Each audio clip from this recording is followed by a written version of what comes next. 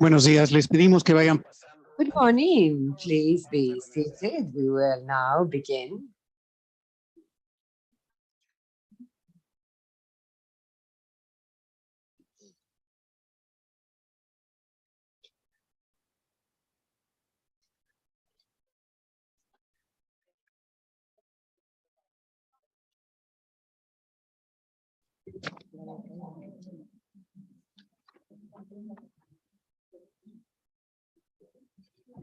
Les damos la bienvenida.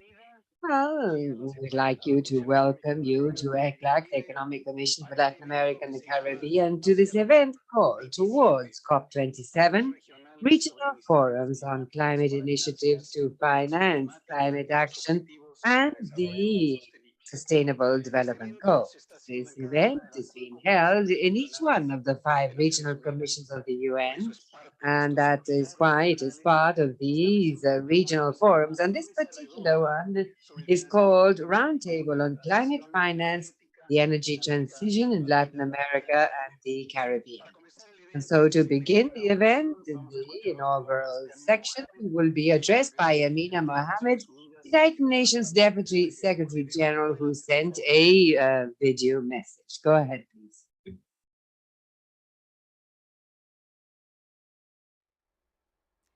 Your Excellencies, ladies and gentlemen, we are in a race against the clock. COP27 in Egypt must deliver concrete results for developing countries in Latin America and the Caribbean and elsewhere to reduce emissions, help countries shift to renewable energy, adapt to the climate crisis and achieve the SDGs. That is why your regional roundtable and others being held in the coming weeks are so crucial. Today I wish to highlight 3 priorities on some of the climate initiatives presented during this forum. First, the Latin American and the Caribbean region must have the support to accelerate a just transition to renewable energy. The region has great potential for solar and wind power generation and must be supported through strong investments, including in storage capacity and grid flexibility to accommodate renewables. It has abundant wealth of strategic minerals, but it needs support strengthening its manufacturing capacity to be a part of key renewable supply chains. With an urban population of nearly 80%, transport electrification is another opportunity area to spur industrial growth, create decent jobs, and fight pollution. Renewable energy production can be a catalyst for growth, creating millions of green jobs and help address inequalities. Governments must update their NDCs to be fully aligned with the Paris Agreement goals. They must build clear long-term visions for energy development, sending the right signals to development institutions and markets. Comprehensive, system-wide, long-term energy transition plans are an example of a practical way to move towards these goals. Second, public finance must be dramatically scaled up to support the transition to climate-resilient economies. Developed countries must meet their commitment to delivering $100 billion annually. multilateral development banks must face a litmus test in supporting the transition. They must adapt their models to support a transition to green economies. Banks must set ambitious renewable energy targets, working with financial intermediaries to increase renewable energy finance, supporting governments in setting the regulatory frameworks that are needed to support renewable energy and adjusting how they assess risk to mobilize funds from the private sector. Third, to be credible, private financial institutions must align investment with their net zero commitments, especially in developing countries. Many corporations and financial institutions have pledged net zero emissions by 2050. They must now demonstrate that commitment. Investments in renewable energy and emissions reduction is hard to abate sectors must become a reality. Private actors must work with development financial institutions to lower the cost of capital for renewable energy in developing countries. Developing countries are punished with costs of debt and equity that make investments in renewable energy technologies prohibitive. You must work together to develop partnerships and joint projects. Competition ultimately harms developing countries.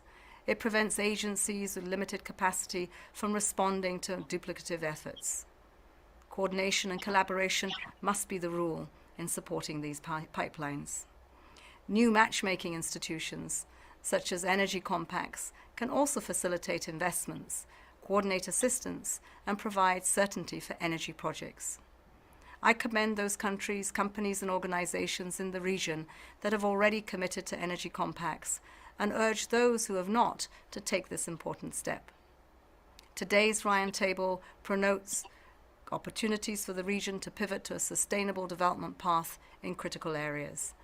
This requires efforts at all levels, from international financial institutions doing their part to enhance debt relief and boost liquidity, including for middle-income countries, to national governments updating their NDCs with ambition in preparation for the COP27.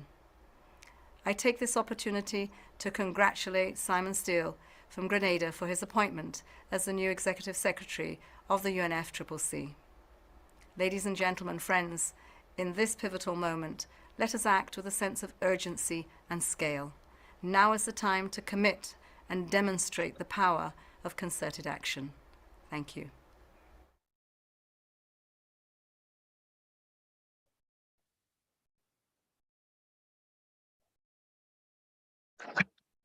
Ahora escucharemos la palabra. We will now be addressed by Sameh Shukri, Minister of Foreign Affairs of the Arab Republic of Egypt, President Designate of the COP27 of the UN Framework on Climate Change. Also a video message. Go ahead. Distinguished participants, I would like to extend my sincere thanks to the United Nations, particularly the Deputy Secretary General and the United Nations Regional Commissions, as well as the United Nations Climate Change High-Level Champions, the partners to Egypt's COP27 presidency, in organizing this forum in a series of 5 regional forums on climate initiatives to finance climate action and the SDGs in the run-up to COP27. Egypt's presidency vision is that COP27 reflects our commitment to move from pledging to action as an implementation COP, where commitments become immediate and effective, moving rapidly towards full, timely, inclusive, and at-scale action on the ground through translating agreements and pledges into concrete initiatives, scaling up and replicating success stories to deal with the threat of climate change, and delivering on a transformative adaptation agenda, an ambitious, fair and just transition in energy, as well as unlocking appropriate finance at scale commensurate with the transformation we all agreed to in Paris. While we all acknowledge the complexities of the current moment that witnesses multiple global crises and the associated political, economic, and developmental challenges, Egypt believes it is crucial to raise the threshold for needed action at COP27 through emissions reduction, scaled up adaptation efforts, and enhanced flows of appropriate finance. This forum and the other 4 regional forums contribute to this implementation goal through a focus on facilitating engagement with a broad set of partners and stakeholders, aiming at accelerating public and private investments in concrete initiatives and projects in climate mitigation and adaptation, in line with the SDGs, contributing to narrowing the current gap in Paris-aligned financial flows. The adequacy and predictability of climate finance in developing countries is key to achieving the goals of the Paris Agreement. To this end, there is an urgent need to unlock climate finance through the massive mobilization of public and private resources for climate action at the local, national, and regional levels across all themes of climate action. This would include action needed to tackle the growing pressures on debt, domestic resource mobilization, and international tax cooperation. The potential to tap into the large pools of private finance, scaling up support for multilateral development banks and other development finance institutions, bilateral and multilateral concessional finance, and new and innovative financing instruments and solutions such as the use of special drawing rights, debt swaps, voluntary carbon markets, and leveraging private philanthropy. Furthermore, this would include also considering a set of de-risking tools to facilitate the transition of financial assets into financial flows from a strengthened response to climate change. I hope that participants in this forum will work together to identify and address financing bottlenecks, to learn from success stories of private sector investments, and share investment-ready climate initiatives and projects to spur further investment. Egypt's COP27 presidency is looking forward to seeing the forum's work coming to fruition through scaling up investment and finance to deliver on climate ambition and development goals, and to building momentum towards Sharm el-Sheikh and beyond. I thank you. Agradecemos el mensaje del presidente. We would like to thank the president of COP27 for his message. And now we will hear from Mahmoud Mohideen, Special Envoy on Financing the 2030 Agenda, Climate Champion, COP27.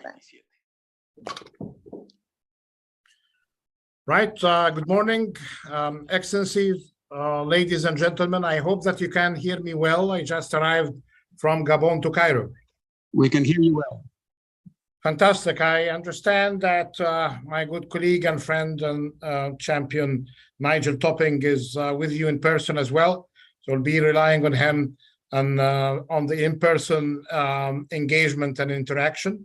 I listened carefully to the 2 speeches by the DSG, Amina Mohammed, and by Minister Sameh Shukri, the president-designate of COP27, and let me build on that. I think there are lots of common between their 2 speeches, is basically about this sense of urgency and implementation.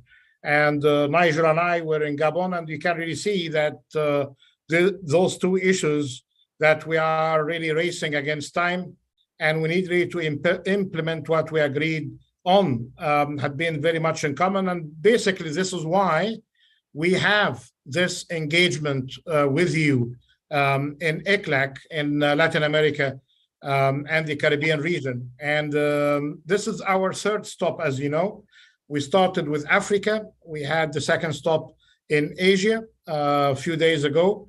In 2 weeks or less, we'll be in Beirut for the Arab countries and Middle East. And then next month, we'll be in Geneva for the membership of the Geneva-based region. And I'm very grateful to Mario and his team, and for all of the great organizations that had been put behind starting from the concept note, which is very rich, and the excellent speakers in this agenda. And many thanks as well to the support of the European Union. Now into business. why we're here, for many reasons. I think the discussions on climate action had been suffering a great deal from working hard, but in many cases isolated from the rest of the efforts towards sustainable development. Being a veteran of sustainable development and financing the 2030 development agenda, I was surprised to see that there is great work in the climate action front and great work on the development finance and the SDGs front, but they rarely get in common together in one forum. So I think from the title that we're talking about implementation of the climate agenda, but in full alignment with the SDGs. And we should be forgetting that climate action is SDG 13. So it shouldn't be hard from practical or policy design that we can really get the full alignment required between the actions on the climate agenda and in the SDGs agenda as well.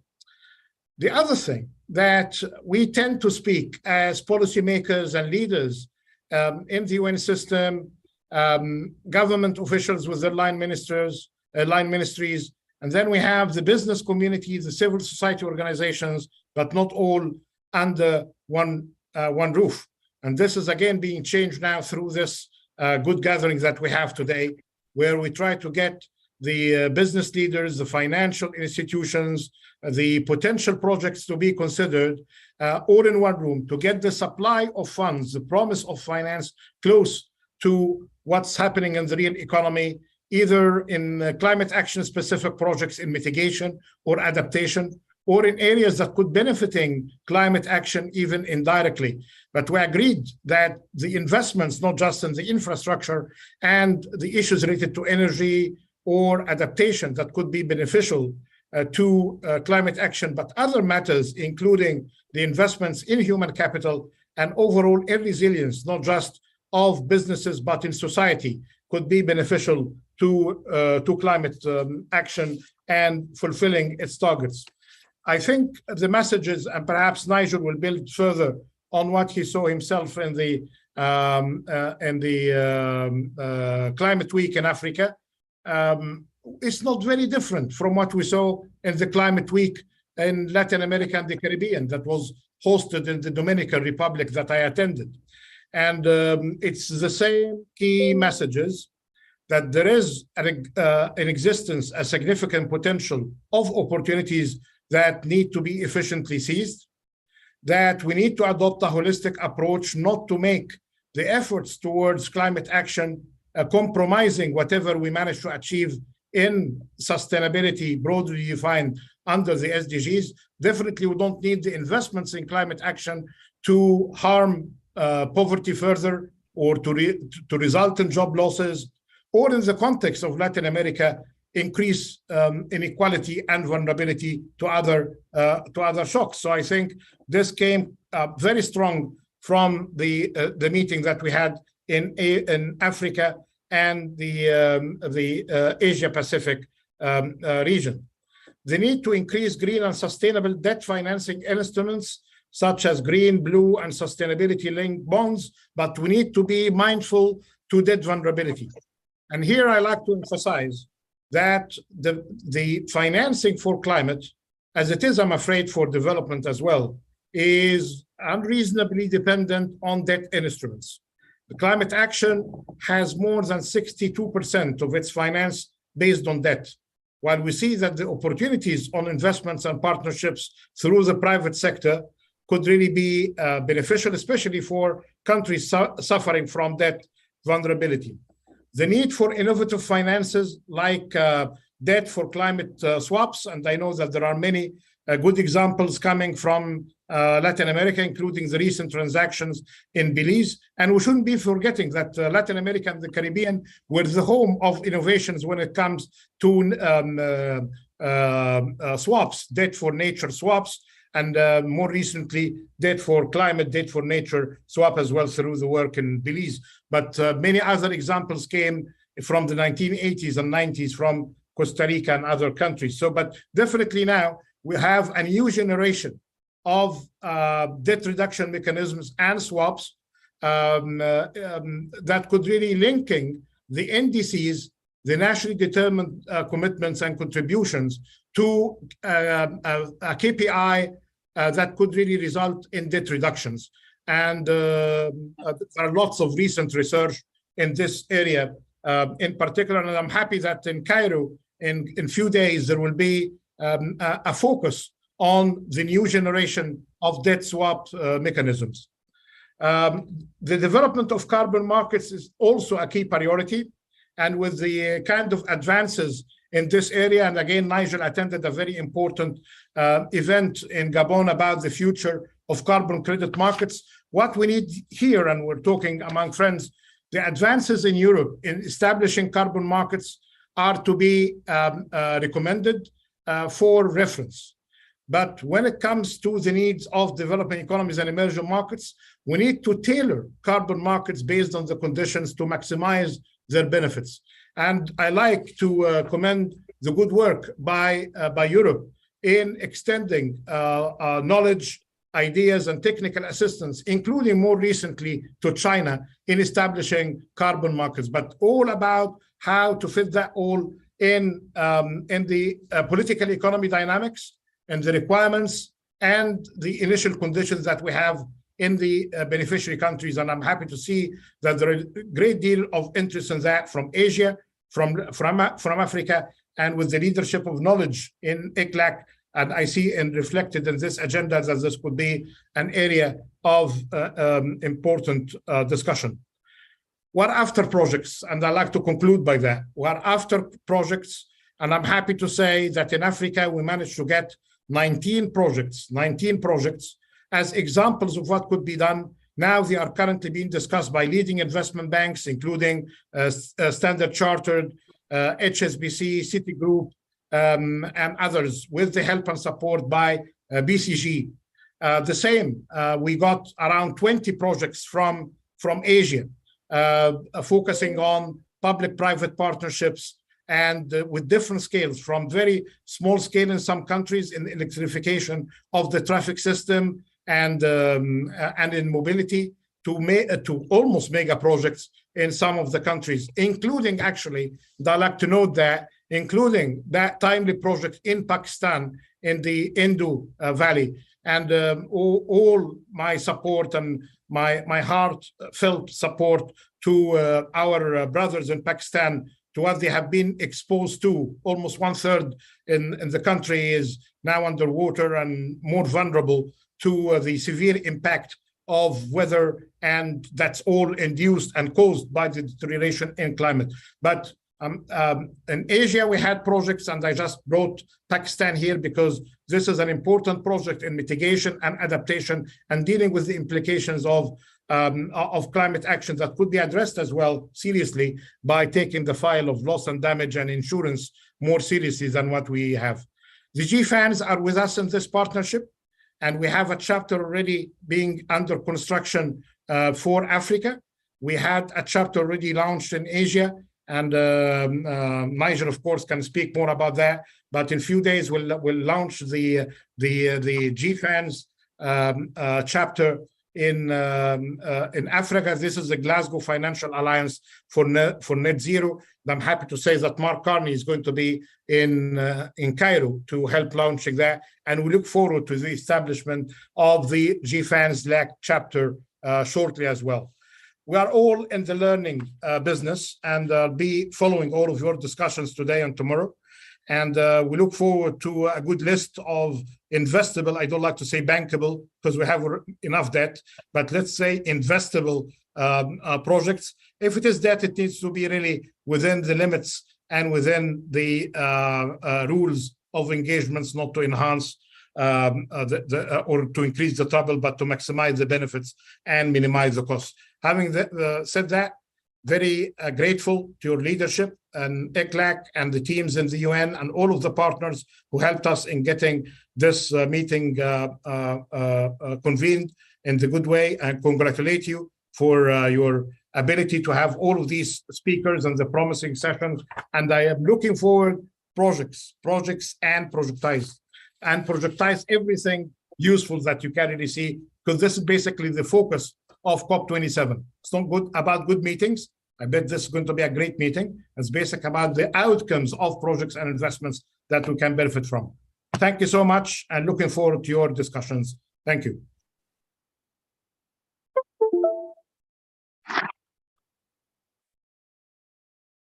Thank you for your enthusiasm, Mr. Mojeddin. We appreciate your words. Y ahora le damos la palabra. Now I would like to give the floor to Nigel Duffing, champion of climate change, COP27 for the UK. I will try to speak in my Spanish to practice a bit. First of all, good morning. I'm very pleased to be here today with you in Chile. To this very close to my heart, following 2 years of close collaboration between Chile, the UK,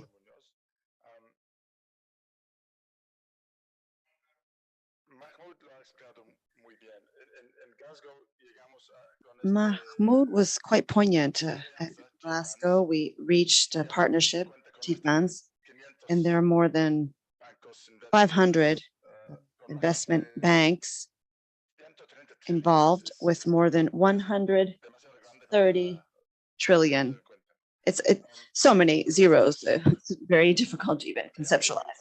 But that's not where it stops. We need to continue ensuring a flow. And we have the feeling that, well, as human beings, we tend to prefer to speak to like-minded individuals, and we tend to think we are right.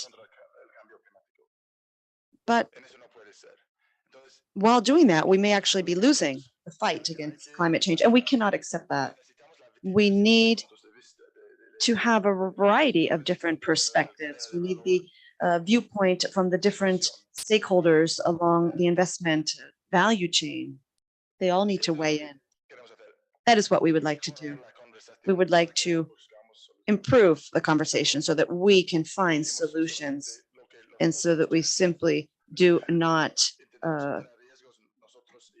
point to others and say, this is what they need to do. And so the decisions are difficult, but we need to focus on how to make sure that these trillions of dollars flow into the right direction. So Mahmoud was in Bangkok recently. Unfortunately, he's not here today. We can't be everywhere we would like to be, but nonetheless, well, I'm here to listen. And that's the challenge of our generation, to be more innovative. And I'm convinced that innovation is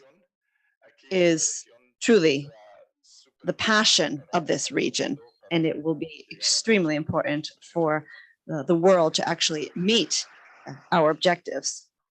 Thank you. Thank you, Mr. Topping. And now we will hear from Leon de la Torre Graiz, Ambassador of the European Union in Chile. Welcome, sir. Thank you very much, Director Jose Luis Samaniego. Dear friends, it's a pleasure to greet you here today at this forum on climate initiatives to finance climate action and SDGs towards COP27. We know that's right around the corner. You know better than I do, the UN report on gaps shows that in order to maintain current mitigation measures, if we maintain current mitigation measures, we will be experiencing a 2.5-degree increase. So if we are able to meet our objective and pull together more countries, we would be facing a 2-degree increase by the end of the century. But we know that's not enough to meet the Paris Agreement objectives and to ensure sustainability for future generations. That is why we need to step up global actions to have more resilient, sustainable, neutral, circular, efficiently useful societies in terms of resources. Now, today, the European Union and the 27 member states are the top contributors to climate change, accounting for 2/3 of the global amount. In September 2021, the president of corporation asked for billion additional euro for funding climate change up until 27. And during COP26, this individual also committed 100 million euro just for adaptation. And that makes us the #1 contributor. And we have shown that there's a true commitment to increasing resources. To date, 50% of our climate action financing is related to adaptation aspects. Now, moving towards climate neutrality, the European Union has committed to reducing emissions by at least 55% by 2030. Fit for 55 is the package of measures that aim to align European Union legislation with this objective. In addition, we would like to speed up energy savings, diversification of supplies, and transition towards renewables. All measures necessary now more than ever as a result of the unjustifiable Russian invasion of Ukraine that has been a test for the energy matrix.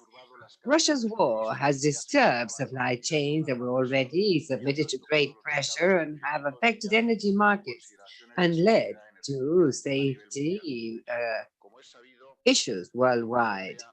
In the EU, in the short term, some member states have had to adopt measures such as extending the life of nuclear stations or postponing the end of coal.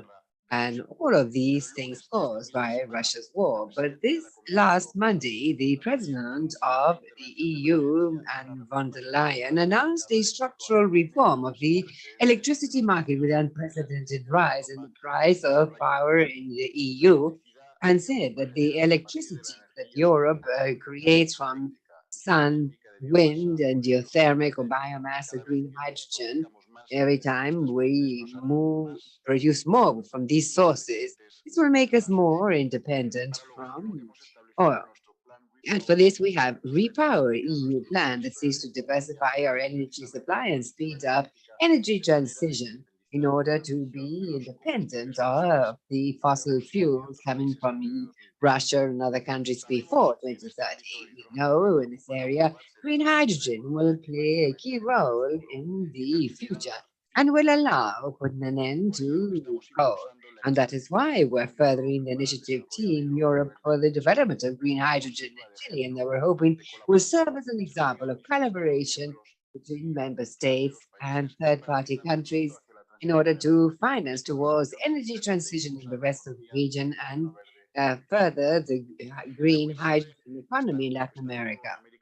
What is at play in Latin America and the Caribbean with regard to climate change? Of course, we maintain our commitment to the region in order to mobilize financing for the fight against climate change, align financial flows with a path towards low greenhouse gas emissions and a resilient attitude to climate is key to further the change towards an economy and a society that is climate neutral and resilient. Thank you very much.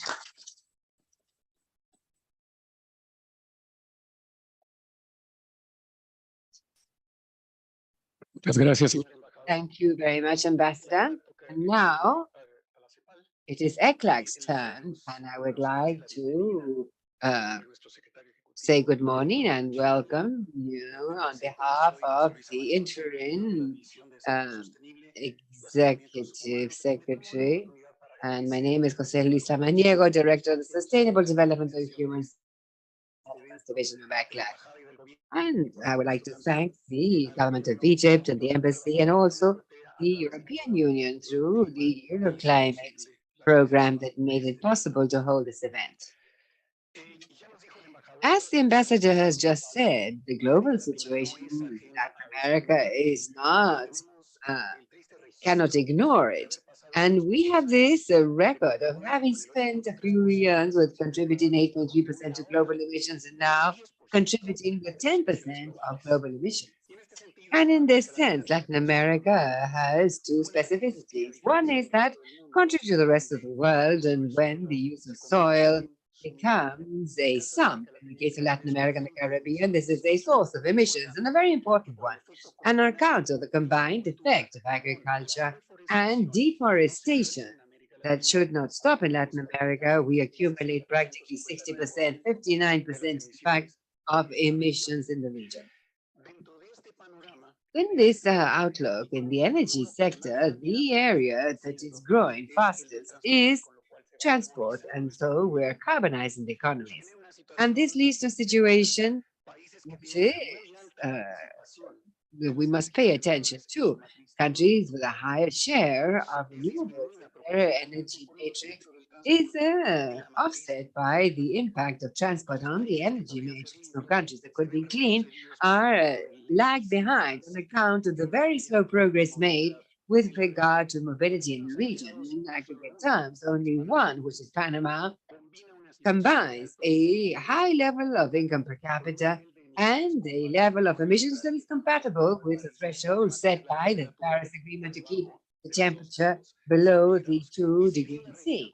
And although the region's share in terms of renewables is higher than the world average of almost 60%, with regard to the 36% of the rest of the world, nevertheless, that source of energy is being seriously threatened by the impact of climate change as such. And we also know that we've not met the agreement, as Ambassador said, taken on by the climate change framework in 2009 to in 2029 have this flow of $100 billion per year for climate action. And so, and there too, we're in the red. COP26 made a major effort together with Gonzalo Munoz, the champions, national topping, to involve the private sector in preparing this, which is what COP27 is urging us to do. The president and the champion of Egypt, Mohammed Muheldin, the race to zero and the Glasgow Financial Alliance for Net Zero.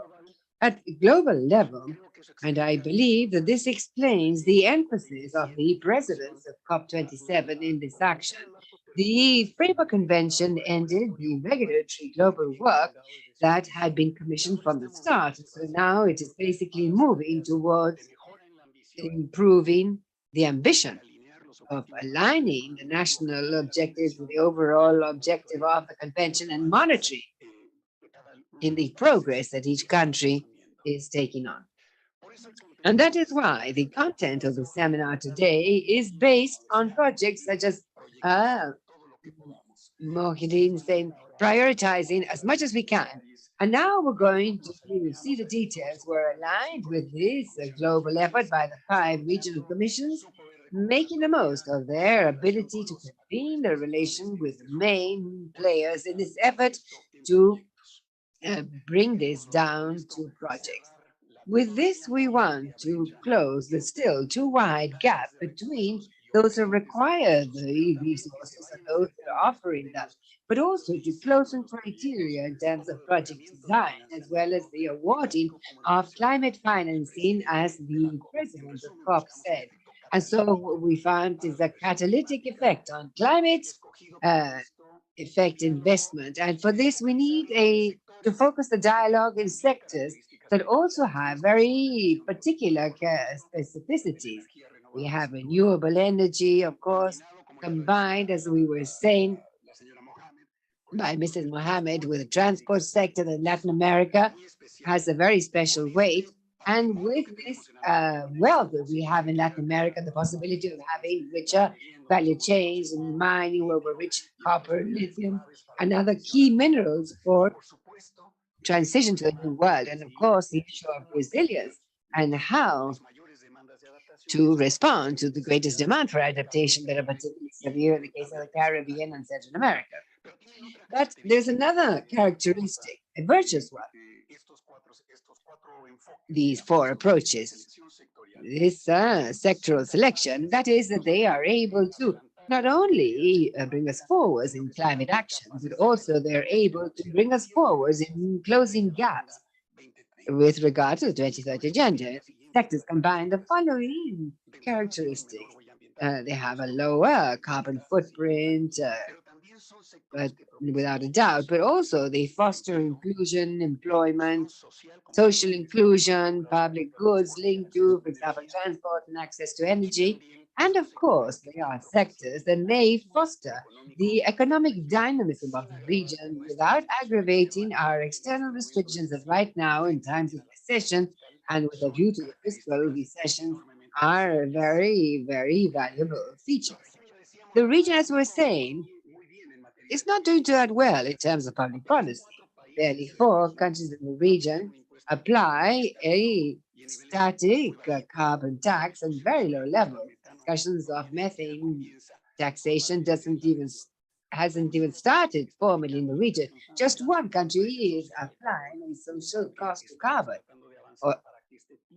But we're trying to move ahead so that this type of instruments be adopted. A single country applies a differential discount rate for public investments. And so, well, there is a tremendous field to have a better progress in terms of public policy, and that may lead to greater profitability of the projects that favor climate change or climate action. Now, of course, the one issue is the insufficiency in the portfolio of projects. As Mr. Mokilden said, we have barely a couple of dozen projects, and we've just been able to, in this case, put together a more important number of projects, twice the amount that we've been able to identify with a great difficulty, but that's only 1/2 of the equation. The other half are the efforts that have been made on the financial side. And the president of the COP spoke of several, and there are also incipient efforts in the region to improve the taxonomies, to improve the mechanisms for the identification of risk, and as ECLAC, we are working on that. Allow me to share with you a little bit regarding the content of this effort to create a compendium of projects for the region. If you help me by putting the presentation up on the screen, it is very, very short. Barely, we would like to highlight certain features. Now, this very small compendium of projects that would seem so easy to do, but it has not been so easy. Here we have some of the features of the compendium. Well, first of all, a disclaimer regarding the compendium. This is what we were able to compile. It's not that it is stringent, it has issues regarding coverage, methodological issues, and not all projects are yet comparable, not all have calculated their impact in terms of reduction, but it is a step in the right direction, and so it aspires to be a live document, a benchmark for countries as well as financial institutions, and that once it is working appropriately, it will allow us to measure the gap in investment needs in order to meet the commitments laid out in the Nationally Appropriate Mitigation Act. And then the value of these projects with an impact on the reduction of 24.6 million tons, which is a very modest 0.6% of emissions in the region. And these are several stages of development.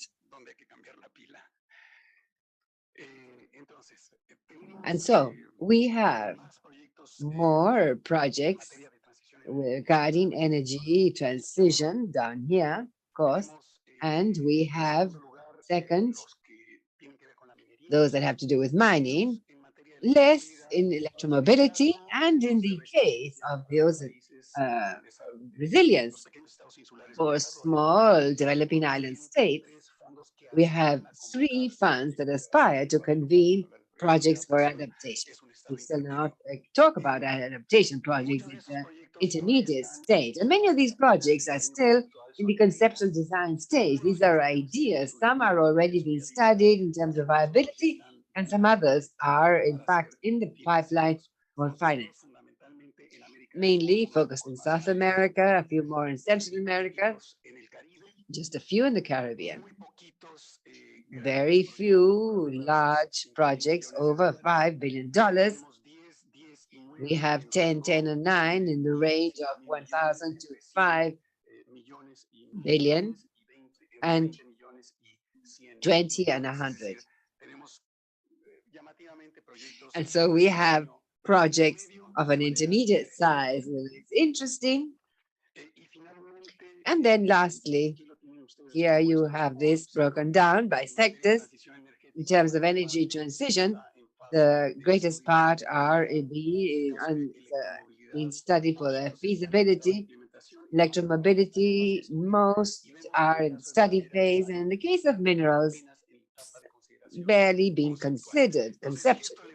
So this gives you an idea of what we are including in the compendium. Here we have some printed copies, but it is already available on our website.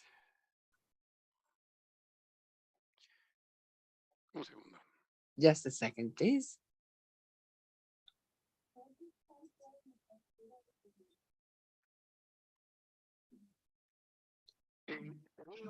I would like to end by saying that we would like to bring whatever comes out of our dialogue today, and hopefully will be fruitful. We can achieve a progress in the supply and demand, and that we can bring this to COP27 and beyond. We will continue to work on this idea of having a companion and this dialogue that brings together supply and demand. We're already doing this in the mobility sector, using the change in transport towards cleaner mechanisms and see how to formalize the demand and respond with the supply. You would like to do the same thing with regard to this topic that we're seeing today and be able to report positive results to COP27 and be able to strengthen this line of work in coming years. Thank you very much.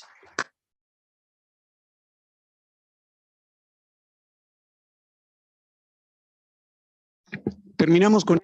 And so we, in this way, are ending the opening ceremony segment of the seminar, and now we will be moving on to the thematic panels. The first on energy and transition with regard to renewables. This will be moderated by Janet Sanchez, and we will have, first of all, a presentation of the projects, and then in another half hour for the segment to end, we will cut it down so that the representatives of the financial institutions may react to the presentation of projects, and so the dynamic of all tables, except the one in financing that does not have project policies. And so go ahead with the work. Janet, the floor is yours. Thank you very much, Jose Luis, distinguished participants of this inaugural panel. We will move on to the panel on energy transition. I understand that the ministers are soon to connect, and so I will take a couple of minutes while they are able to come online. It is for me an honor to moderate this panel, framed within this event, this roundtable on climate financing and energy transition. We specifically are going to see how the actors that are in the field making decisions, all the way from the government fronts, the private front, enterprises, and the public and private sectors, the banks, multilateral, development banks, and private banks. And so we are hoping to have a response in terms of the concrete projects that are being carried out by ministries, companies, and what the banks will tell us regarding the options and opportunities. We know that Latin America is the region with the greatest renewability in terms of energy around the world. 33% of the primary supply and 61% in electricity generation, given its large renewable energy potential. Many sources, hydro, solar, wind, and other additional sources. And it's also one of the regions with relatively lower greenhouse gas emissions. However, we are especially vulnerable to the impacts of climate change, both in terms of human losses, infrastructure, and productive capacity, particularly in the most vulnerable countries, including the small island states of the Caribbean. Despite advances in renewable energy, our energy matrix in both the supply and demand sides remains dominated by fossil resources. Despite 61% of the electricity sector is renewable, there are large differences between countries, and there is still much scope for expanding the supply of electricity from sustainable renewable resources. So despite the fact that we have made progress in renewable energies, that's undeniable, our regional energy grid, both in terms of supply and demand, continues to be primarily fossil fuel. 66% of the primary supply corresponds to fossil resources and more than half of the final consumption. So this structural dependence on fossil fuels still present in economic activities and at homes and in buildings throughout the region actually exposes the region to a very vulnerable situation, which has been made quite evident as a result of the war between Russia and the Ukraine. And we have felt the impact of this, primarily in the form of inflation, inflation in the food and energy sectors primarily.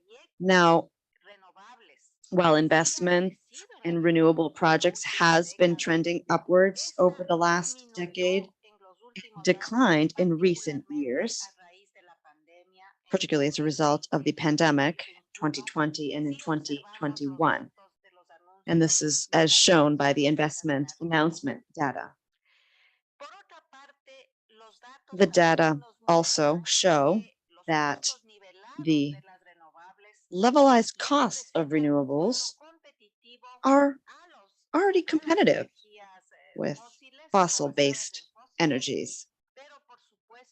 But of course, this is not sufficient. There continues to be significant need for clear commitment to projects that will allow us to generate and distribute this type of energy. And we also need to have coordinated regulations and policies that will allow us to work in a more unified fashion so that we can actually introduce these new sources of energy. And of course, all of this calls for financing. And we are here precisely to drive that discussion. Now, there is also wide electricity coverage in the region. Despite that, there are still 17 million individuals who do not have access to electricity and 77 million people who do not have clean energy for cooking and heating. They continue to use unhealthy and unsafe cooking sources. In addition to the gaps in the continuity and quality of the electric energy services, companies, this, in addition to what I just mentioned, this gap continues to be a constant challenge for citizens, companies, and governments. Now, at the same time, we are facing growth in the demand for electric energy due to the prospects of electromobility and the other demands from other sectors, such as the residential sector, which are actually trying to move away and decouple from fossil fuels. However, we are not yet prepared to provide, to supply this demand. Now, finally, energy intensity has decreased slightly, but primarily due to improvements in energy efficiency in the transportation sector. But there is much still to be done in terms of generation and consumption regarding energy efficiency. Energy efficiency takes on even greater relevance in a global context marked by high inflation that has an impact on energy product basket and affects the most vulnerable socioeconomic groups, as we know. Efficient and clean energy production can also be a catalyst for growth in all sectors, as Jose Luis mentioned.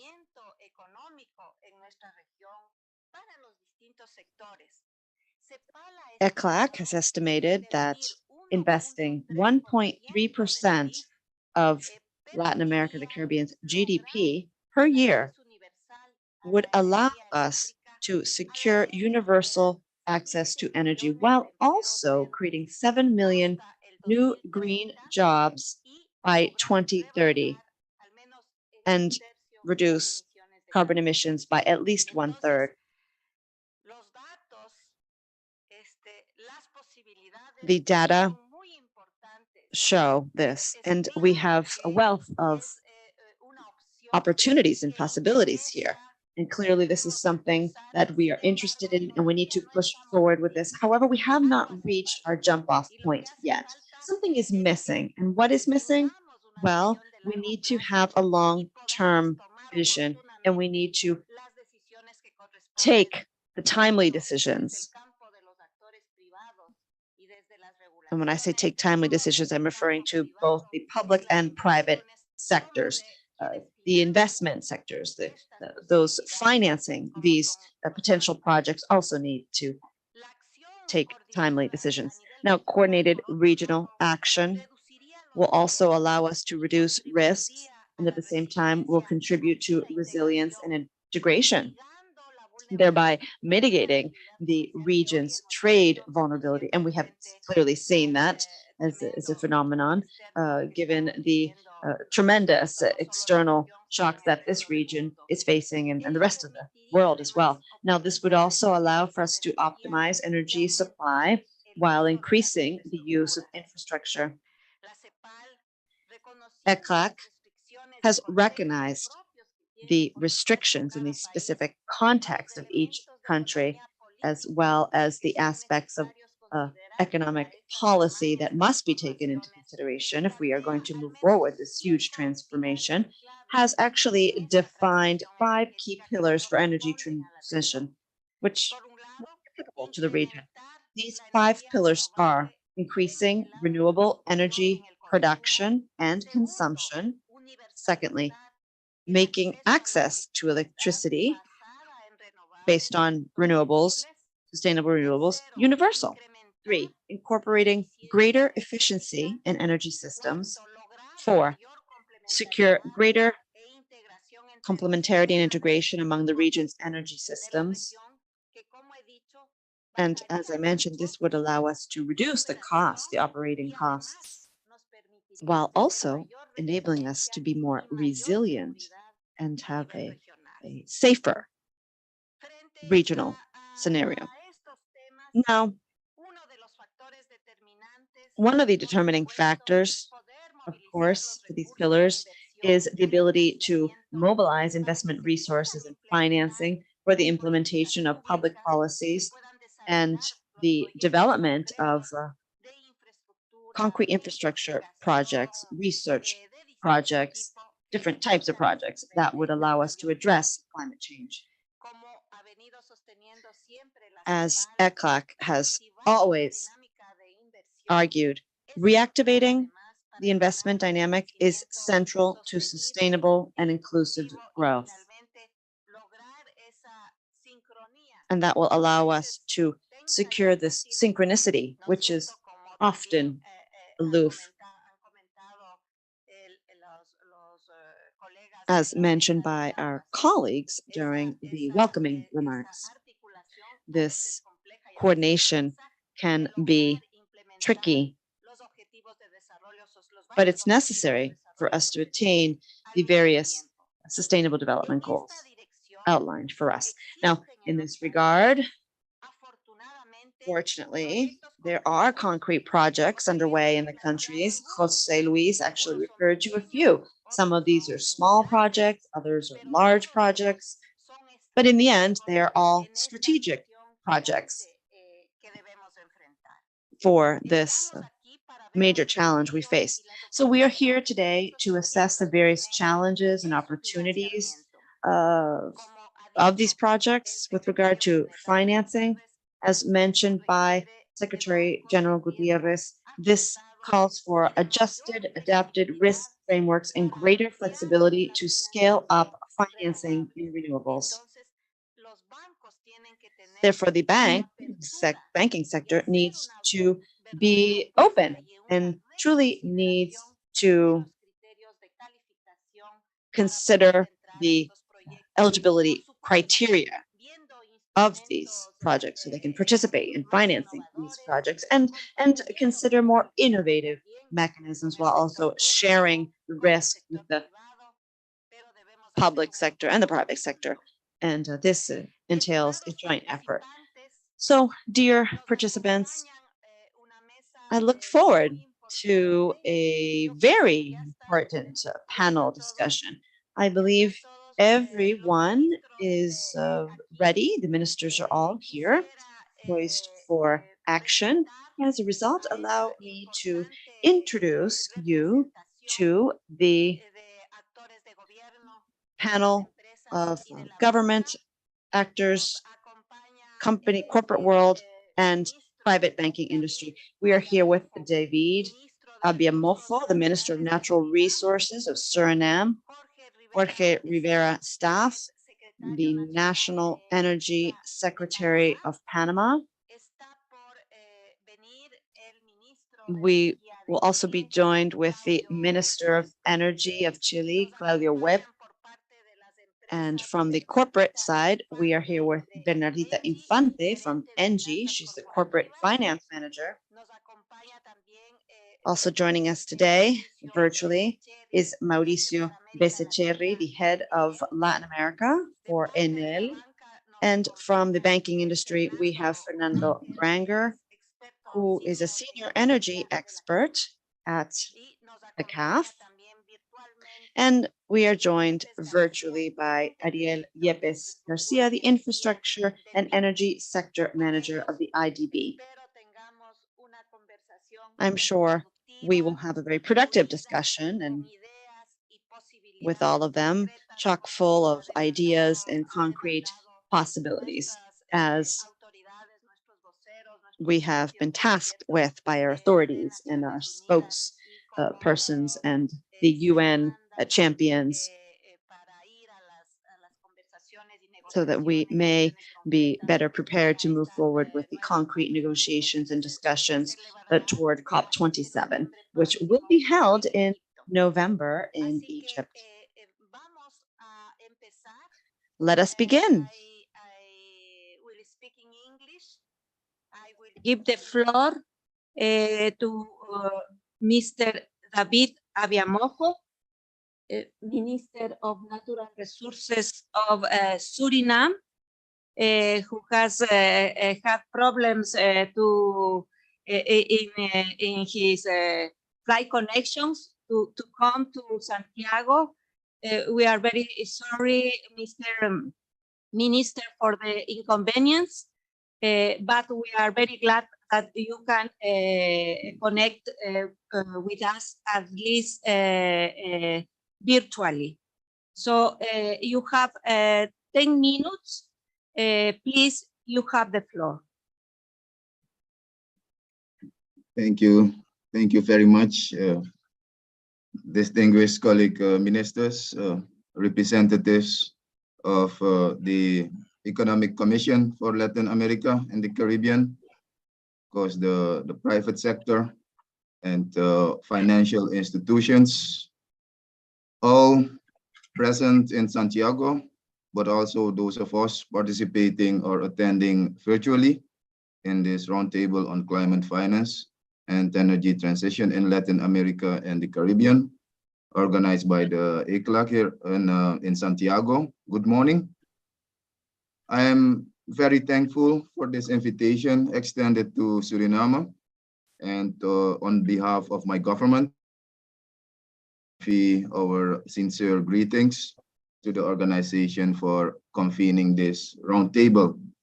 And of course, I hope that with my intervention today, I will contribute to fulfilling the purpose of this roundtable. I have limited time available, and I will start straight away. In this intervention, I will briefly touch the following topics. I will talk about what we want to achieve. I will touch briefly energy transition projects and the challenges we face, and of course, investment opportunities. Let me begin with the government policy regarding energy. And our policy is named Sustainable Energy for All. And with all, I mean everyone within the borders of Suriname. That is our main objective. And this policy aims to achieve three key objectives by 2030, namely access to electricity and cooking gas for all, a twofold increase in energy efficiency, and a twofold increase in the share of renewable energy sources in overall energy consumption. Although the policy objectives have more to do with Sustainable Development Goal 7, and that has to do with affordable but also clean energy, it clearly has linkages with other goals, namely access to energy has a huge impact on lives of individuals, but also on prosperity, the well-being of communities. We are talking about clean energy, but access to energy overall is still a huge challenge in Suriname, especially for those communities of indigenous and tribal communities living far from the coastal zone in remote areas, far from existing electricity grids. Access to energy brings closer achievement of different other sustainable development goals, as I mentioned earlier. I can mention, for example,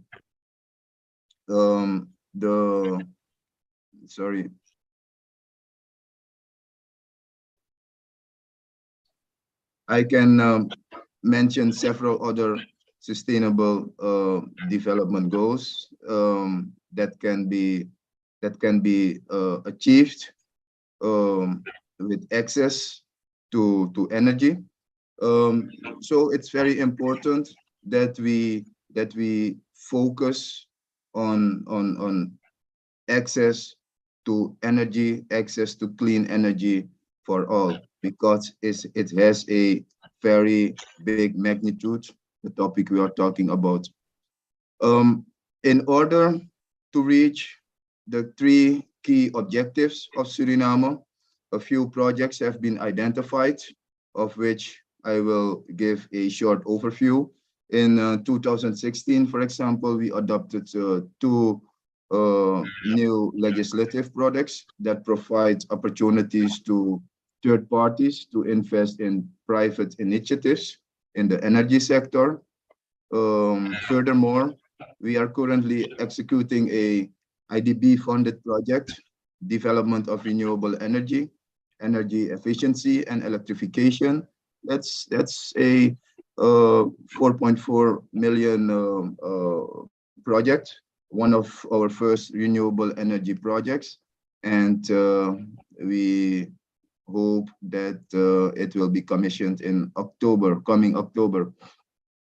It will be a hybrid system providing electricity to a village on 24/7 basis. This will become the first of many to be completed, and it can serve as an example for future projects. There are over 100 small remote villages that currently depend on diesel generators for their electricity.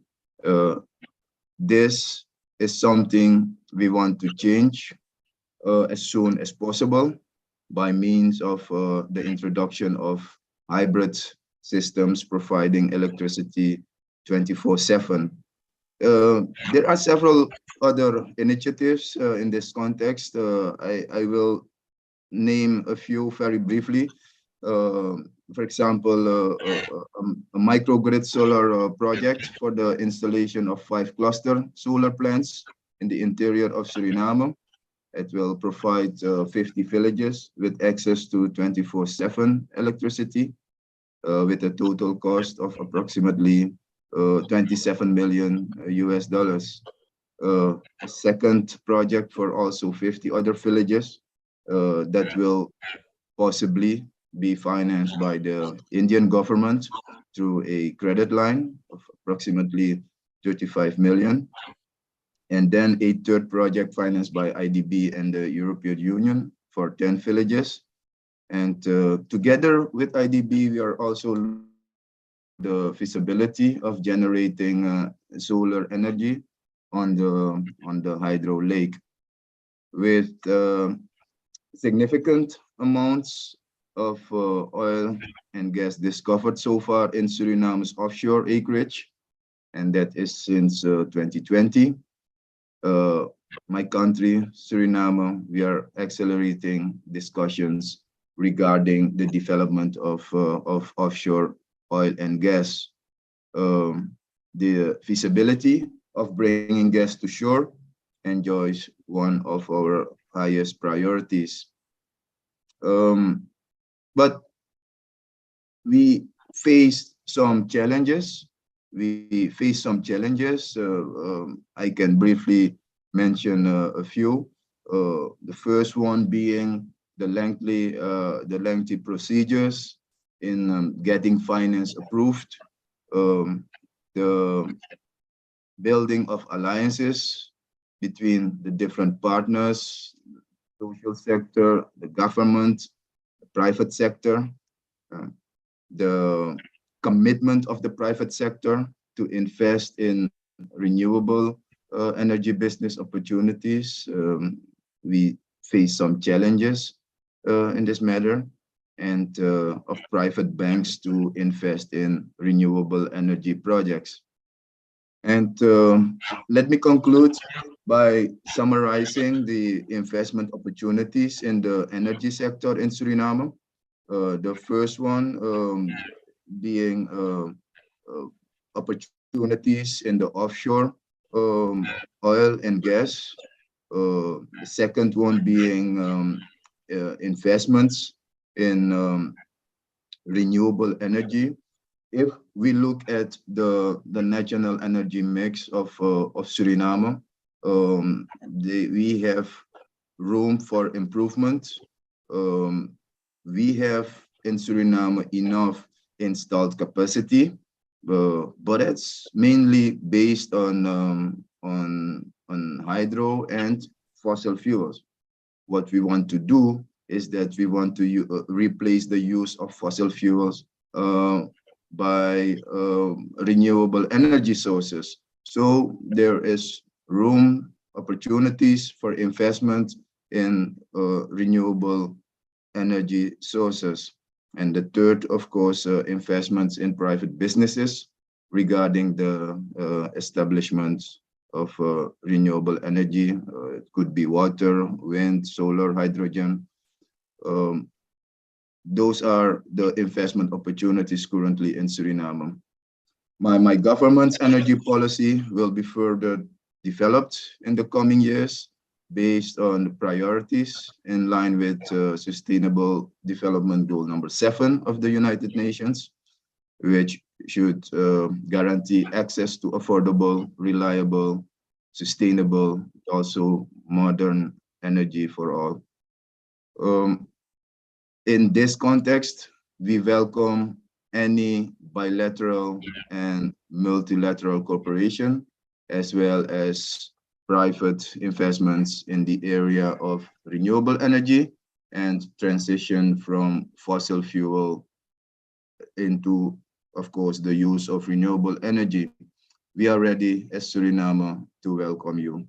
Thank you, ICLAC, for the opportunity provided this morning to be able to share this information. And if there are questions, I would be happy to come with a second contribution. Thank you. Thank you, Mr. Minister. Nosotros pasamos We will now move on to the next speaker, Jorge Rivera Staff, National Energy Secretary, Panama. Señor secretario, tiene usted 10 minutos para compartir con nosotros. Secretary, you have 10 minutes to share with us your priority projects and also your viewpoint with regard to the themes that we are discussing with regard to energy transition. Secretary, the floor is yours. Good morning, and thank you for the opportunity to take part and share some ideas regarding the projects that we're carrying out and the policy initiatives. I congratulate ECLAC and the UN for the initiative, because these efforts are in preparation to consolidate the commitments that we have with a view to climate change and exchanging experiences in the region. Likewise, I would like to Mr.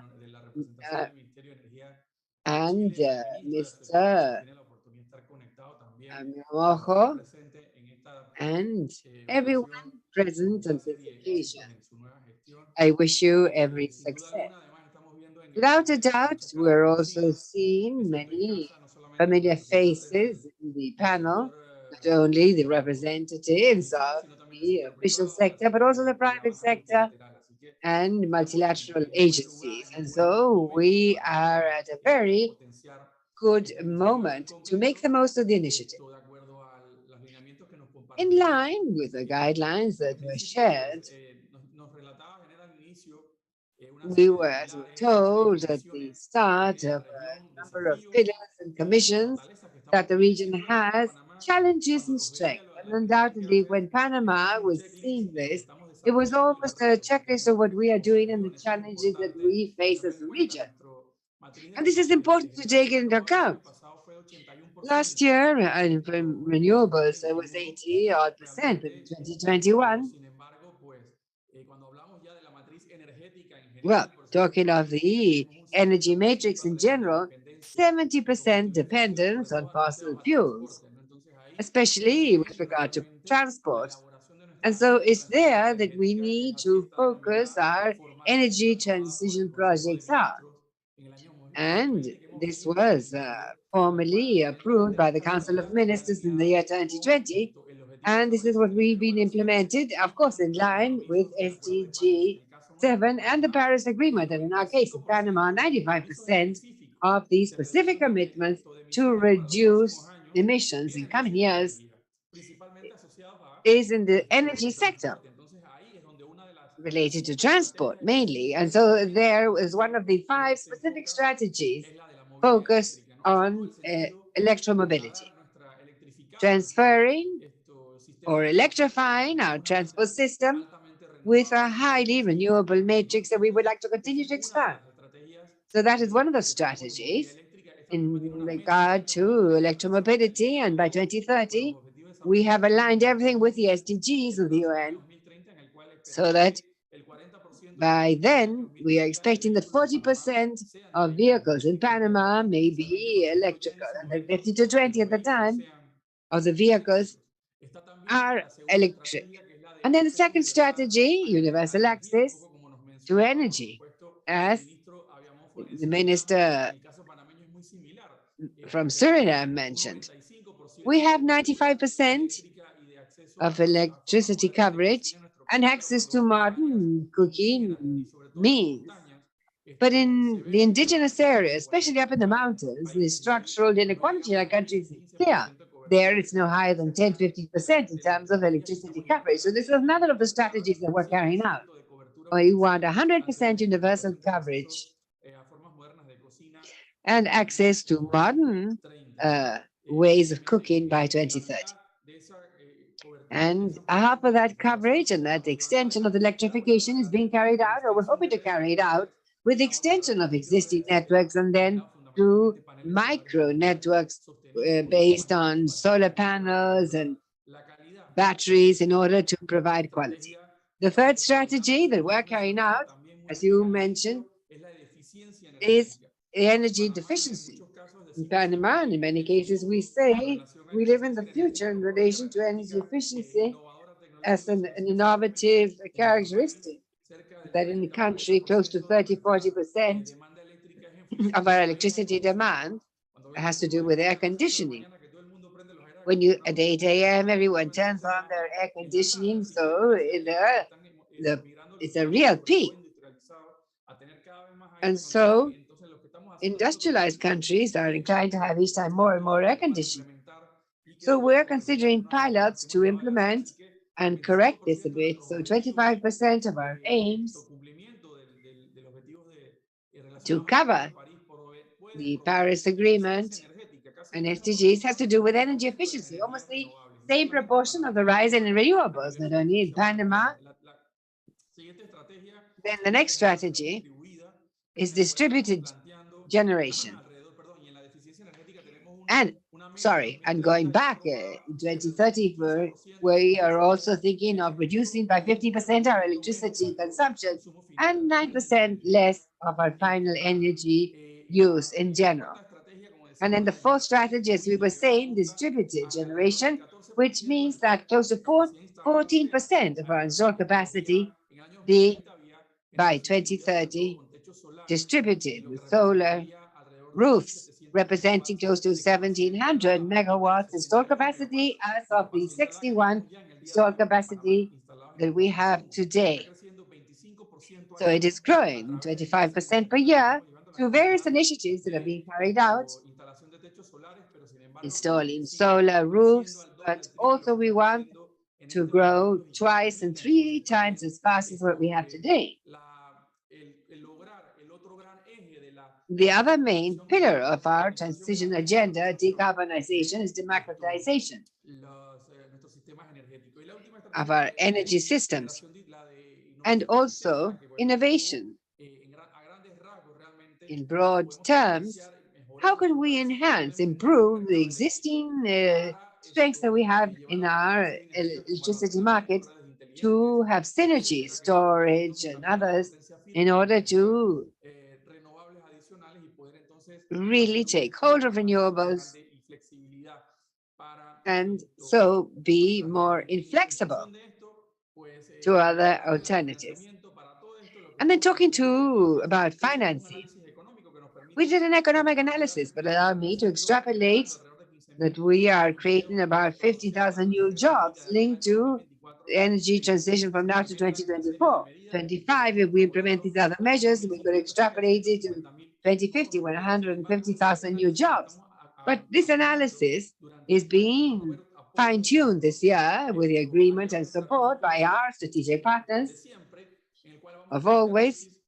And we will have this additional analysis, deepening it on the fiscal, investment, and financial viewpoints, seeking how to finance green bonds, green loans, guarantees, and incentives, and basically our national energy transition fund. We have identified, among everything that we need, is the creation of this energy transition fund, which is a proposal within a bill that is being processed for discussion and approval at government level, and that seeks is a bill within the framework of climate change And there's a chapter on energy transition and this mention of the Energy Transition Fund. And to conclude, as to our investment projects, specifically, 95% of all investment linked to energy transition in our country comes and will come from the private sector. Only 5%, close to $6 billion that we're estimating that we will need in coming years, will come from the private sector linked to closing the energy gap. And most modern cooking $2 million, $2 billion and $2 billion in new infrastructure for generation.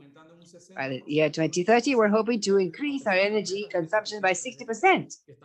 Despite the energy efficiencies that we're gaining, we're expecting about $2 billion in investment to achieve the 1,700 megawatts capacity distributed generation on these solar rooftops. We're estimating around $1 billion in new infrastructure linked to electric mobility and around $200 million for introducing these micro networks for closing access gaps,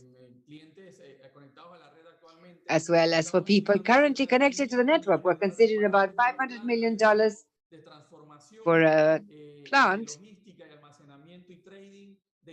for logistics and trading from green hydrogen, which is something we would like to do in Panama, based on this new area that is gaining momentum.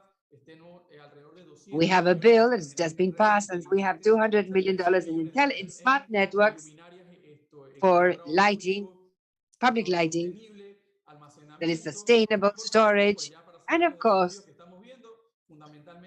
essentially, how we can give straight capacity, strength, and flexibility to firm power, not only the renewables, variable renewables, but also through storage facilities that will allow supplementing the transmission infrastructure and distribution networks. We need new business, but for that, what we need is to access the financial markets, and to do this, we need to have the Energy Transition Fund as well as the regulatory and legal changes that we need to create the right policy signals so that by the year 2030, we're hoping to have already next year the first regulatory and legal adjustments to accept participation by the private sector. There are very robust proposals to access international financing through the mechanisms associated to the Paris Agreement. So I'll leave it at that, and if there are any further questions, I'd be very pleased to answer them. Thank you very much, Mr. Secretary. It's very interesting how we can see already the very concrete options in terms of renewable sources, basically for these rural and dispersed sectors. That's a very important source. And also many initiatives in terms of energy efficiency and, of course, needs for financing to cover distribution and facilities infrastructure. There are several interesting projects on the way. We are seeing, at least from what has been said here by the ministers, we have about $1 billion in portfolio in terms of the financing needs. And well, we're hoping to see what comments we will hear from the banks. What possibilities are there? And so now let's welcome the Minister, Claudio Huepe, Minister of Energy of Chile, and who has arrived despite the traffic difficulties here in the city of Santiago. And we have a pleasure to have him here. Minister, I will offer you the floor in 10 minutes. If you could tell us, please, regarding your strategic projects and your vision on energy transition. The floor is yours.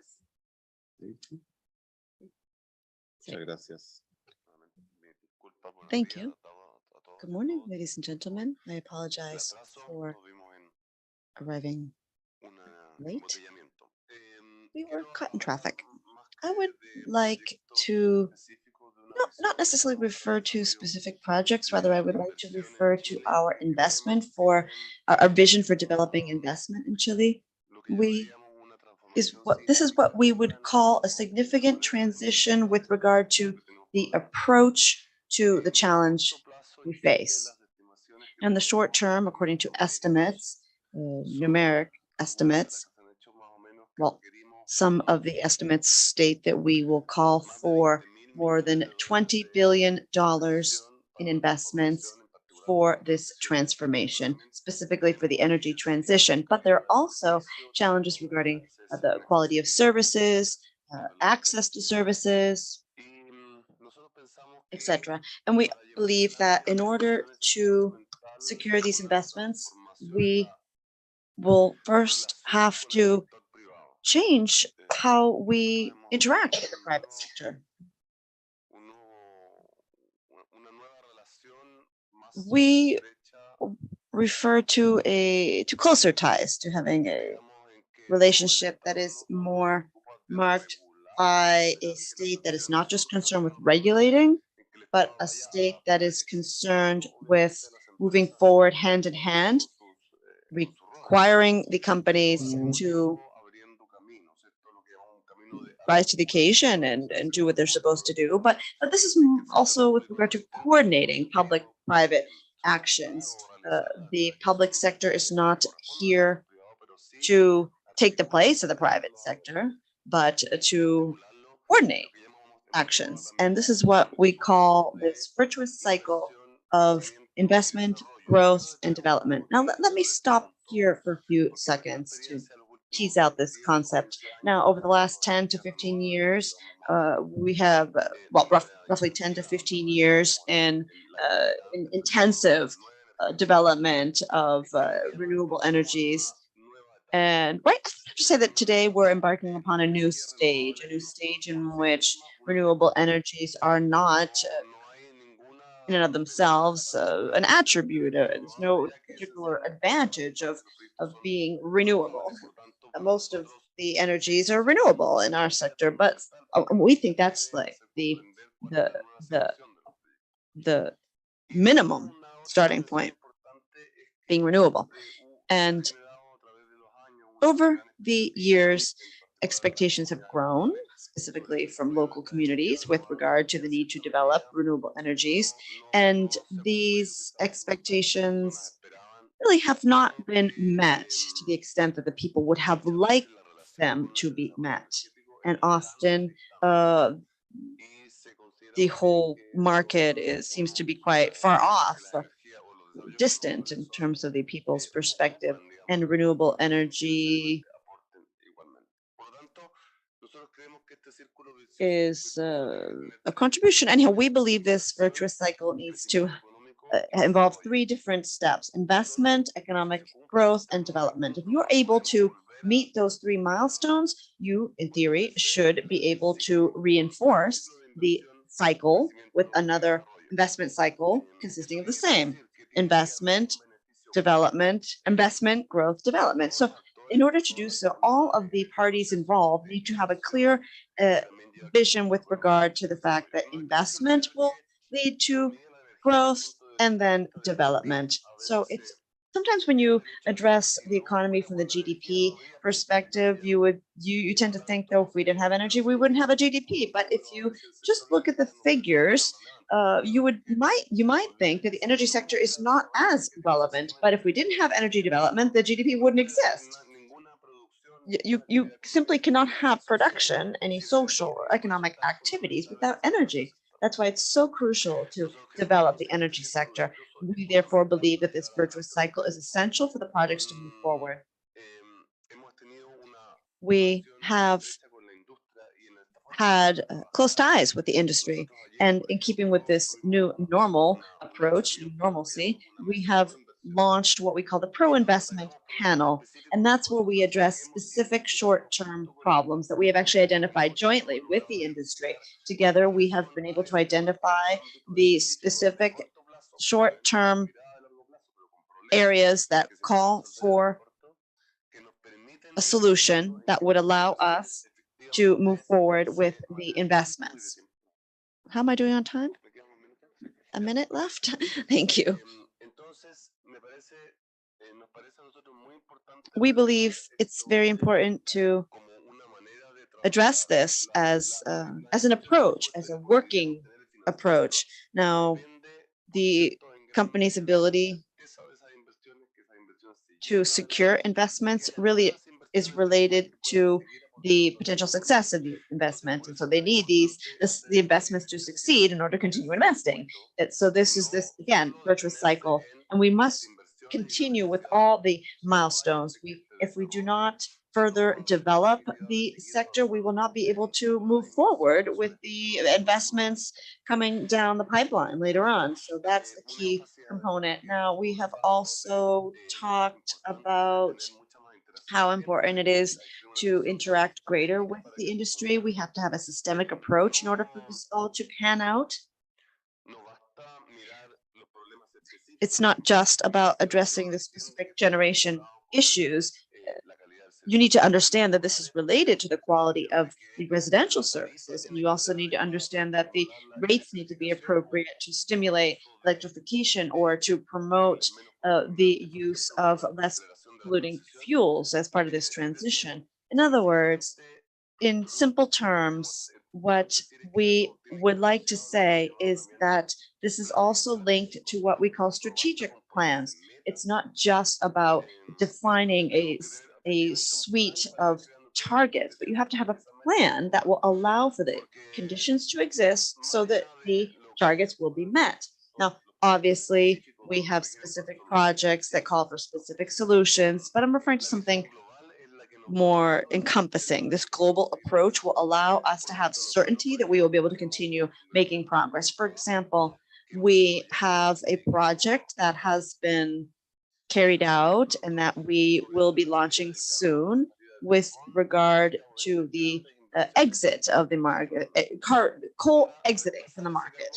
We have been working hard to replace coal so that coal will no longer be in the mix. And the question is, well, how can we replace coal? When will this occur?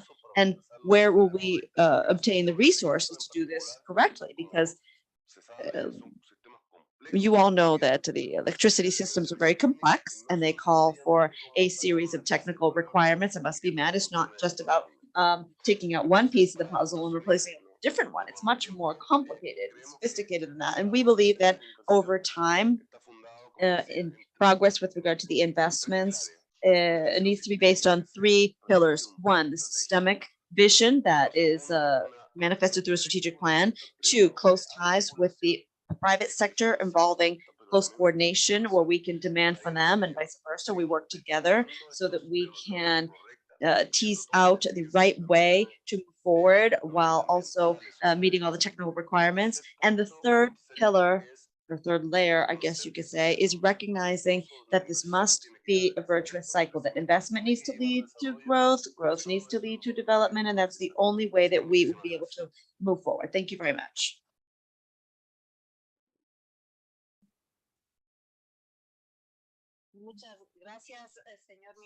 Thank you, Minister, for providing us with a different approach as to the scale and scale of investments required for Chile, which is one of the larger countries that we're addressing in this panel. Suriname and Panama are smaller. So the scope of the investments in Chile is quite different. And the challenges are similar, though, quite similar. The challenges are overwhelming, we admit, and the specific targets as mentioned by the minister, for example, taking coal out of the mix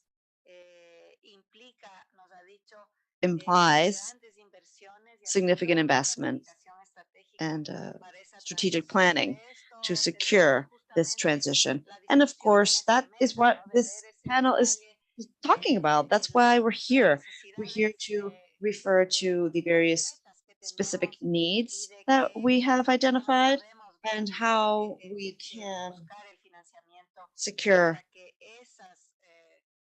funding for the fine-tune planning so that the projects will be appropriately developed within the framework of this umbrella strategic planning that the minister has referred to.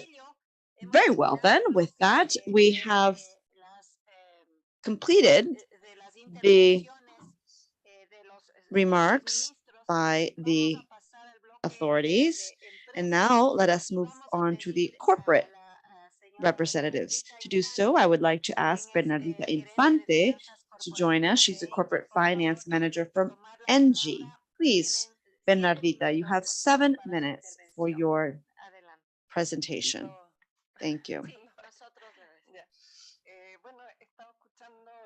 Thank you. I was closely listening to everything said, and I truly appreciate the remarks thus far, specifically those regarding the 5 pillars that Jeanette mentioned. I truly agree with these. And I am Chilean, I work in Chile, and as a result, I also truly appreciate the remarks by Minister Webb. Now, I believe that in the end, both sectors, the public and private sector, we need to work together. I agree with that, without a doubt. We need to work together to face the various challenges so that these challenges will be overcome. And this calls for coordination and collaboration. I think we all agree on what we want. We want decarbonization, we want energy transition. We have set out a path forward of ambitious targets, but we rarely talk about how we plan on reaching our final destination. We've talked about financing. We know financing is very important. I work in that area, so I can talk about that. I can speak from that corner. But other things are important. There are other things underway that we need to refer to. This is very simple, but if everyone at the same time wants to build renewable energy projects, it's obvious that there will be an increase of demand for these goods and services. And the supply is not up to the challenge, one could say.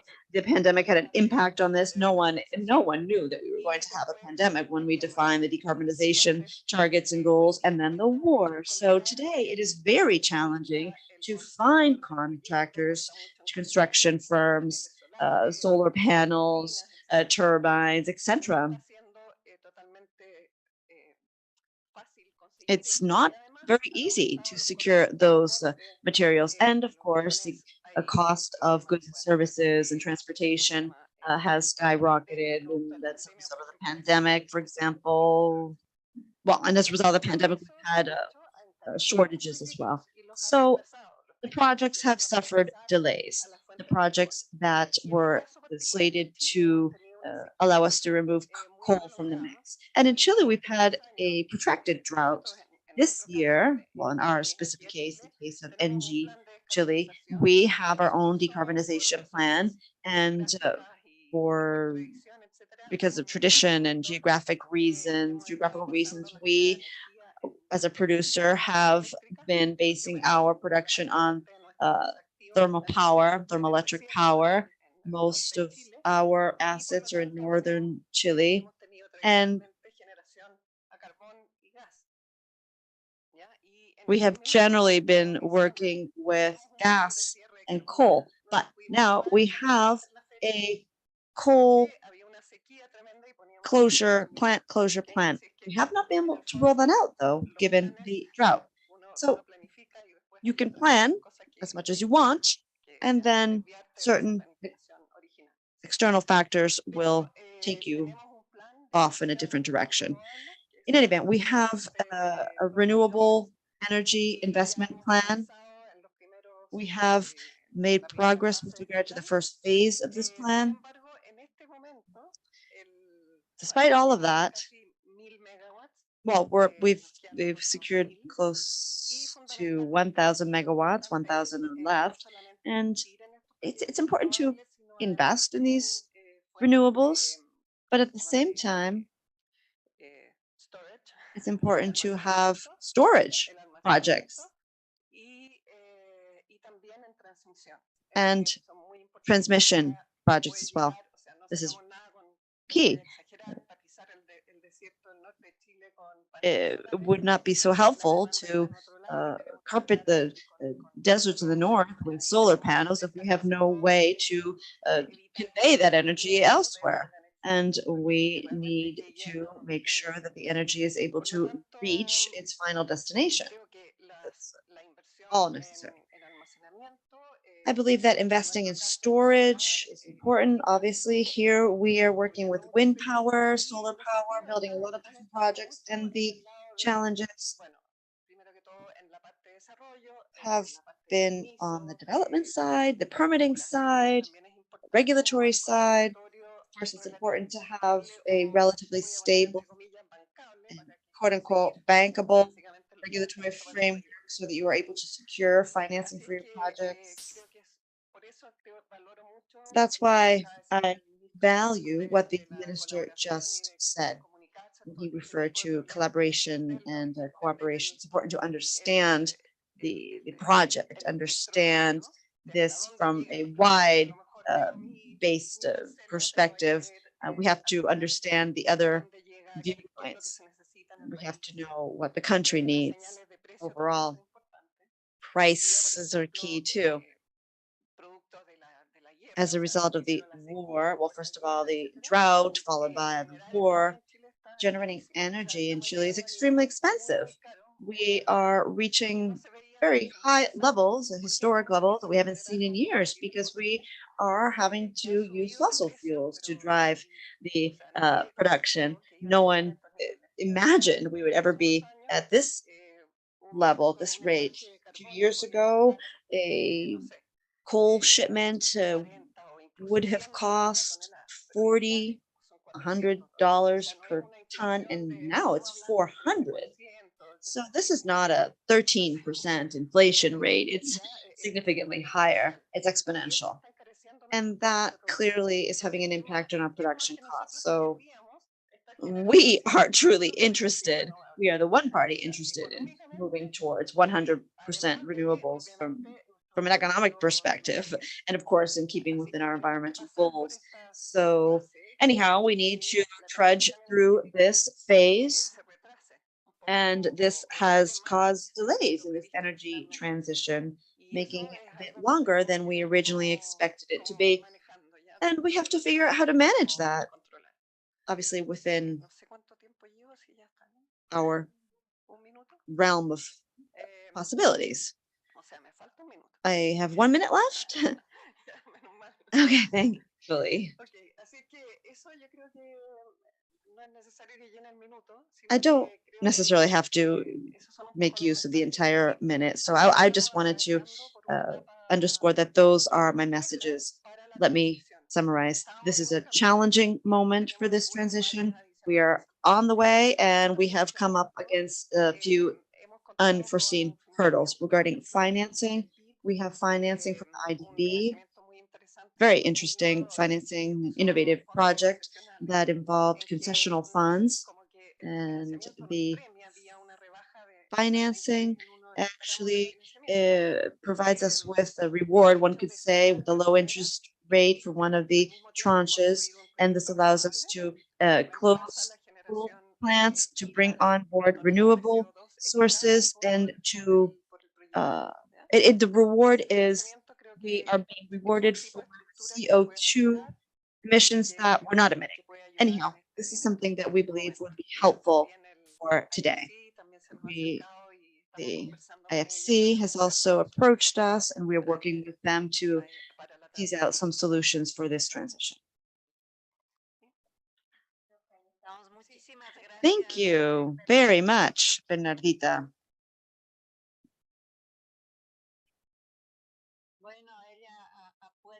She has touched some sensitive issues, challenges from the corporate perspective. It's important to continue working toward adding more environmentally sustainable renewable sources to the mix. We have also heard about the various initiatives and instruments put forward by the banking industry to facilitate this process. Let us move on to our final panel member, Ariel Yepes. He is manager of infrastructure and energy sector at the IDB. He will be joining us virtually.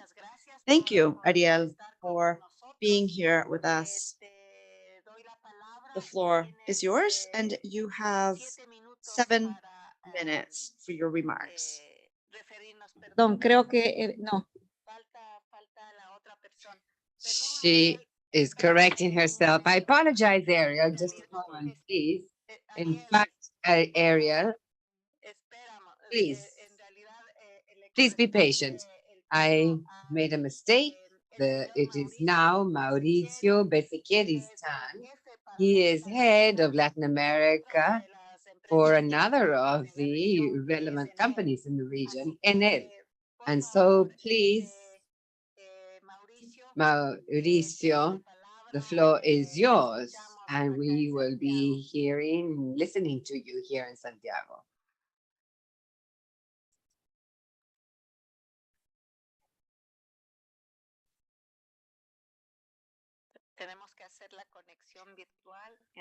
It is necessary to make the virtual connection.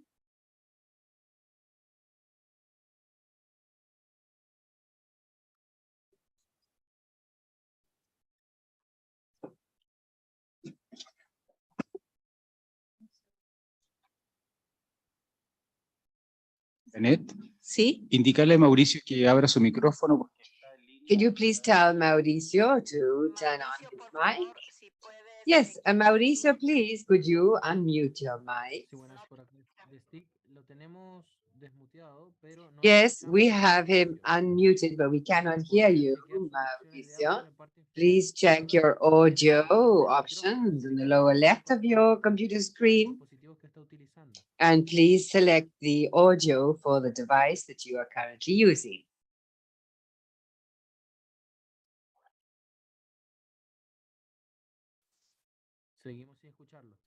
We are still unable to hear you. No.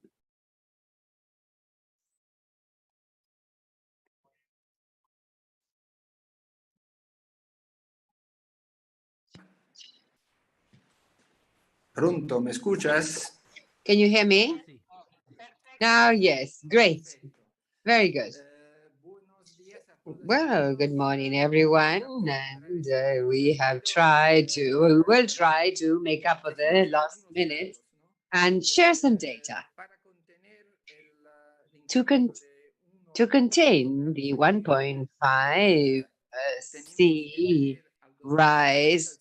We need to have about 50% of the electrified system, and mostly with renewables. In Latin America, in model projections, by 2050, we'll have 37% electrification. This means that we will still have to work more intensely.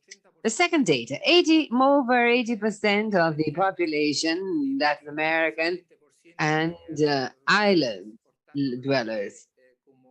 So, as it has already been recalled, we will have to extend universal service to a number of people who are living in rural areas, at least outside cities. Third, we have an investment plan for the next 3 years of $10 billion in Latin American dollars for Latin America. And so, for example, in Chile, we have 8,000 megawatts installed. 71% of the megawatts are of renewable origin. 23% hydroelectricity, 28%, of course, wind and solar and geothermal. Let's recall that in Chile today, we have the only geothermal plant of South America.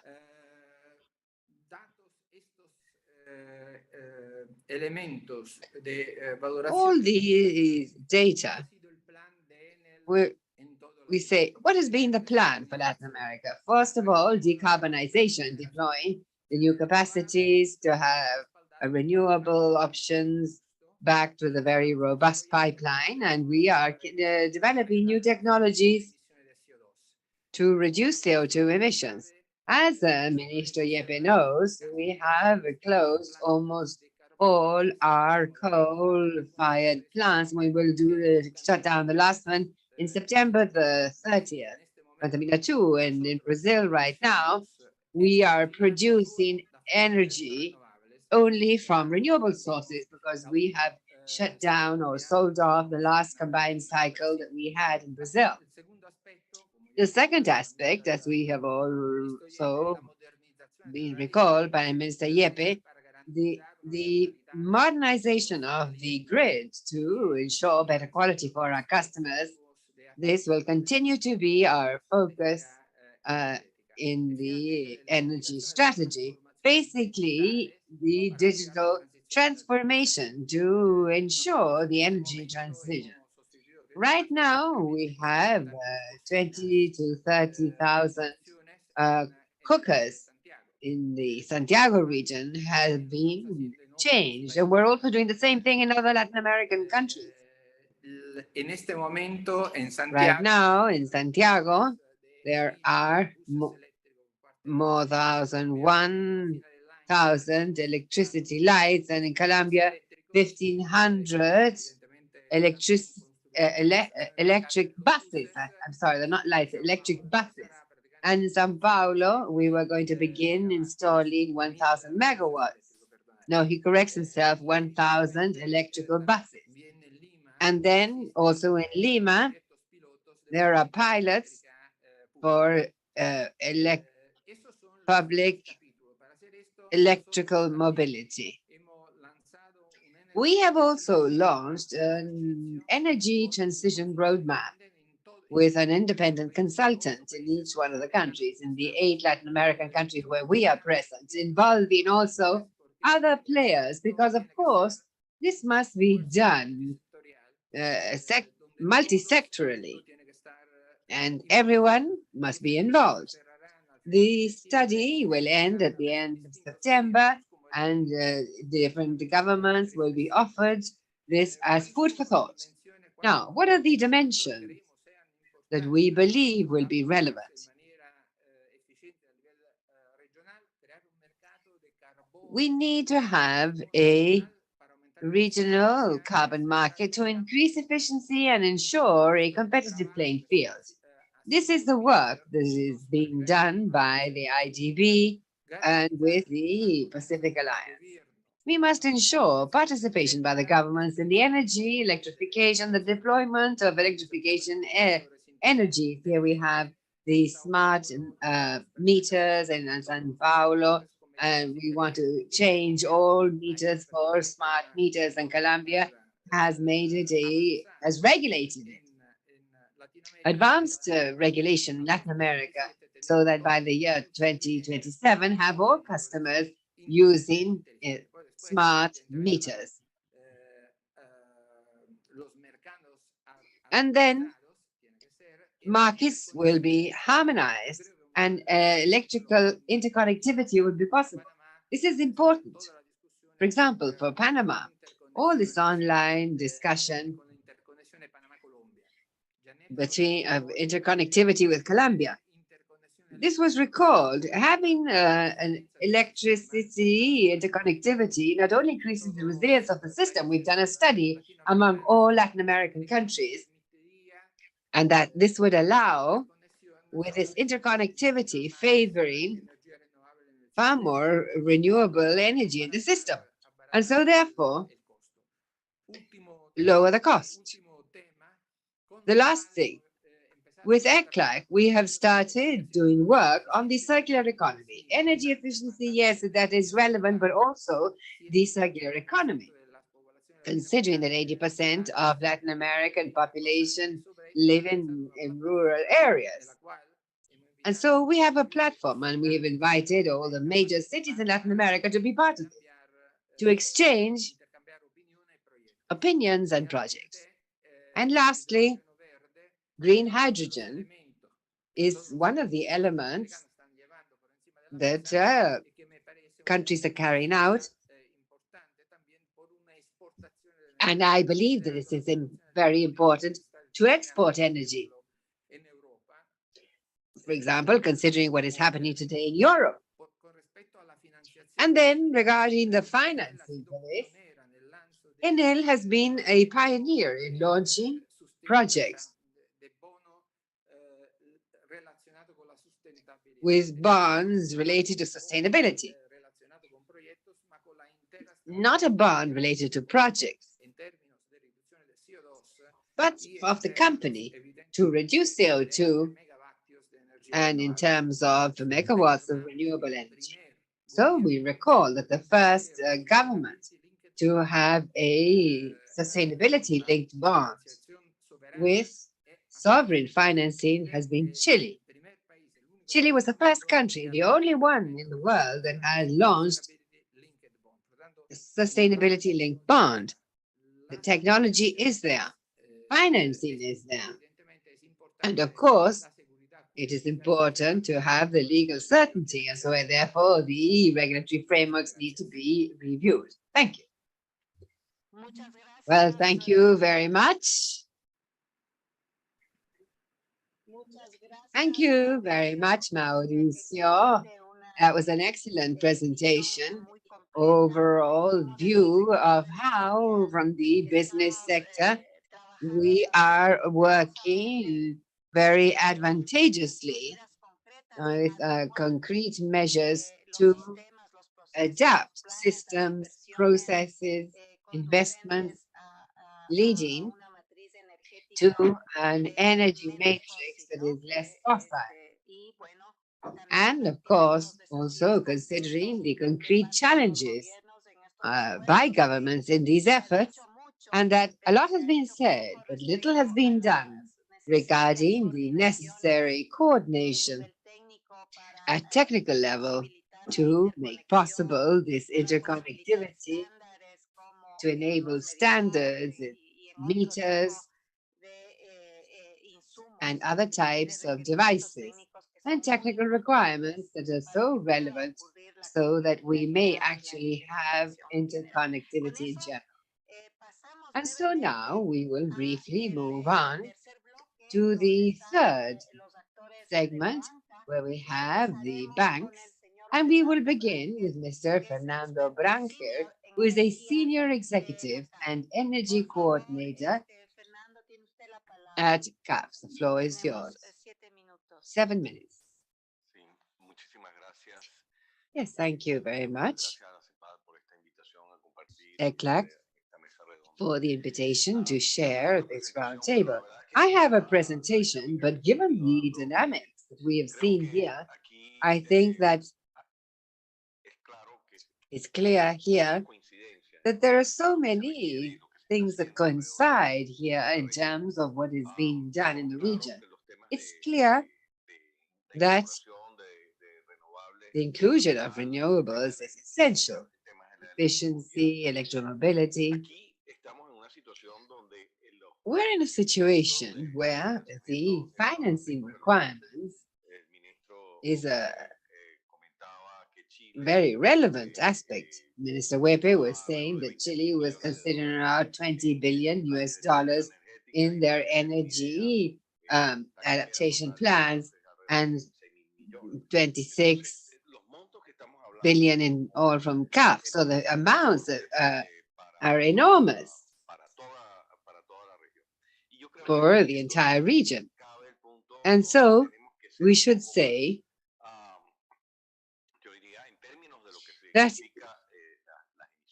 in terms of the emissions, maybe we should focus better on where in the short term, we could have a greater impact. And that, of course, will happen in countries where generation or fossil fuel energies is greater than in other countries. And so those other countries maybe will focus on other topics. As Mr. Jamaniego said, on what's been the progress with regard to the borders. We need to make a tremendous effort there. And the other thing that without a doubt is essential in the region is transport. And transport, the inclusion of electromobility is part of the solution, but it is not the entire solution. We have large cities, especially large in comparison to Europe.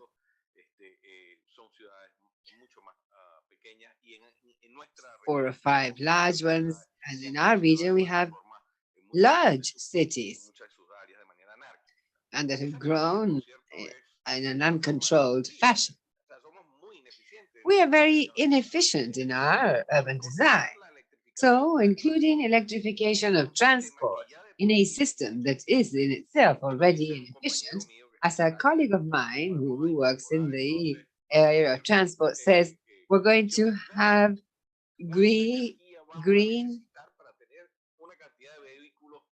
vehicles. But how much energy do we need to have a whole lot of green vehicle stops? This makes no sense. And I think that this approach of including electromobility must go far beyond the substitution of a few vehicles and changing the fossil fuel driven for electricity. On the contrary, we need to work on transport issues and not just public transport, but also cargo transport. And we need to be more efficient with regard to transport. And so here I insist, I think that there are many areas where we coincide, the multilateral banking system. We have been involved in projects, interesting projects. For example, today we're taking a look at a project in the Argentine Patagonia, and where there are some gas-fired machines, but also wind, because that's an important source of supply. And right now, they're financing study for subaquatic impact to have a Colombia-Panama connectivity. And so integration, this is essential. And we need to have networks and integrate the networks, electricity networks or grids.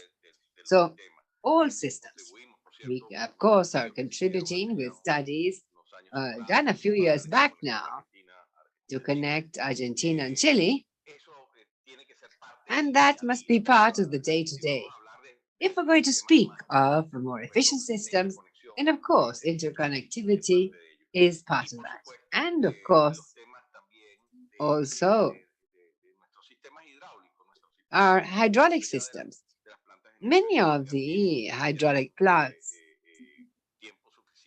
have sufficient time to move on to renewal. And then when they're being renewed, you're going to achieve tremendous saving without a need for major investments in that area. Now, but of course, micro and medium-sized electricity companies is something that we do have in the region, and we do have the resources to move ahead with that.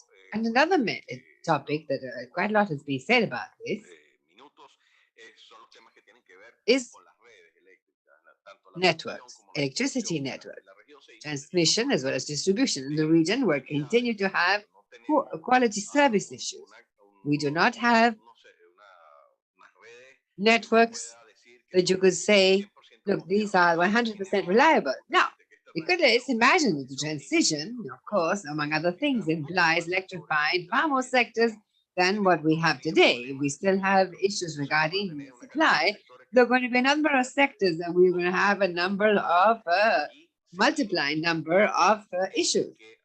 I continue to say that we need to continue investing both in the quality of the distribution as well as the redundancy of the transmission, and also to be able to bring the energy that is produced in remote areas, consumption areas, to transport. So this is a giant challenge, and we must all be engaged.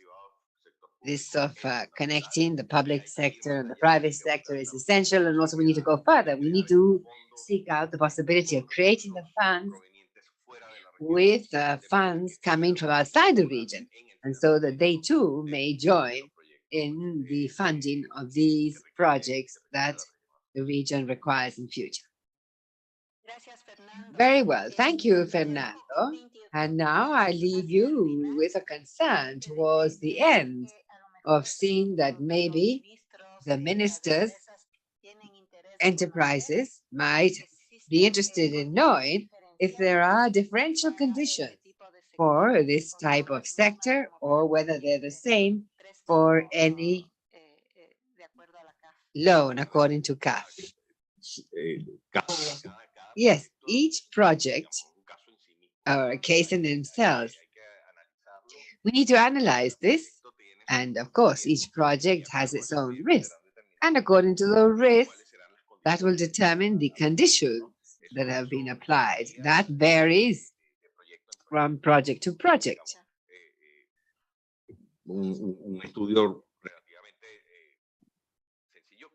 Relatively simple study that we would do as part of our banking analysis would be required.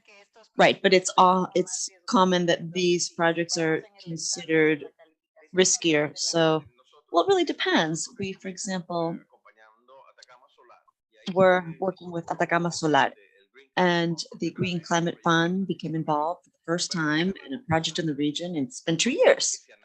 Why? Well, because you have to conduct a comprehensive assessment of the risks. They're fluctuating, but it works. It moves forward. In the end, I like to insist on the fact that if you have a project that is financially viable, the project will go through. But often what the banks receive, and I'm speaking in general terms, are not really projects. They're simply ideas that require much more development and for them to actually be a bankable project. Now, there are so many of them. People will call me up and say, hey, I have this. And when you start to dig a bit deeper, you will realize that there are missing pieces. For example, one of the key questions is, who is going to pay for this green hydrogen? That's a great idea, but who's going to pay for that? In most of the cases, we are unable to answer that question.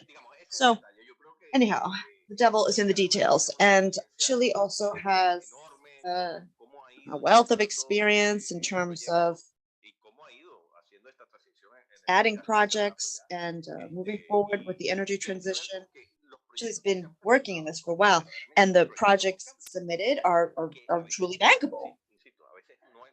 And just again, that's not all that common.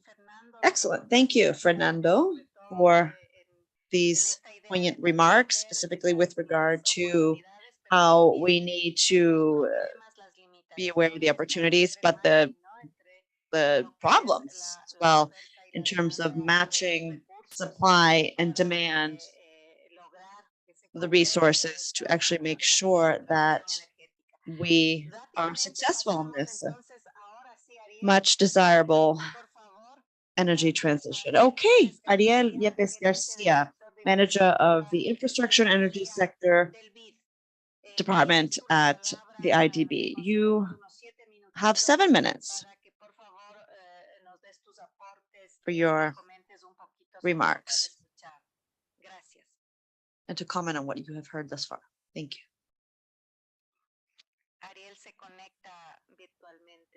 Ariel is joining us virtually.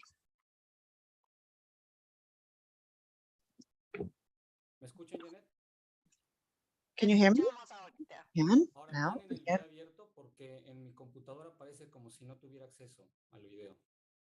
Is the video available?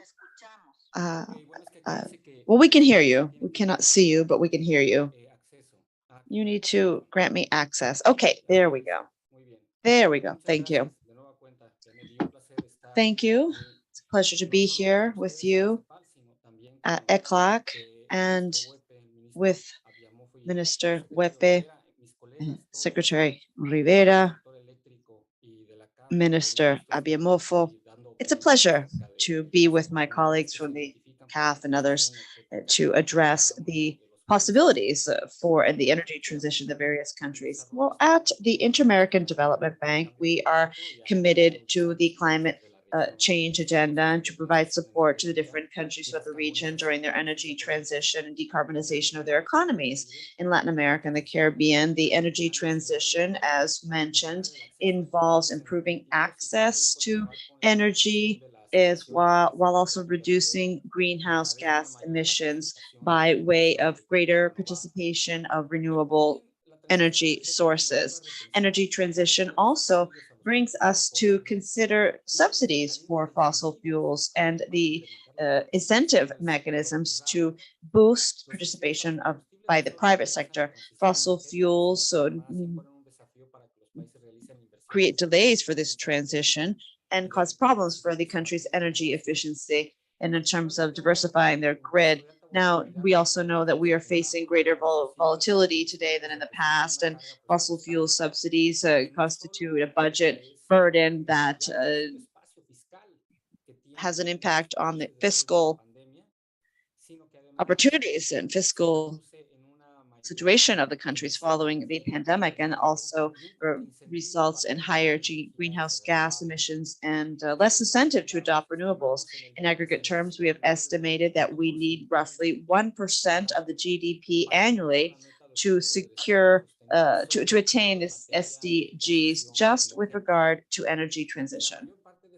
And most of these investments are related to generation and transmission infrastructure, and the rest, well, related to access to energy. As you mentioned early on, this is a very relevant issue, particularly bearing in mind the development agenda and the sundry commitments taken on to meet the goals, SDGs. Now, we do know that there's an infrastructure gap, and with regard to energy transition, more than $1 billion are being earmarked for investments in this sector. Part of this is related to the renewable energy project, which is roughly 40% of our portfolio, and to that we add energy efficiency projects and electromobility, which, by the way, is very important to point out, as the authorities have stated, specifically with regard to several of these Central American and Caribbean nations. Now, in Central America specifically, the projects are focused on full photovoltaic, wind power. For example, in other countries in the region, such as Andean region, the projects are primarily photovoltaic in nature. And I would also like to take advantage of this opportunity to congratulate the ministers from Chile, Panama, and Suriname for the efforts and for what they have just showed us in terms of what they're doing to make progress in the energy transition. But I would also like to thank them for the opportunity that we have been provided by them here at the bank in allowing us to support them in progressing towards the energy transition. Let me refer to some specific examples or specific comments with regard to what the various ministers have said. In Panama, we are working with the country on their energy transition. We are drafting several different strategies. For example, the hydrogen agenda, the electromobility agenda. Right now, in fact, we can point to hydrogen and how we are working with regard to institutional strengthening institutional capacity. And we have worked close with the minister to define a long-term strategic vision and agenda with regard to rural electrification. We also know that there are opportunities in Suriname with regard to hydrocarbons, but we also understand that they are committed to diversifying their energy mix, and we have been supporting them. In the isolated areas, for example, solar battery systems are being set up. We also provided support for the country's solar wind power map to continue further developing this technology nationwide. And with technical cooperation projects, we are also aiding them with developing their solar energy, as the Minister of Suriname mentioned. In Chile, allow me to mention that we have also closely worked with the government during the energy transition process by way of two key policy contributions, instituting reforms and institutional capacity building. We are very pleased and appreciative to have been provided the opportunity to work with them. Also, we appreciate that we have been provided the opportunity to roll out the good practices that Chile has rolled out and apply these to other countries, so the other countries can learn from good policies. Now, with regard to Panama, we are also providing support for conducting an analysis in terms of the possibility of interconnecting the grids with Colombia and with the other Andean nations. And in Suriname, we are fostering studies for the Northern Arch interconnection project. In Chile, given the strategic geographic position, we are focusing on how Chile can integrate, have Indian integration initiatives and Southern Cone country initiatives. Now, at the bank, we have actually conducted a study that shows there's evidence of this, not just in the region, but in Europe primarily, that has shown that in order to foster and renewable energy for the energy transition, electric power grid interconnection is essential. And we believe if we are going to move forward in an organized fashion and take advantage of the opportunities, we need to provide support for regional electric power grid interconnection to secure a better adoption of renewables. So we are pleased to have been invited to take part in this panel. And if you have any questions, we are available. Muchas gracias, Ariel. Completas bastante bien la visión. Thank you, Ariel, for providing us with your vision and with the very specific examples of what the IDB is doing throughout the region regarding interconnection, integration, generation based on NCREs, for example. And we have heard several initiatives. Obviously, the challenge is to scale these up, scale up on the supply side as well. And we know that several projects have been identified, but several bottlenecks have been identified as well regarding designing projects that are more bankable. As far as financial institutions are concerned, we have also heard that they need to be more strategic in prioritizing actions in order to meet demand. And government players have also referred to their proposals and how they have clear ideas with regard to the process and what they need and the support they need, and they need financial support, technical support, as well as financial support, which is what we're primarily talking about here in this panel. Okay, we have some time for a few quick questions. We have limited time, but still, allow me to give the floor to,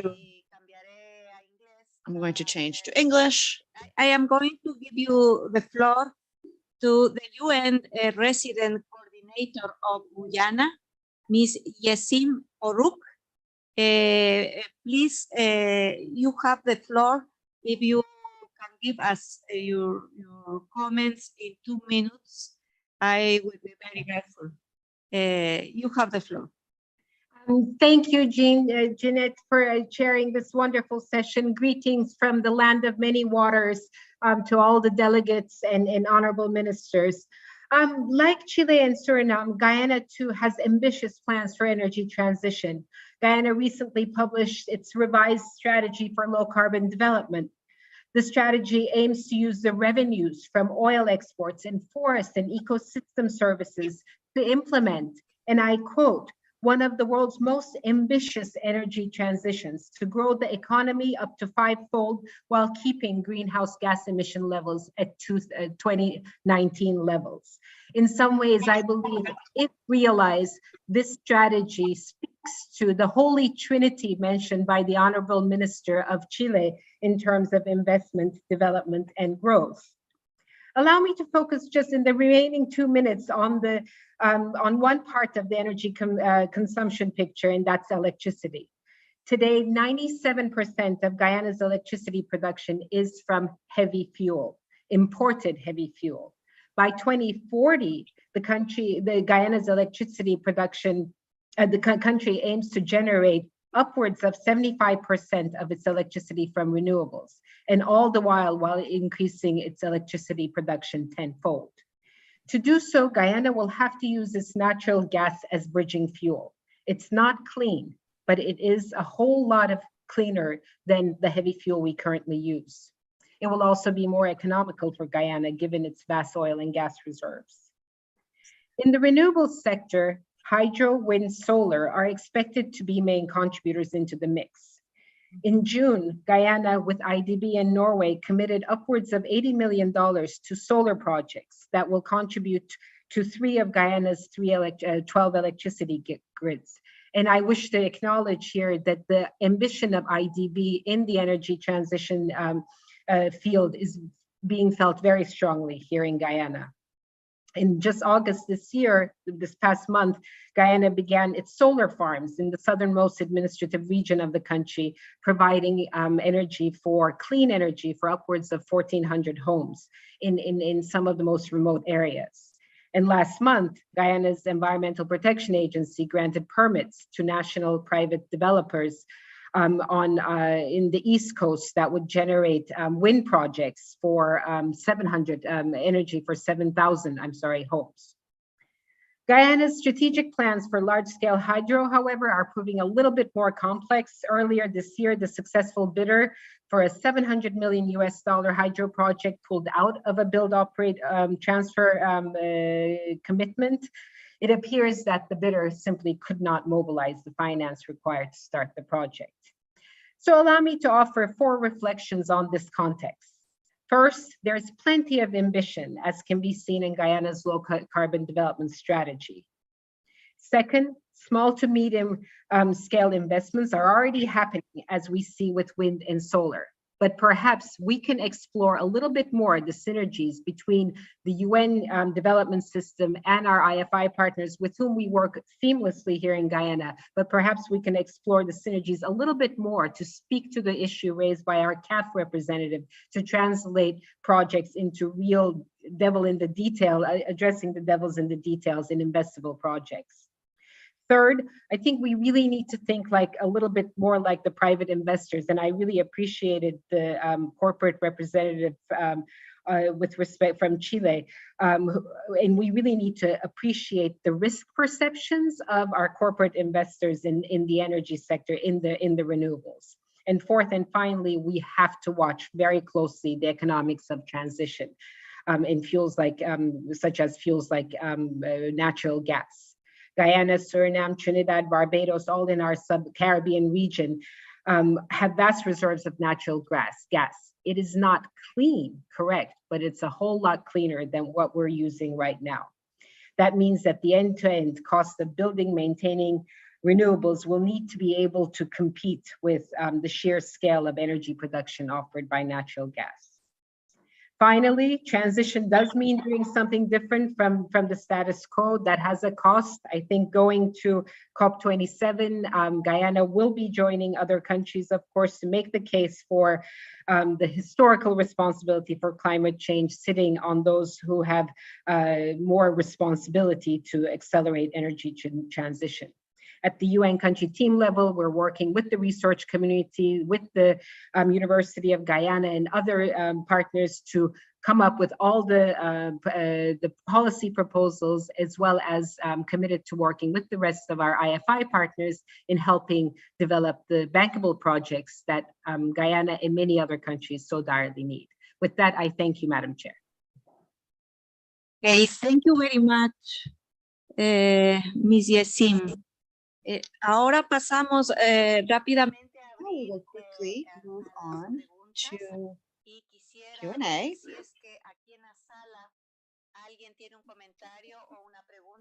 Are there any questions from the individuals in the audience here? I know several representatives of banking industry and the private sector here today. Would anyone care to take the floor for remarks or questions for the ministers joining us here today, or for the other panel members?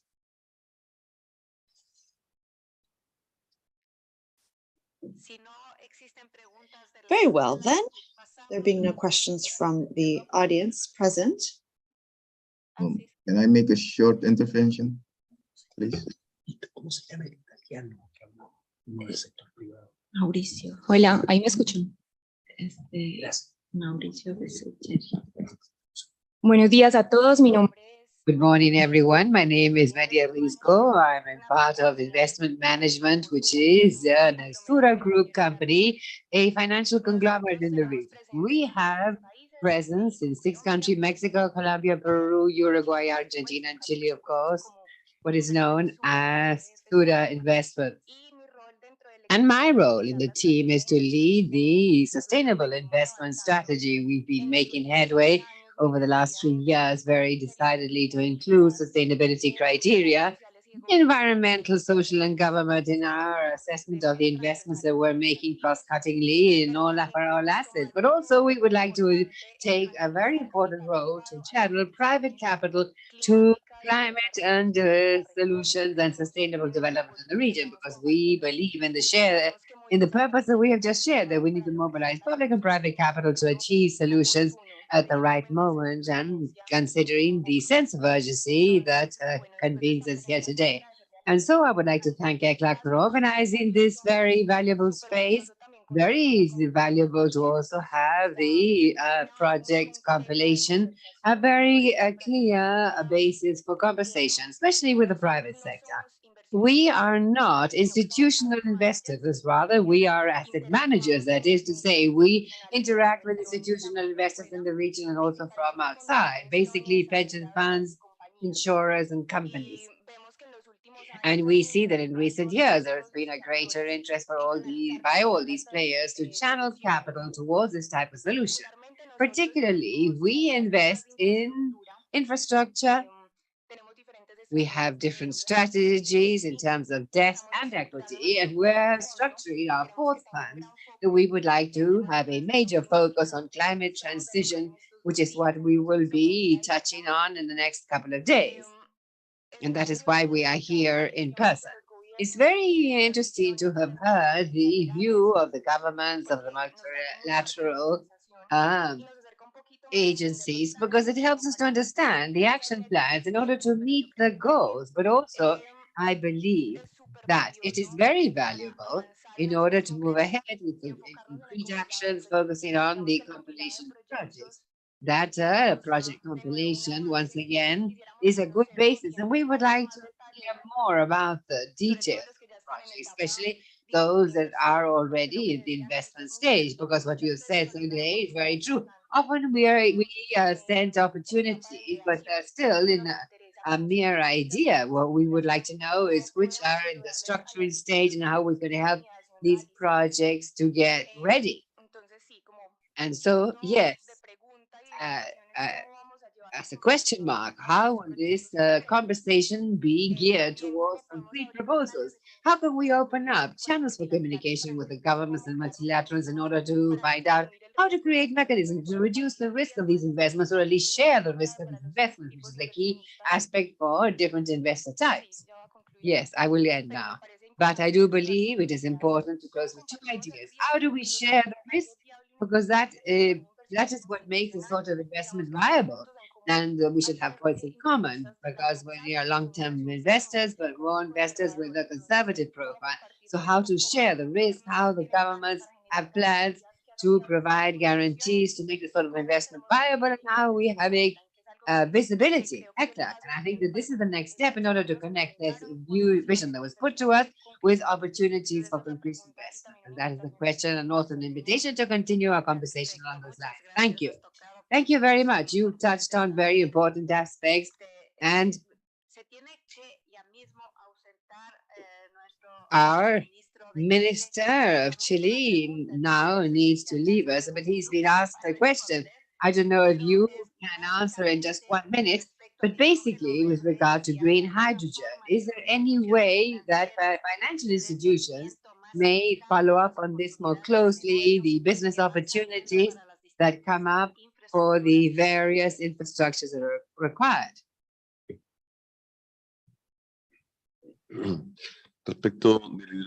With regard to green hydrogen in Chile, we have formed an interministerial committee based on Corfo that will serve to plan, but in a few months more, it will be an agency to implement the development of green hydrogen. And part of what the committee should do is have a basis of information on these projects so as to have space there for not only investment or in financing, but which is very important for all other relevant aspects for the project. So that is the mechanism that based on which we will be able to support, of course, projects that are basically private sector projects. And so they are free to determine their financing. Some have their own financing. These are large companies. Others have different alternatives. But the important thing for us is that there is a shared basis of information on these projects due to several reasons. And of course, financing is relevant, but also maybe for citizens and for more technical aspects of the projects. Thank you. Well, thank you, Minister. Yes, we do know that you have a prior commitment. So we thank you very much for being here. And now we will continue with another couple of questions that have been asked for the other ministers.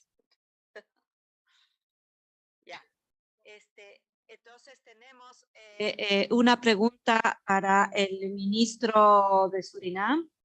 There's another question for the Minister of Suriname. I will, Mr. Minister, and if there are any incentives in place, which are those for solar projects are located in private, communal, or public lands? These are the questions that are asked for you. Please, you have the floor, Minister.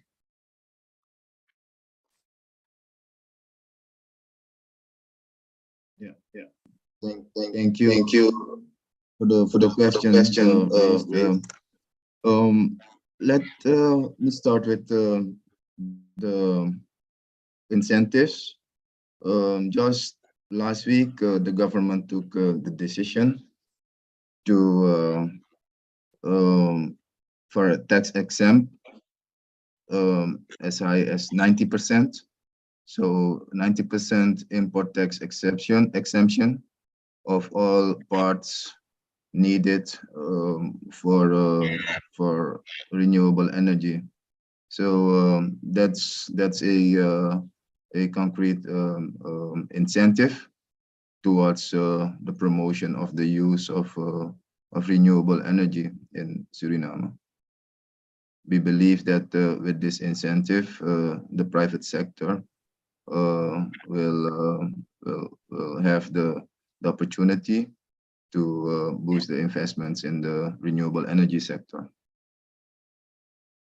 Thank you. Thank you, Minister.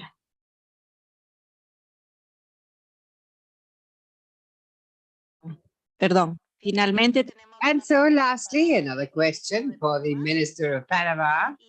And the question is, I'd like to know what opportunities are there in the refinery of biofuels for investors outside Panama? And is there, if there is any chance of having a shares? Well, that's a very specific question, but yes, we are carrying out a project for refineries for sustainable investment. One of the first in the world. It's basically a US capital project, and the contacts are open, and we'll have to check if it can be share-based or not, open to technology providers, and this is part of our sustainable energy incentives, biofuels. So the opportunities are always open. It's a project of about $6 billion. Very well. Thank you very much. And so now we will be adjourning the panel. This has been a very dynamic panel, and we've heard of big ideas regarding projects. We've also seen the bottlenecks and the opportunities, and we see that there are resources in the region, not yet sufficient, of course, and so therefore we will need to attract resources from outside the region. But we do need to define more concretely, prioritizing the projects to make them bankable. And so we need to share experience, exchange knowledge, and the concrete cases that have occurred in other countries. All that is very important. The role of the multilateral banking, which has been invited to the panel, they play a very important role, even for the technical assistance. So that all of this may be done. Governments sometimes, the possibilities are sometimes weaker, depending on the levels of maturity, institutionality, human resources, and so on. But well, we are on that path. There are ideas, there are concrete projects, yes, and also there's finance. And so now the task is to connect in a better manner and make it possible for these initiatives to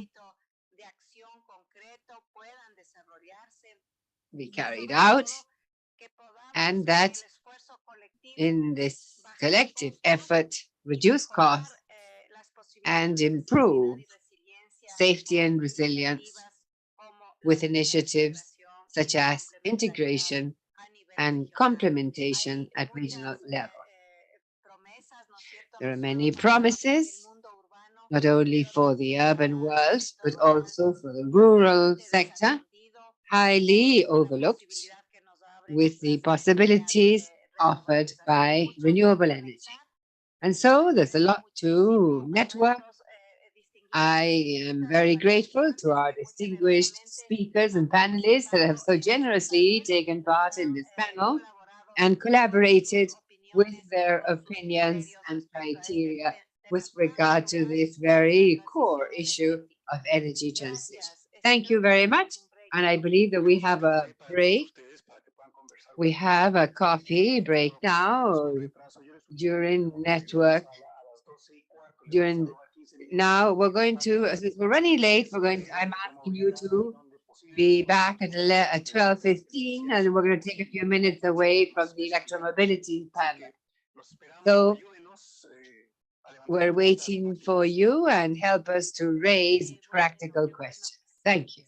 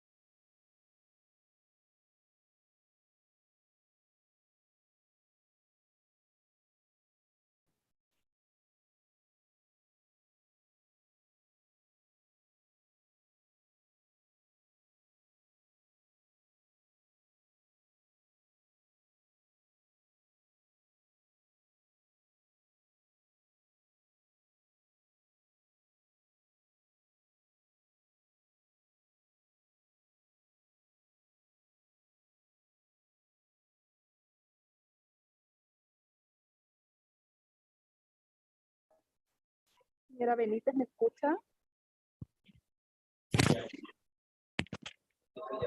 Señora Benítez, ¿me escucha? Hola, sí. Sí, ¿usted tiene alguna presentación? Sí. ¿La La- te la- envió a alguien? no, Le voy a poner mi correo en el chat para que me la pueda enviar, por favor, y la podamos acá subir al sistema. de una.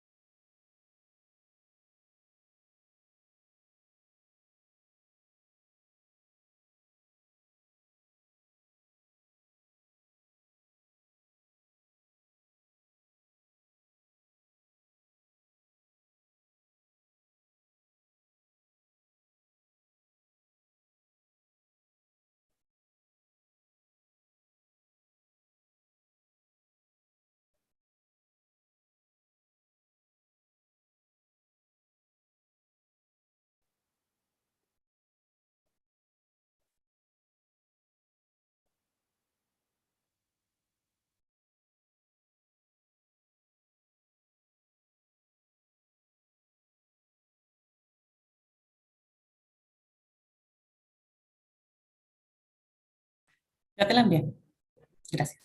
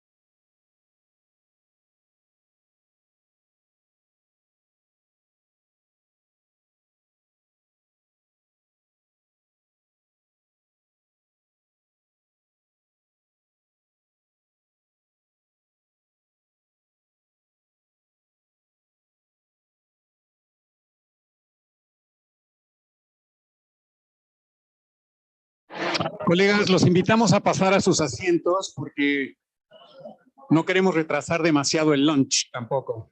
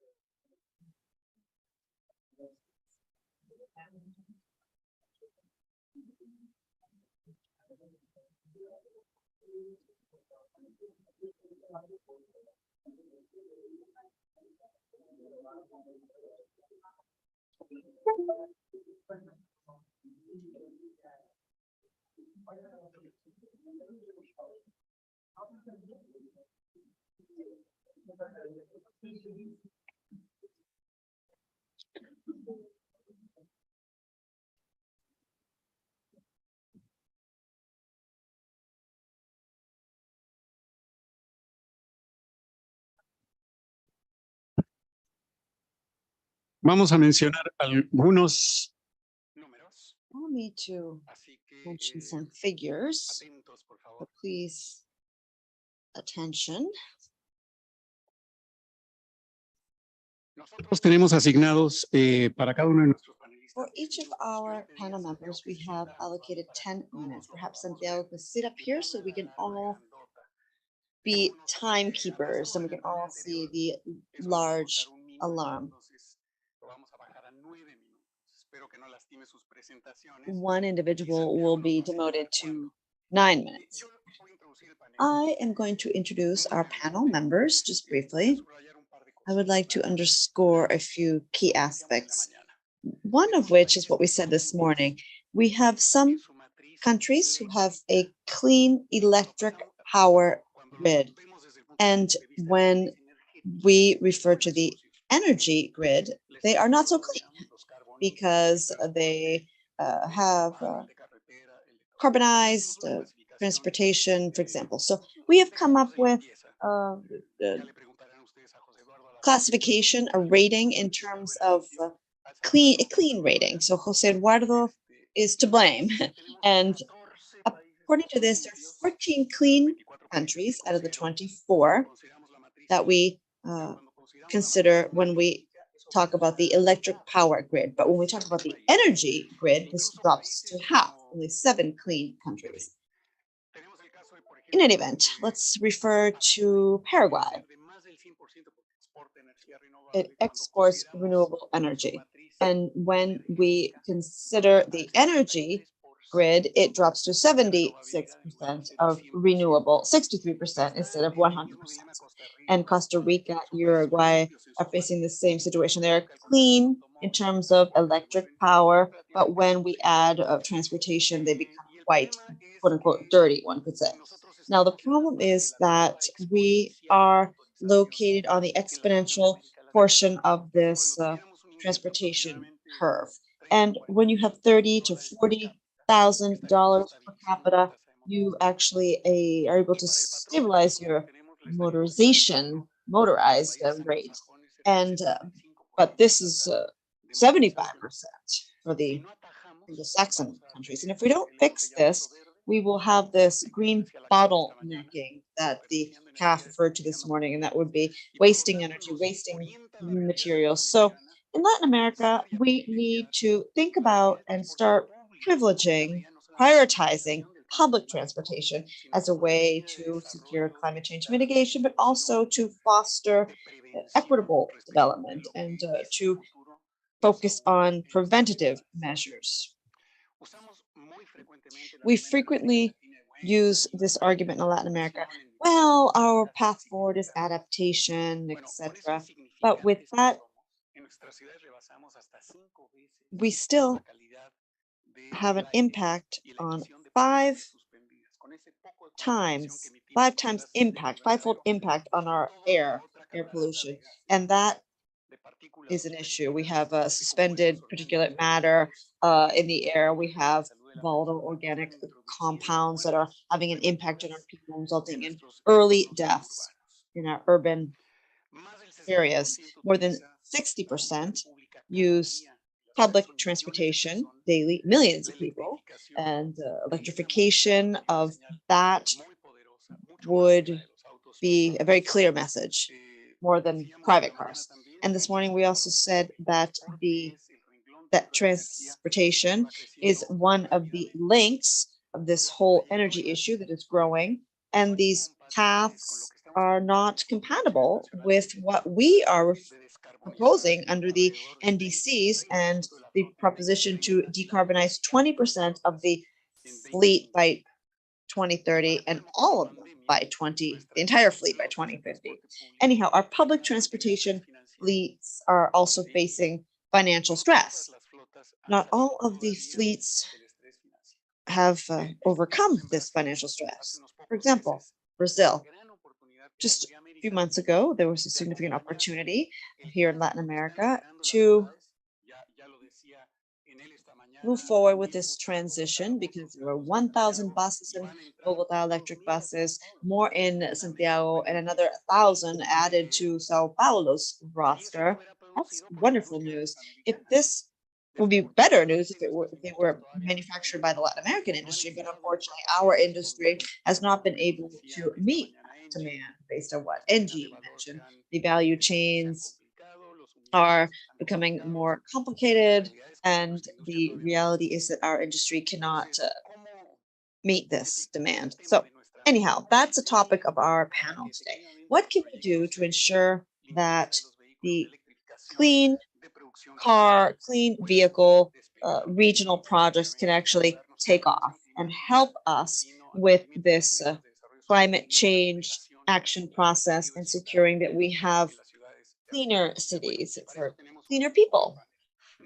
We have a power packed panel for this. Let's start with Jose Salvador, the Executive Secretary of the National Council of Energy from El Salvador.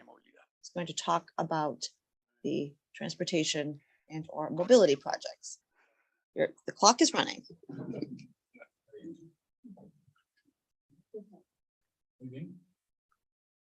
Agradecer primero a CEPAL por la invitación. Allow me to thank ECLAC for the invitation. It's been quite important for us to join this initiative. It's allowed us to have a fresher view for the 2030 policy.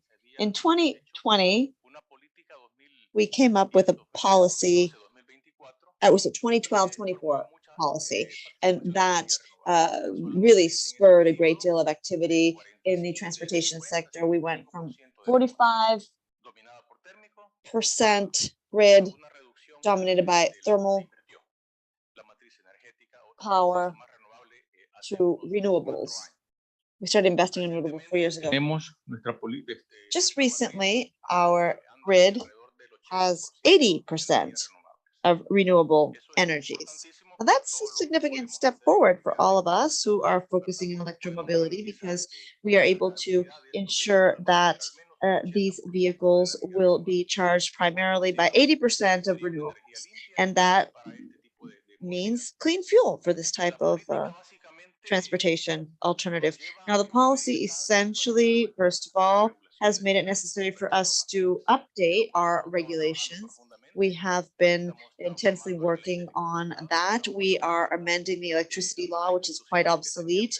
We have other institutions that have been in existence, and we are changing these to be more agile so that we can also be more transparent and less bureaucratic, and hence have a greater capacity to work with our investors so that we can favor the user in the end. We know that some investors are interested. We want them to be interested, and we want them to have a more holistic perspective of the situation and to not just bear in mind the immediate return, but the long-term benefits, so that and involving citizens in the decisions and the benefits that can be obtained from different assets or plants that will be set up. Now, another issue is that energy needs to be sustainable. We need to be consistent, coherent with the SDGs. And moreover, consumption efficiency is also a key issue that we bear in mind and working significantly on. For example, lighting, air conditioning, combustion, etc. Now, I would like to refer to research, very important. In Latin America, overall, there's a problem here in that there's a lack of research and technological innovation. We are very mineral rich, primarily South America, Central America, we have geothermal wealth. We have abundant solar power resources, not as much as Atacama, but enough. And we have time.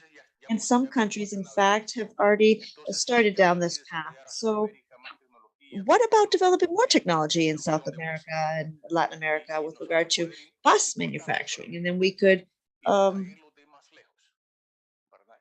import and export within our own region. We wouldn't have to go so far. I think this would favor economic integration of the region while also spurring growth opportunities for our young people, intellectual development, technological, technical development. Obviously, this would allow us to cut back on many social issues and problems. We must ensure that our population has access to energy.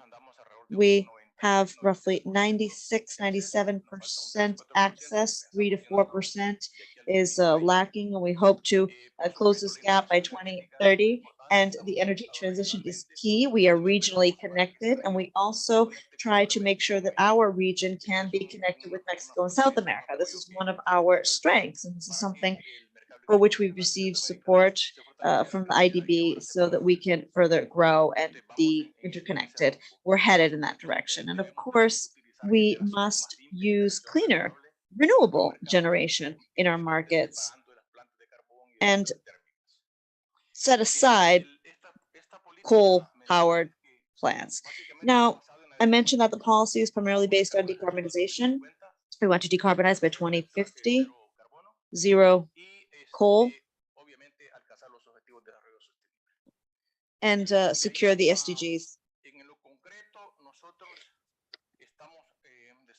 Specifically, we are developing some projects for sustainable mobility. Let me mention just a few because of time constraints. We have a widespread program driven by the Ministry of Public Works and Transportation to strengthen institutional capacity for providing governance to the mobility sector. Essentially, the idea is to secure 50 to 60 electric buses by 24. And this also includes the charging stations and other necessary accessories. And this would allow us to have a more accessible, clear, organized mobility policy and rely less on conventional transportation. That's roughly $30 to $40 million in project costs. We also have a project to design and build bike paths, interurban bike paths. We are working in San Salvador and other cities for a soft transition, and we aim to build upon this further. We also have a program to build and design accessible, safe, and inclusive pedestrian pathways or walkways. Regarding transportation, we are also trying to have more electric-powered transportation services for the government sector. We have a clear idea as to how this will make us more efficient, and the idea is to have electric vehicles for some of the civil servants, public civil servants, and make that part of our sustainable mobility project regarding, and this would be to meet their daily transportation or commuting needs. Now, there's something else I would like to mention, and that is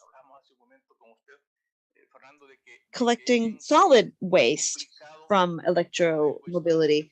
We know that this waste is an issue. How can we collect the waste? We need to coordinate well with all the various sectors and municipalities involved, and central government, so that this is possible. So we would like to begin with something that would motivate the individuals and the municipalities to ensure that we have a electromobility waste collection process. Now, we have other projects for water pumping to have fiscal benefits, and then electrification is another project. I would like to mention, I'm just mentioning these. There are others, and we have this information available to you if you would like it on the investment side, so that you can read the details of these projects, and we will be in touch. Thank you very much. Thank you. I'd just like to remind you that this is all included in the compendium, and there will be a broader version of the compendium available to you as well. Okay, let's move on with Sandra Briceño. She has a presentation. She's from the Climate and Implementation Measures Department from Chile. So, good afternoon.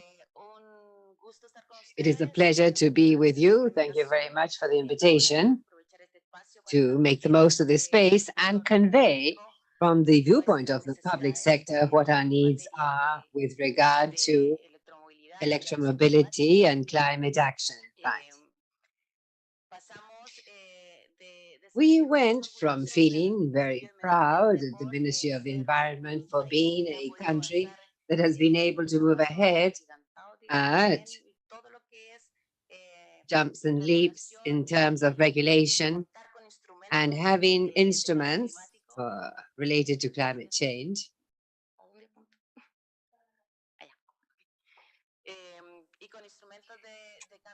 And climate change instruments to move on to the anxiety created by implementing all this, having everything neat and tidy. So let me tell you about that.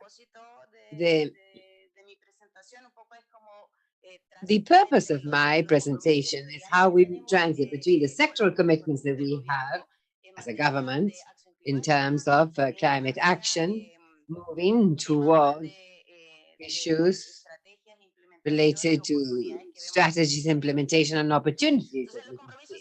And so the sectoral commitments of the climate change management instruments, there are three major bodies here.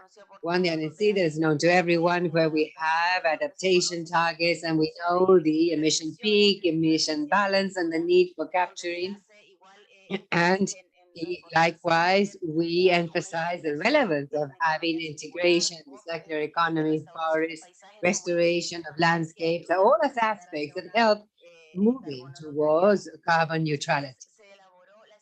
And then the climate strategy for the long term. This was devised during the pandemic, and at sectoral level, it was possible to identify among the 14 sectors of public portfolios, 423 medium and short-term targets that do recognize and connect to other instruments that are proper to their portfolios in order to achieve climate change aims. And so we're laying out how we're going to achieve this carbon neutrality. And we highlight the means for implementation that should accompany the startup, which is strengthening and empowerment at all levels in relation to climate change. This has a strategy, also technological strategy, develop and transfer of technology developed by the Ministry of Science, and a financial strategy as well. And then lastly, the law which is a major milestone, recognizes the two previous instruments and articulates below the long-term strategy and links the targets that we have here to all sectors of state administration, and also recognizes the issue of carbon budgets that we have in the long-term strategy, which is our commitment, sectoral targets that are binding, and we have very specific instruments that lead us to implement this at territorial level. That is the mitigation plans, adaptation plans, regional climate change plans at community level or district level, and others that have to do with water resources. These plans, regional and district level, is the ones that are now called upon to manage from now to the next in the next 2 years, as required under the law.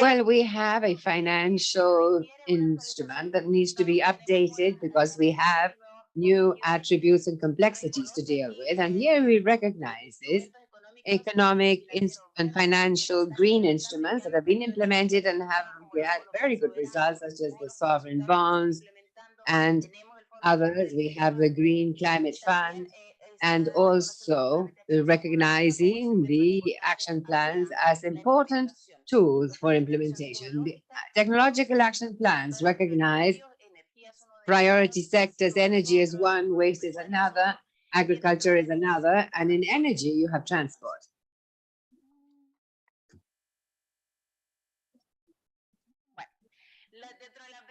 Among the financing gaps that we have identified in order to raise a prioritized agenda for investment projects, we do not have an agenda with which to direct our resources, and that is an issue that we will have to work on, and that we are aiming to do it within the financial structure for climate change. But for the public sector, it is not easy in terms of drafting and formulating projects and the costs associated to that.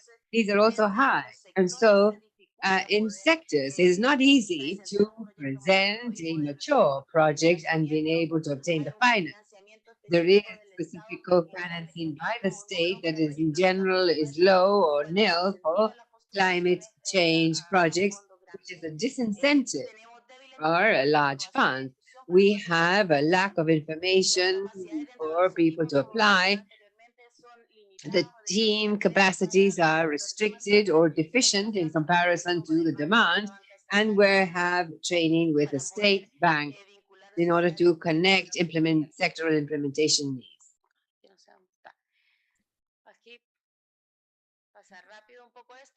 Now, opportunities for public-private liaison. We need to manage the sectors. They're called on by law to submit their sectoral plans. The Ministry of Energy, Transport are those that greatest budgets need to obtain for transmission, and they're looking for financing. And then regarding the technological challenges specifically for transport, we have the high cost of implementation through electromobility, and the support and technology facilities, charging stations for electromobility requires domestic demand, or at least preparing the country for mass electric transport and industrialization and management of public transport as one of the challenges that we are working on among the means for implementation to be able to address this. And then lastly, recall that this is a call so that from the public sector, we have concrete targets that we need to move ahead with regard to transport, clean transport and electromobility, very short-term goals that need to have a connection not only between the public sector and others, but also public-private liaison in order to move ahead with implementation of these targets, especially in terms of regional and community-based plans. We need to design quickly because it is there that we are seeing the greatest lacks, such as the leveling of what is available at central level with regard to electromobility and what is available at regional and local level. Regional and local plans should consider measures, and for it is difficult to conceive electromobility measures if they do not have the tools or the right support coming from the state and a more collaborative financing approach. So the invitation is to work towards that. Thank you. And I apologize for the hiccups.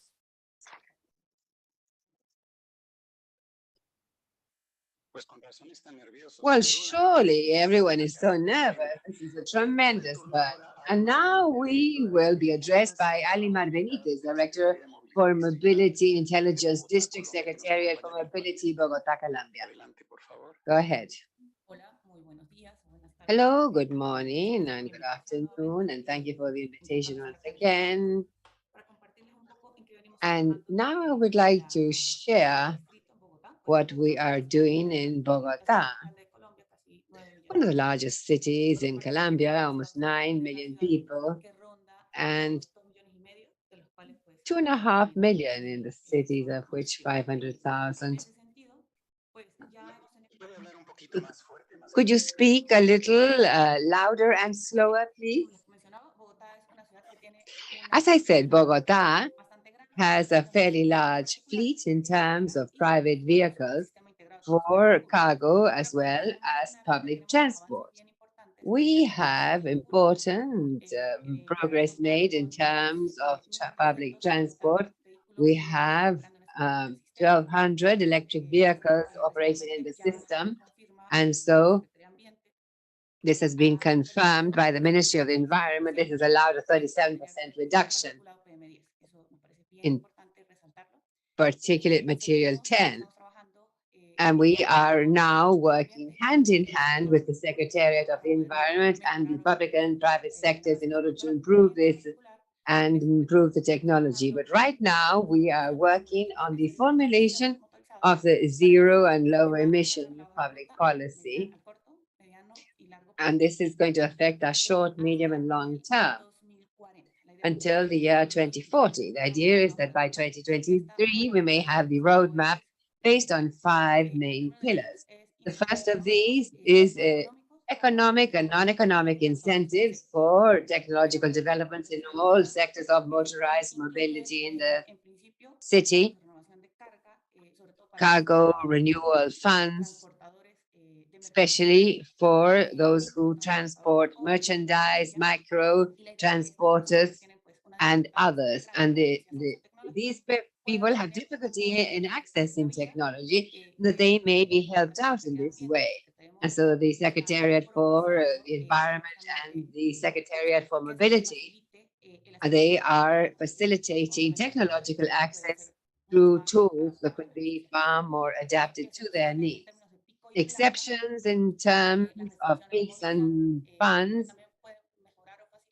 that could improve or facilitate technological access by the private sectors, enablings in terms of public contracts for those companies that have electric fleets or low emission fleets, and the implementation of urban zones with a better air quality, basically in areas where we have major difficulties in terms of air quality, and that they will be a sort of pilot to understand how to implement all of these things at city level, and will allow technological access to all sectors. And tax benefits, of course, for the companies that have this sort of technological change.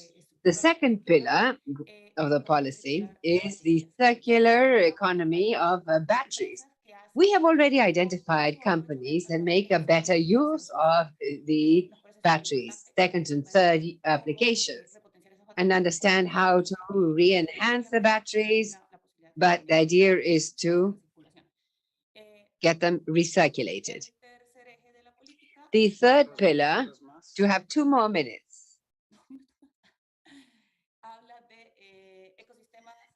And then ecosystems pilots to find out how to work with technologies, different ones such as hydrogen, using these for public transport fleets. We're having international aid, the school fleets, ambulances, among other garbage collection. And through the UN right now, we have something zero plan. We have more than 170 agreements for technological access. Another pillar is developing communication, teaching, and participation context to help citizens to gain tools in order to make decisions regarding their selection to what they will do, helping people to provide that service, because it is a two-way street, not only technological access, but also the qualifying factor. And then we need to consolidate a network of smart recharging infrastructure.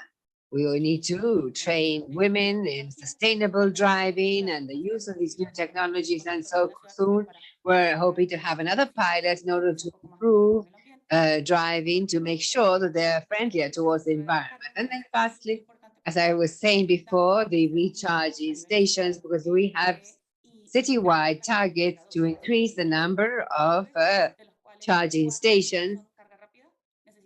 5 a fast charge, but we need more than 20. And to date, this is being done with public-private partnerships, because we can provide the people who make the investment, we can provide the public spaces to implement these charging stations. And also, the level of investment is quite high, so the public-private partnership is essential. And the last thing, we need to set the example at the Mobility Secretariat doing the technological access for our vehicles that are used to control transit. So we need to find out what are the experiences that other cities have had and that could be members of ECLAC and that could guide us in this process, which would be the means for financing, because having the resources, well, changing the technology means that you need more finances.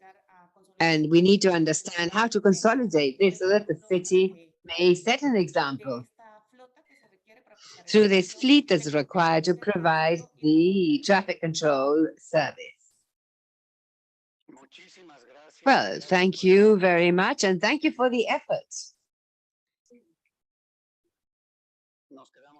And so we have these 6 lines of work. And now São Paulo, the director, Walter Chagas, he's director of operations, SP Transport São Paulo. Down to 8 minutes, no more. Well, thank you for the opportunity. In São Paulo, we have 2 main candidates. The first is decarbonization of public transport in terms of tires, electromobility.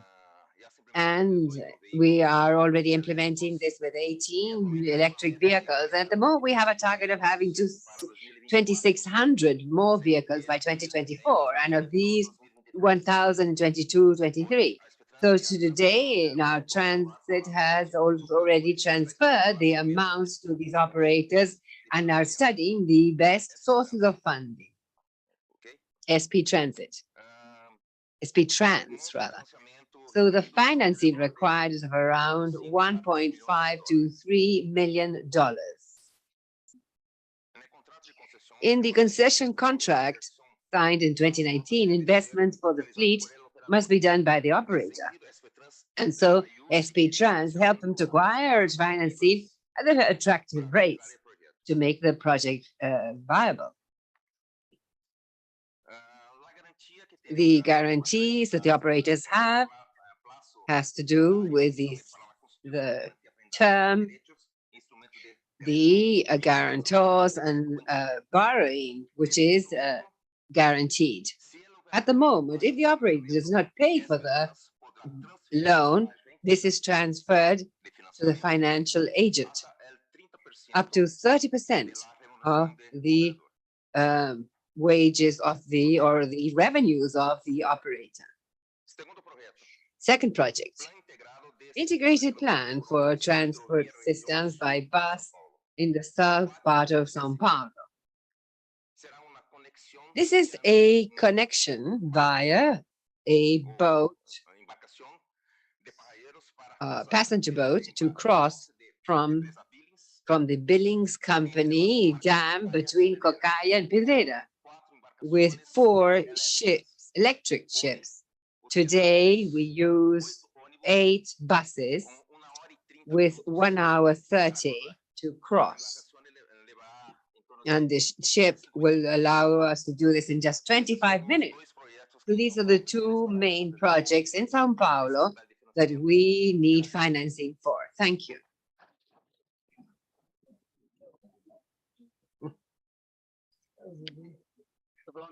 I'm sorry, Wagner. And the aquatic SP, what is the value of the aquatic SP?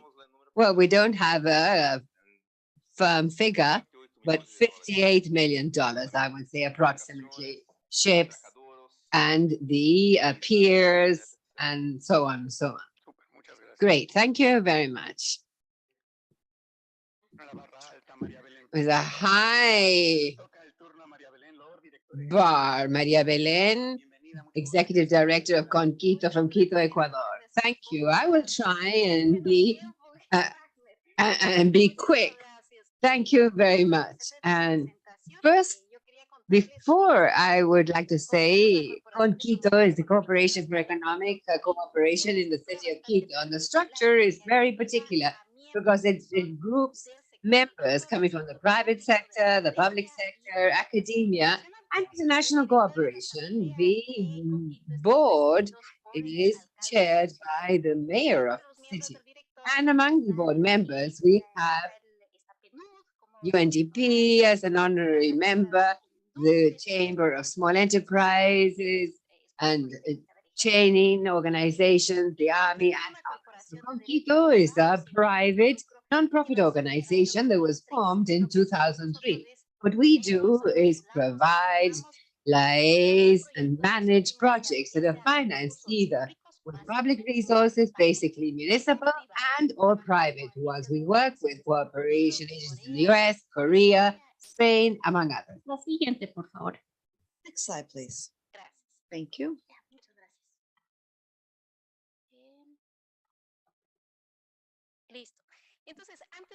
So prior to describing the project, I wanted to provide you with some data regarding mobility in Quito. 80% of the roads are covered with public transportation. 7 out of 10 inhabitants use public transportation to move around, but only 1.6% of the public transportation routes are exclusive for exclusive use.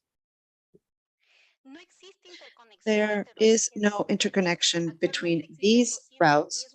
There are 210 exclusive routes. 57 of these old buses will be replaced soon. In 2022, given the cost of this change, this substitution, only 10 new electric buses were added to the fleet. That's because most of the municipal budget is allocated to the first line of the metro, which should come online at the end of this year. The rest of the routes are under the municipal's purview, and these are operated by individual urban bus operators. Also wanted to talk a bit about the carbon footprint conditions. As mentioned by Dr. Diego, in Quito, the transportation sector is the most polluting sector. 66% of the emissions come from gas vehicles, 33% from diesel vehicles. And as a result, and bearing in mind the volume of the gas vehicles versus diesel vehicles, individually, each vehicle diesel vehicle contaminates more than the gas vehicles. Now that's concerning because in 7 years, the provincial motor and Quito motor fleet will double. So this trend probably won't change unless we do something sooner rather than later. Now, this is a problem that goes beyond the environmental realm. Here you can see the amount invested by the central government in subsidies. Now, early on this year, several millions of dollars were allocated for subsidies. Now, in July 22, we're calculating that we would be closing the year with roughly 3 million in subsidies. In other words, $900 million are burnt in the end in Quito.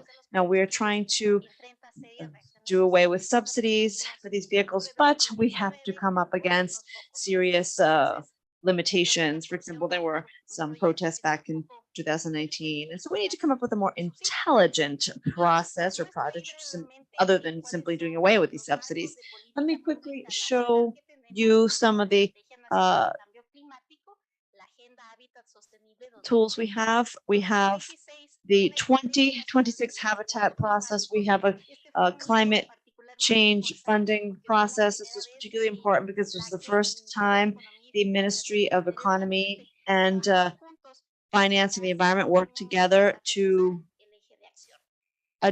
figure out how to move forward. And then locally, we have the Quito Resilience Strategy and the 2040 Vision, as well as the National Climate Change Strategy. Each of these actions include transportation as one of the key pillars. Now, what does this project consist of? So the project has 2 phases. I'm going to refer only to phase 1 right now. Phase 1 consists of retrofitting the public transportation fleet, which is owned by the municipality. Here you have the attributes of this project. There are simply 4 components. One is local technical capacity building. I just wanted to begin by referring to the structure of the Quito board.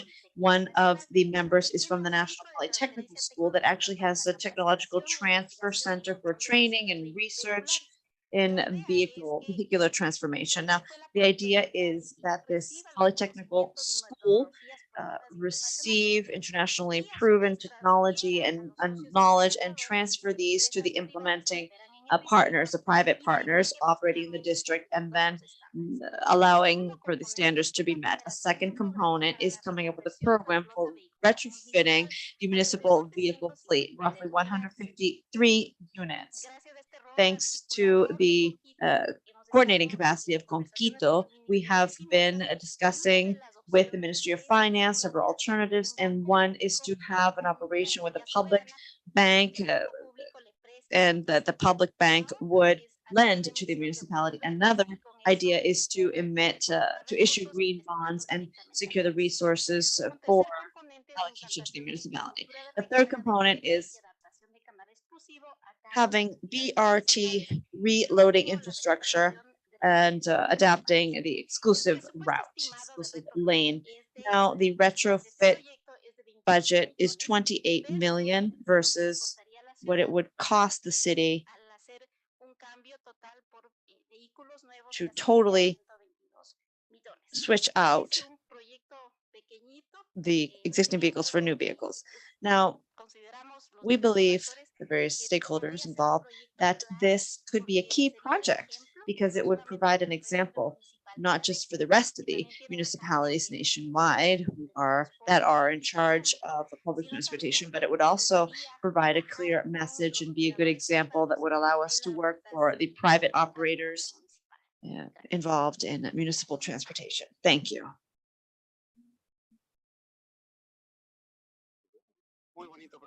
Thank you. That's a very wonderful project, and I'm sure Reborn Electric will provide us with some food for thought and some good ideas. Allow me to introduce you to Felipe Ceballos Becker, the general manager and co-founder of Reborn Electric Motors Chile. Thank you for inviting me here today. I want, as mentioned by Jose Luis earlier, we really need solutions in Latin America for more local development for electric mobility. And what we do is we come up with electric mobility solutions by way of two product lines. One is retrofitting diesel vehicles to electric vehicles through the circular economy. The second solution is developing new vehicles, 100% electric vehicles in the region with local partners and developing all the components in the region, etc. We are 100% Chilean owned with Chilean engineering. We launched the company back in 2016. We are a B company and we focus on technological development, local technological development. We have seen that if you are able to develop vehicles, you can produce this supply chain and then develop increasingly more components required for local manufacturing. We do not manufacture all the components, but we manufacture a significant number of these locally. Now, in South America, we do not have enough volume to manufacture lithium batteries, electric vehicles, compressors, etc. But we do have volume for infrastructure, for the peripherals, cables, hardware, software, etc. All of that can be developed locally. So if you can have your competitive advantage and develop what you can locally, and what you can't, you import. And slowly but surely with this technology, you can develop your electric vehicles. We have two product lines to foster electric mobility. One is the retrofit line of products. As mentioned earlier, we take buses that are end of their useful life after 5 to 10 years of operation, and we switch out the entire diesel traction system for a non-contaminating 100% electric system. And then the vehicle in the end is just like a new vehicle. And we take advantage of the body, the chassis, recycle that, and then we use the circular economy as a leverage point to get rid of all the diesel components. And then the other project just has 0-kilometer vehicles that are manufactured, the chassis and the body manufactured in Brazil, and the electrification units in Chile, and then you come up with a 100% e-vehicle. You can see that the retrofit is not just about changing the traction system, but you also have to come up with a product that will meet all the comfort, quality standards, what a new e-vehicle would provide in terms of comfort and quality to the users. So the retrofitting involves changing the traction system, but also having an overall overhaul of the chassis, etc., so that this retrofit vehicle will be as good as or as equivalent as a new vehicle. Here you can see some of our experiences. We have retrofit vehicles working in the mining sector, seven units working in a very hostile environment with salt, low temperatures, and mud, and we've been very successful. So we know that retrofit solution can be used for public transportation to accelerate our move towards electric mobility and having more competitive, cost-competitive solutions, operationally competitive solutions as well. The second product line that I was referring to is manufacturing new 0-kilometer vehicles. These are currently being manufactured. Well, we tried to manufacture as much as we can in South America. That's why we have partnerships with Brazilian manufacturers for the chassis, for the body. The electronics are managed here. What we cannot do in-house, we import, and we come up with 0-kilometer, 100% national vehicles. This is a solution that we have developed also to foster electric mobility in Chile. Now, as a company, we have a 3,000 square meter plant, and we hope to accelerate migration towards electromobility by retrofitting and new vehicle manufacturing. Now, also, we could think about batteries. In South America, we're well positioned for new fuels, for example, green hydrogen. So we're trying to get ahead of this trend and start developing our own locally developed green hydrogen technology. We are working on a solution to hydrogenize, if you will, the mining haul trucks, loading and haul trucks. They consume 200 odd liters of diesel per hour. It's very polluting. And so we are working towards implementing more sustainable technologies and making sure that the transportation and hauling and natural resource production sector is less contaminating and more clean. Thank you. That's what I have for you today. Planes de expansión de What about expansion plans? Well, we know that the retrofit market is very local, and we need to develop that competitive advantage in country. So it'd be interesting to have retrofit plants in the various countries so that from our own corner, from our own country, you can come up with your own electric mobility projects, take advantage of what you have in your country to reduce costs and help out other nearby countries. Now, we also have seen that there's a second line of products that are necessary for accelerating the transition towards electromobility. This is related to how we can provide support to the operators for funding their bus conversion. Now, there's a lot going on with electromobility, but the issue is how can we help out the operators to secure funding for their solutions and thus integrate e-vehicles. Today, an e-vehicle generally has a higher investment cost than in terms of acquisition versus a diesel vehicle, but the operational costs are less, so they compensate the high investment costs. So we have to figure out how we can fund and finance the operators so they can actually justify moving towards electromobility and making the whole electromobility solution more competitive. That's what we're working on. Great, thank you for that.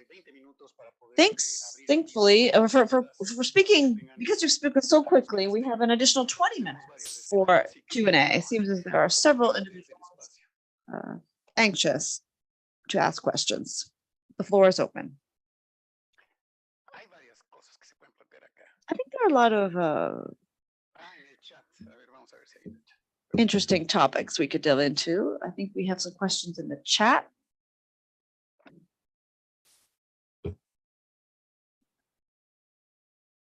No, no tenemos el chat. No. I guess we don't. Anyhow, go ahead, Sandra.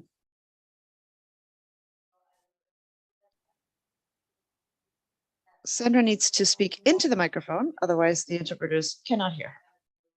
The interpreters are not receiving Sandra's audio.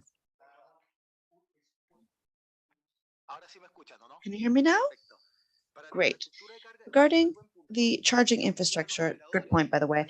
Today, the operators, contrary to diesel vehicle, when the operators buy this, they need to think about a full-blown projects, not just about buying the electric vehicle. We need to think about the charging station, the energy contract prices if you want to reduce emissions. How are you going to generate the energy that you need for electric vehicles, etc. So for e-vehicle manufacturers, it would be key for them to provide a complete project package to the operators so that they can define charging strategies that would foster lower costs, lower emissions, etc. And to answer your question, yes, we are starting to provide support to operators in terms of complete solutions. If we are going to facilitate migration towards electromobility, we have to do away with the barriers for the operators so it'll be easier for them to acquire these vehicles and hence operate them.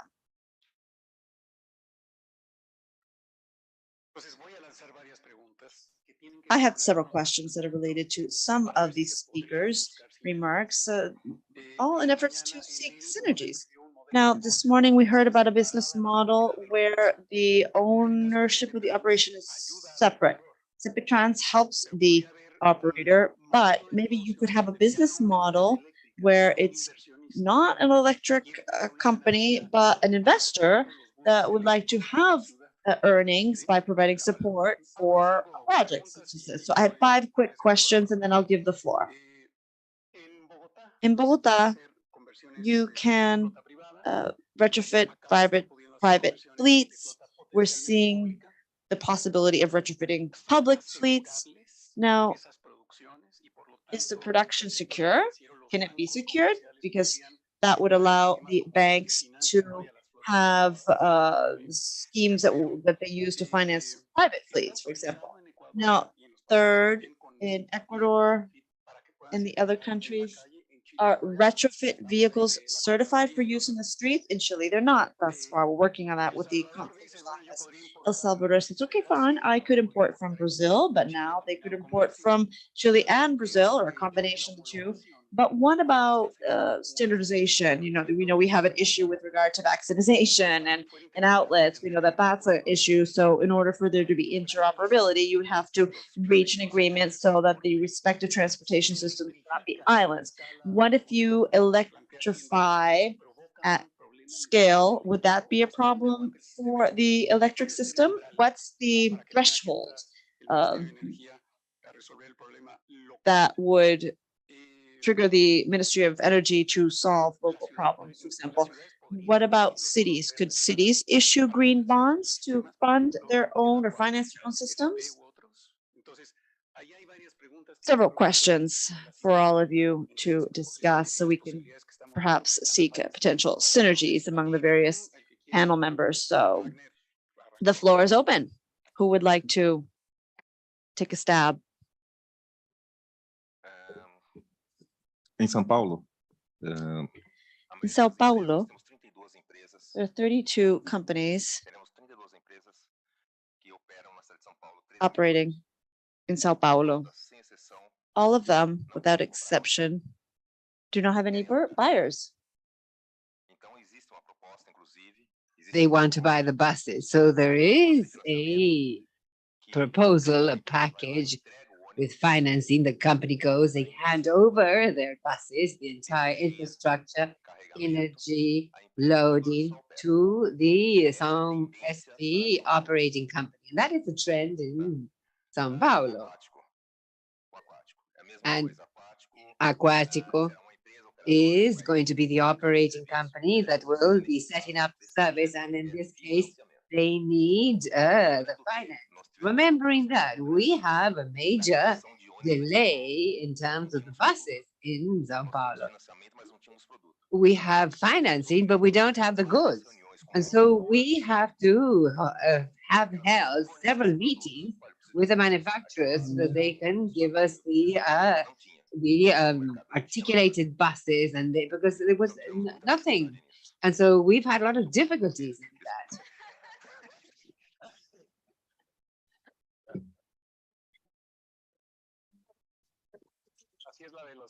That's how the speed goes. Yes. That's how fast it is.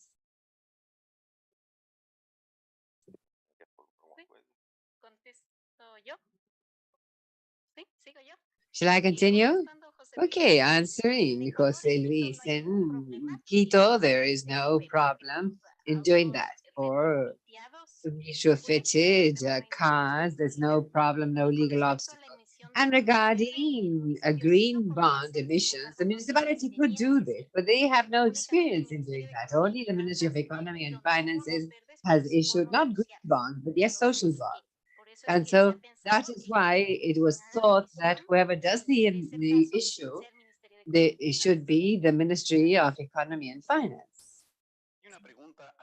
One additional question for Ecuador coming from Mexico from Alejandro Guzman from Planisfera Sustainability AC, expert in services to financial institutions in Mexico. She says for Ecuador, in order to expand certainty for possible investors and strategic actors, it is possible to publicly know the regular monitoring that there exists and the connections that are shared among local strategies and the national strategy.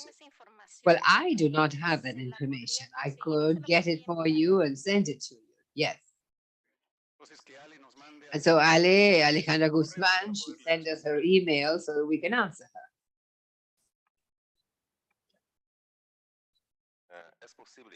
It is possible to have a trolleybus retrofitting, and we have been doing that in Sao Paulo. We had thought of it, but unfortunately, his microphone is not working.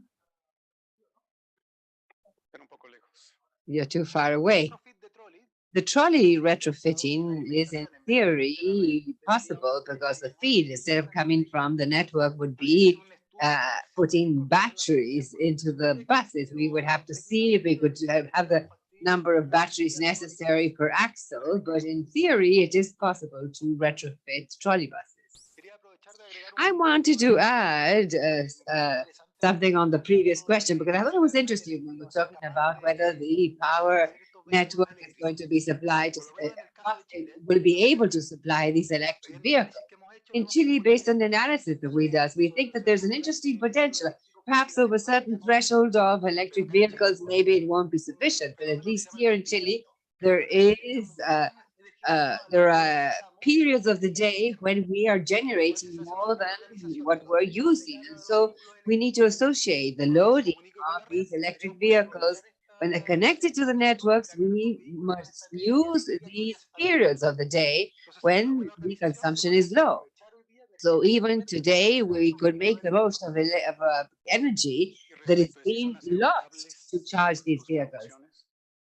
And what are you doing today? Well, today with the new buses, they can be insured. Yes, the retrofit vehicles depend a lot on the operation, because since there are no regulations today, it is more difficult to insure them. But with the change in the regulation, we believe that we could have a technical check, and then these vehicles should be, must be possible to insure them. Yes. El Salvador.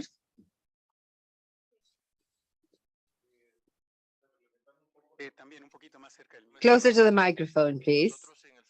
We in El Salvador have a route that was taken from a concessionaire that was not meeting the rules, and it is now being operated by the government. And so these are combustion fuel vehicles, but we have about 50 buses, and we could begin retrofitting soon. But at the same time, we're designing the regulation.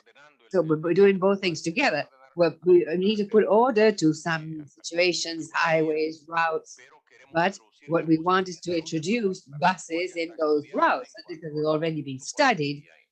We have the topography and so on, and possible obstacles that are on the roads. And so we also have a plant being analyzed, 250 kilometers autonomy, and we need about 4 megawatts in additional energy that could also be connected to the grid for nighttime charging. But you have the charge station in a facility, and we could have it there or do that somewhere else in Salvador. But it is feasible. We could talk about this a bit further, and I think that we could have some approach with the entities that are carrying this out. Yes, thank you. Georgina has a question, and I also have a question for Sura, and which is, if these institutional investors, if they would be interested in financing this business model that we're talking about here, where the operator receives the vehicles on leasing to be able to operate them. Georgina. Georgina Cipoleta from the Unit of Financing for Development at ECLAC. We are working on retrofit projects and the studies of the investment impact of financing. We're seeing the case of Costa Rica, and I have a lot of questions, in fact, but I did want to ask specifically regarding the cost. What are the costs that you have per vehicle that the operator should take into account, and which would be the difference in comparison to the cost that is being used now to acquire a new vehicle, an imported vehicle? That on the one hand. And then on the other hand, what are the expectations in terms of expansion with a possible approval announced by the government of the regulation for retrofitting in Chile? And in a third question, what chances are there, certain chances, of being able to work with other countries such as Costa Rica or getting advice or providing advice? Because there too, we are advising a pilot retrofitting project for buses. So it's all very interesting.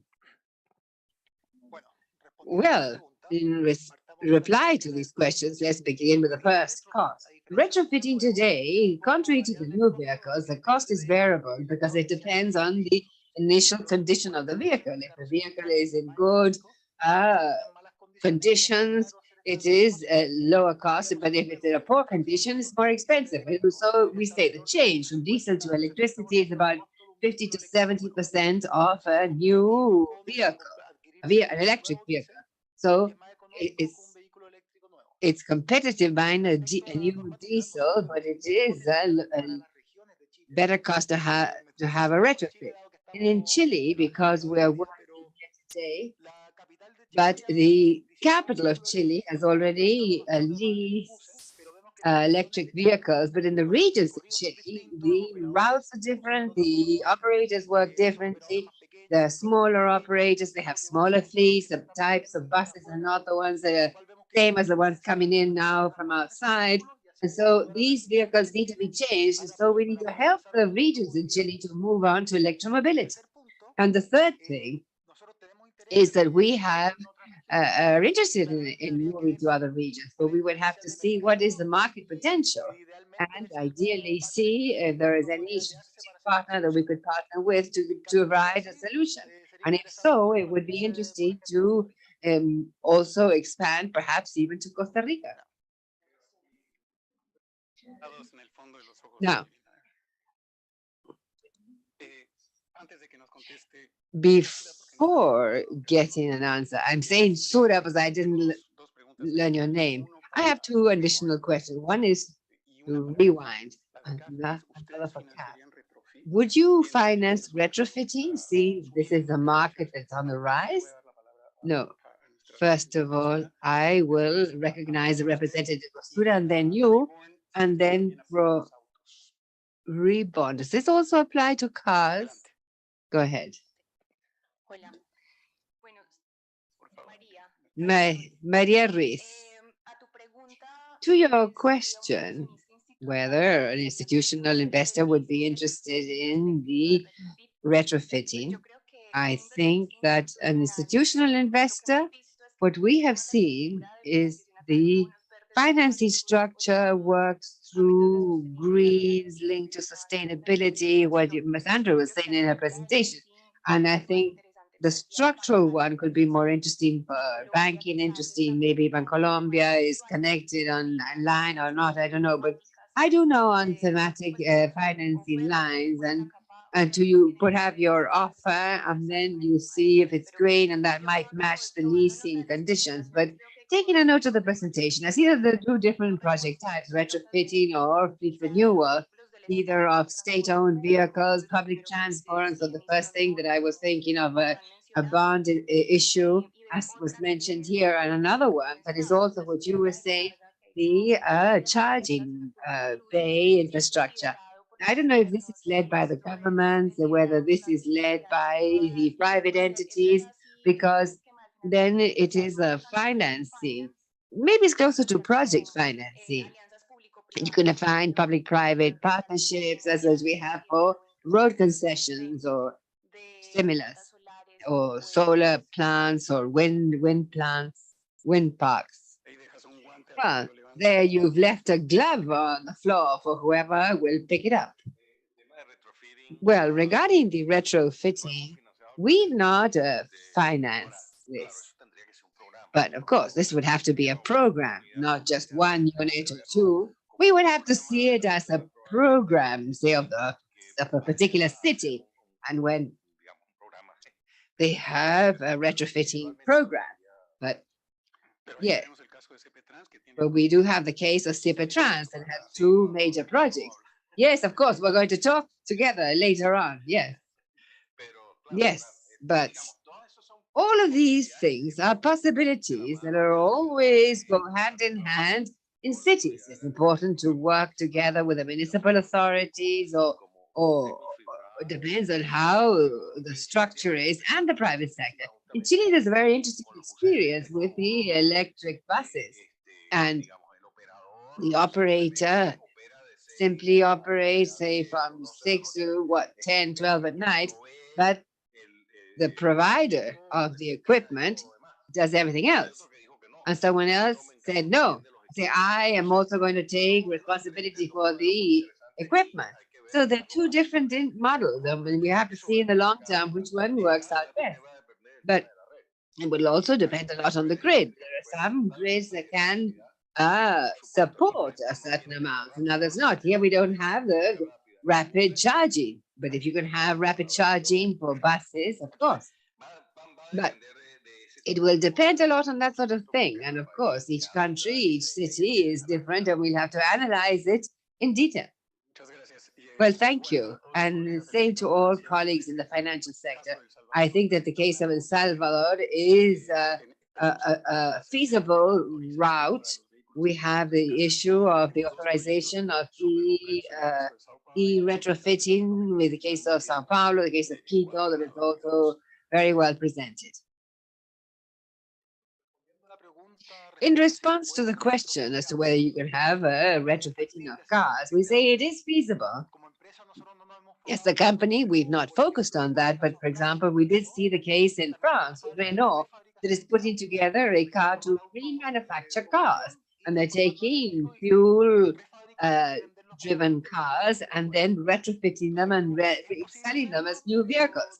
So it is possible, but it depends a lot on those involved.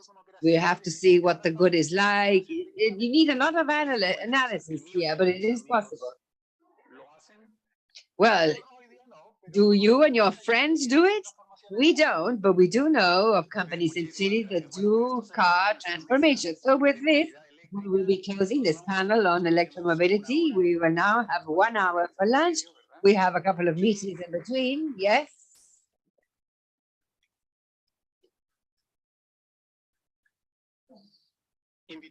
And we invite all colleagues in the financial sector to meet back here again with Santiago Lorenzo and my friend here at ECLAC in the Enrique Iglesias room. We're going to have a short exchange as to whether we can put together a sort of Glasgow alliance for net zero, as it is being done in other regions of the world. We are going to discuss the Fund for Adaptation and Resilience that is being discussed by CELAC, and the rest of you enjoy your lunch. Where is the room? Enrique Iglesias is on the way to the cafeteria, but on the right. For everyone in the financial sector, Nigel, well, this is a champions initiative, and Nigel will explain it. It's going to be very short, so it's on the way to lunch, if you like, so don't really worry.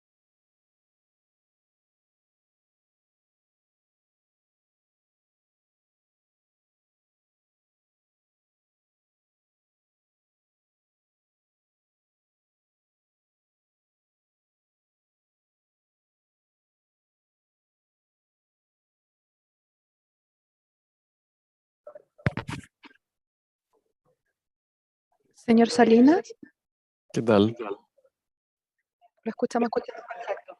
Voy a abrir la cámara. ¿También puedo? Sí, claro. Ningún problema. Se ve y Ok. se escucha perfecto. Lo de montar la presentación lo vemos después, porque tendríamos que quitar la que está de fondo, ¿no? Sí, esa es una fotografía. Si gusta me manda por correo, le voy a poner correo ¿Ah? en el chat. ¿Te mando la presentación para que ustedes la monten o yo la presento? Nosotros la manejamos de acá. Ah, ok, ok. Te lo puedo enviar a ese correo que Claudia, de esta hola, por mañana, acá ¿no? Rafael de STIC. ¿Cómo está, señor Edgar? ¿Qué tal? Si usted tiene el control ahí y puede, si quieres, probamos su presentación y así la tiene usted el control. Ajá, ok. Ah, claro, me da la opción de escoger PowerPoint directamente. Sí, Ahí, ahí ya ahí ya la tiene estoy habilitada la colocando. opción. Ahí. ¿Llegó? La estamos viendo, estamos esperando que cargue el modo presentador que no se ve todavía. Si lo puede dar nuevamente al clic de slideshow.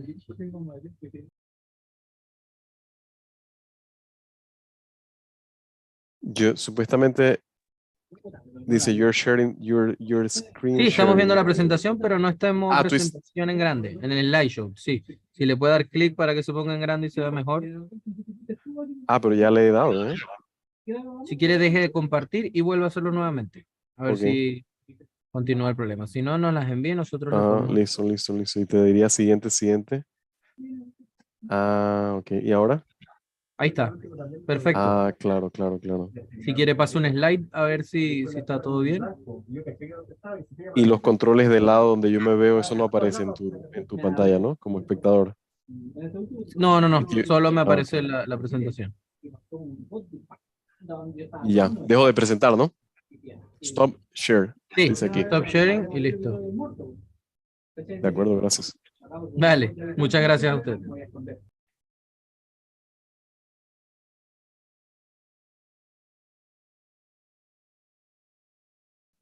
Señor Yepes, Sí. ¿Qué tal, Claudia? ¿todo bien? ¿Usted ya probó su sonido? No, pero si me escuchas bien, Sí, lo escuchamos perfecto. fantástico. A ver, empiezo el video. Ahí está. Perfecto. Muchas gracias, perfecto. Ustedes tienen la presentación, creo, ¿verdad? Sí, la tenemos. Y lo que me decían es que la van pasando, yo nada más les comento cómo van cambiando de slide, por favor. Ningún problema. Excelente, muchas gracias, Claudia. A usted.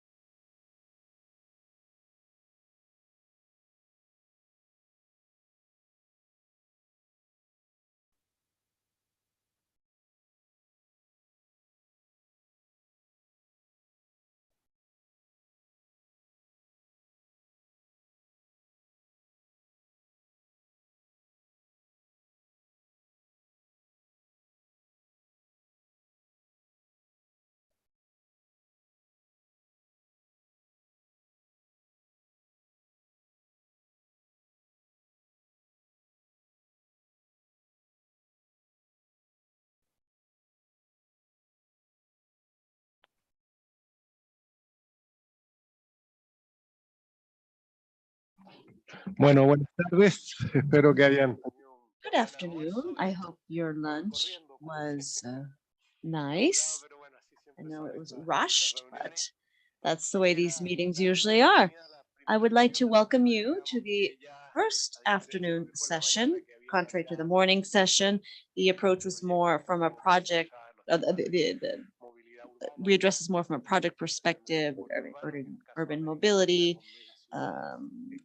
electrification. We have mega cities in Latin America, so all of that could have a good economic, social, and climate compact. So impact.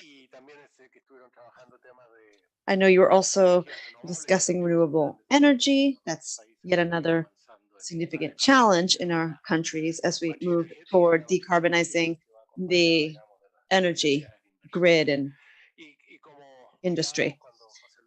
Now, Jose Luis talked a bit about the project compendium and said that we're not covering everything that we could cover. This is just a first stab.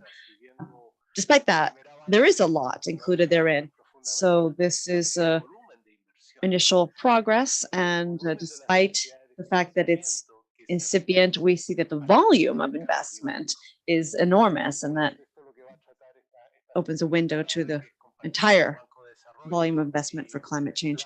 Now we will talk about development banks and the challenge of raising resources and mobilizing funds. Now, we have been referring to a level of resources that will not materialize in the short term. Instead, we need to be thinking long-term, mid-term, because it's impossible to mobilize such a large volume of resources. But in any event, we see that private resources are playing a key role. Now we hold meetings, seminars, discussions, etc. And despite all of that, we are quite far from mobilizing private resources. Now, that is a reflection of a variety of different things. On the one hand, a lot of these investments are relatively new, they're relatively innovative. And so the risk premium is quite high, making it even more difficult to mobilize private resources. Often we are referring to assets that are not fully appraised, I guess one could say, because there's a certain amount of uncertainty and a lack of knowledge regarding this, and this leads to a higher risk premium that makes it quite challenging. And then we have fiscal constraints as well that make it difficult to mobilize public resources for investments. And again, we have fiscal institutional systems that also make it difficult for all of this to occur and to secure fiscal incentives for private resources. Now, all of this reflects structural issues in the region.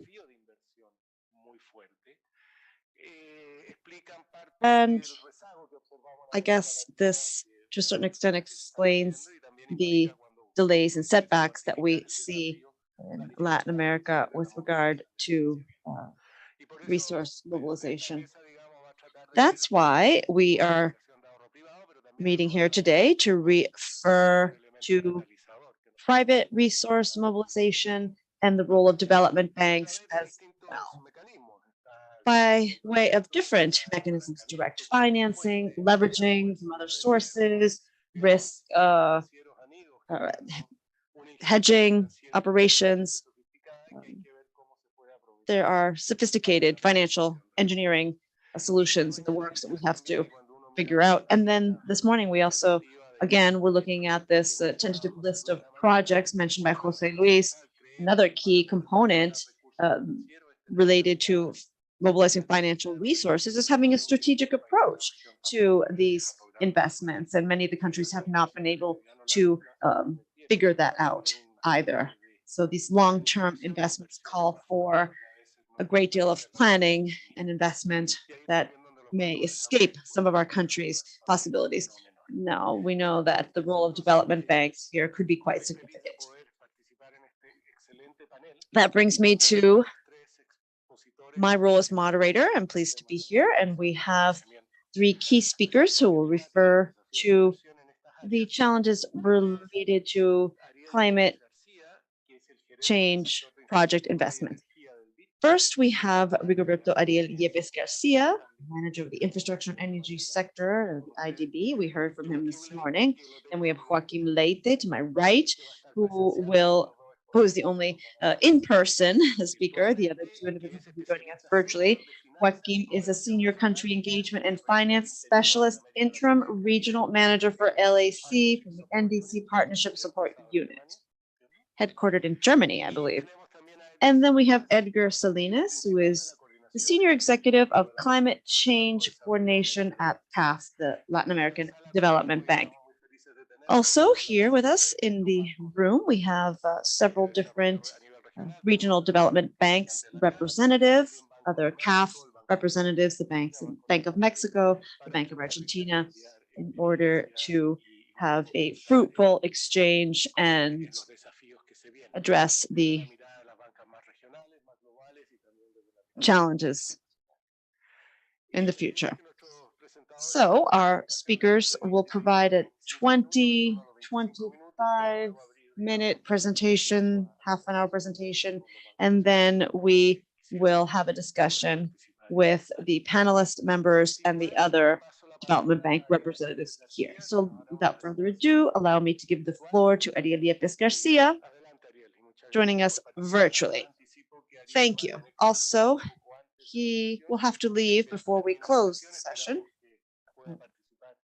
Unfortunately, nonetheless, hopefully he will be able to take part in the first round of questions if there is something specifically for him. So just to forewarn you that he will be leaving us prior to the official end of the session. Ariel.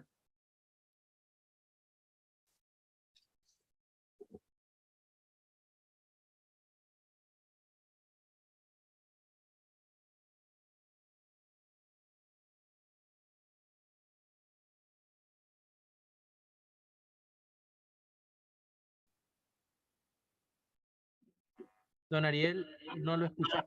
¿Podría chequear su audio? Muchas gracias. ¿Me escuchan ahora?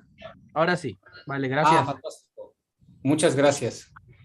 Bueno, de nueva cuenta. Again, Muchas gracias. Thank you for that brief introduction, Danielle. Again, as I mentioned, it's a pleasure to be here, a privilege to be joining my colleagues from the development bank sector to address these challenges. Now, perhaps you can help me with the presentation, please. First of all, allow me to address the various challenges related to the climate change agenda. Specifically, allow me to provide a generic description of our project portfolio. I will talk about the different sectors in which we participate, the climate-related financing that we've been dealing with over the last few years, and the mandate that we have at the bank to facilitate participation and involvement of these projects in our portfolio. Next slide, please. So the IDB's working agenda for climate change action is related to five key areas that we have defined for our 2025 vision. This is also part of our roadmap towards sustainable and inclusive development. And these components are regional integration, support for SMEs, digital economy, gender and diversity, and how we can address the entire climate change agenda and alignment with the Paris agreements. With regard to infrastructure, I would like to mention that's a key component of our 2025 vision. This infrastructure is key for all of these five areas, but we particularly emphasize climate change, given its increasing importance over the past years and as a strategic component of this vision. Next slide. What can we say about climate financing and how it has evolved from 2016 to 2021, excuse me. Next slide. What do we see here as far as the evolution of climate financing, we have a chart. In 2021, it was close to 30% of the total approved volume of the bank's resources. Is the highest investment thus far to date. This exceeded $4.5 billion, and we have the largest number of climate action operations thus far, 75 operations in 2021, equivalent to 77% of our portfolio. Over the last 5 years, the bank has had roughly 17 billion for climate change, and this was affected. Well, this is primarily due to the fact that many of our resources were rerouted to COVID. Anyhow, more than 16% of the projects, rather, we have focused on identifying resilient alternatives. We have realized that to the extent that we can provide more expertise, knowledge, and financing for these resilient actions, we will be more successful in aiding progress towards the climate change agenda. Next slide, please.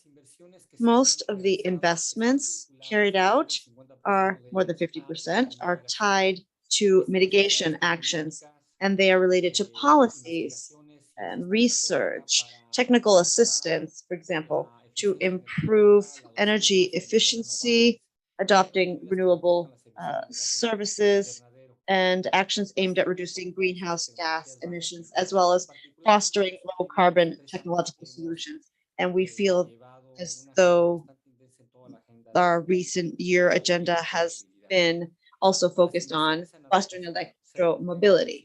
We see that many of these investments, 30%, have been focused on capacity building for government so they can better face climate change and preparing for natural disasters and having resilient infrastructure, specifically in the Caribbean and Central America. And in 2021, the demand focused on capital markets, basically green credit lines for banks in order to strengthen institutional capacity of the state in terms of mitigation and adaptation, and also sustainable infrastructure and urban development. So what is our climate financing in the energy sector, as we have done in the IDB? Well, in these sectors, most investments have had to do with cross-cutting activities such as energy transition, renewable energies, adoption of measures to promote energy efficiency, and also measures for facilitating electromobility. And so now I will present a historical overview of how these investments have evolved over time in 3 different departments that we work on and where we have an important influence in the climate change agenda, just to do with energy, transport, and water and sanitation. And so let's talk about the energy sector. Here, on average, the climate financing span almost 50% of the approved portfolio of projects from 2016 to 2021. In fact, in 2020, that was the year with the greatest share of renewables and energy efficiency, given the climate change agenda in the portfolio of around 71%, despite the pandemic. And the year with the greatest activity was this one. But although the sum here was less, in terms of intervention, this reflected what we're pursuing within the bank to facilitate and promote a greater participation of the resilience measures, and also working against the impact of climate change. And here in the screen, you can see interventions in transport in Argentina, and also the development of energy transition in the case of Chile, and the expansion of transmission systems for electricity to integrate renewable energy projects in Paraguay, and and also an electric interconnectivity project in Ecuador, and energy efficiency programs in Colombia, just to mention some. And then what can we say regarding transport? Here, our interventions have not been so large as in energy. On average, in that same period, climate financing reached almost 25%. And when we had a highest percentage was in 2018 with almost 33% of our portfolio.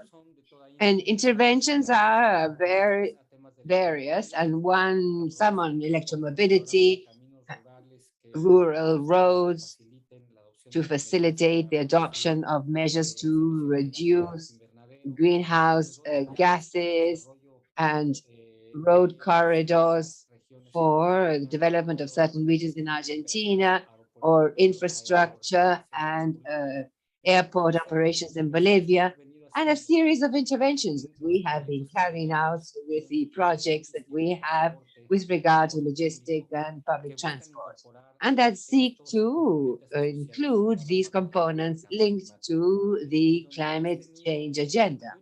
And where we've had the greatest impact with our interventions, with a very high component of interventions with climate change, is above all in our operations related to electromobility, on account of the high impact of this in the reduction of greenhouse gases. And so now I'm going to move on to water and sanitation. In this sector, climate financing on average was equal to, or was over 55%, which is what was on average approved in 2016 through 2021. And same as in transport, in 2018, we saw the highest increase, over 3/4 of the projects approved in this area.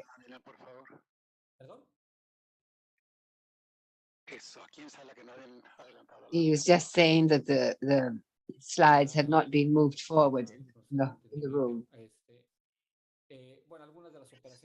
Well, some of the operations that highlight here are solid waste intervention, sustainability in terms of water efficiency in several countries of the region, and the management of basins, allowing a more appropriate use of scarce resources such as water, for example. Now, the next slide. What is our alignment with the Paris Agreement? And this is very relevant. In November 2021, during the Glasgow COP meeting, the IDB announced that all its loans and projects would be fully aligned with the Paris Climate Agreement by 2023. And so this is a major commitment and something that we have been implementing since it was announced to meet the target by 2023. This will help countries in Latin America and the Caribbean may combat climate change and at the same time move ahead in steps to help the most vulnerable populations with a sustainable recovery for everyone. And this alignment requires that the work of the IDB group be consistent with the targets of zero emissions and resilient development of climate in each country, and should also be compatible with the general objective of long-term decarbonization of the Paris Agreement. And what we want with this is to assess the harmonization of IDB and make it consistent with those aims in order to avoid activities that could hinder the transition towards zero emissions. And this agreement among operations will help us to manage the financial exposure related to climate in the portfolios that we have with all countries at the IDB.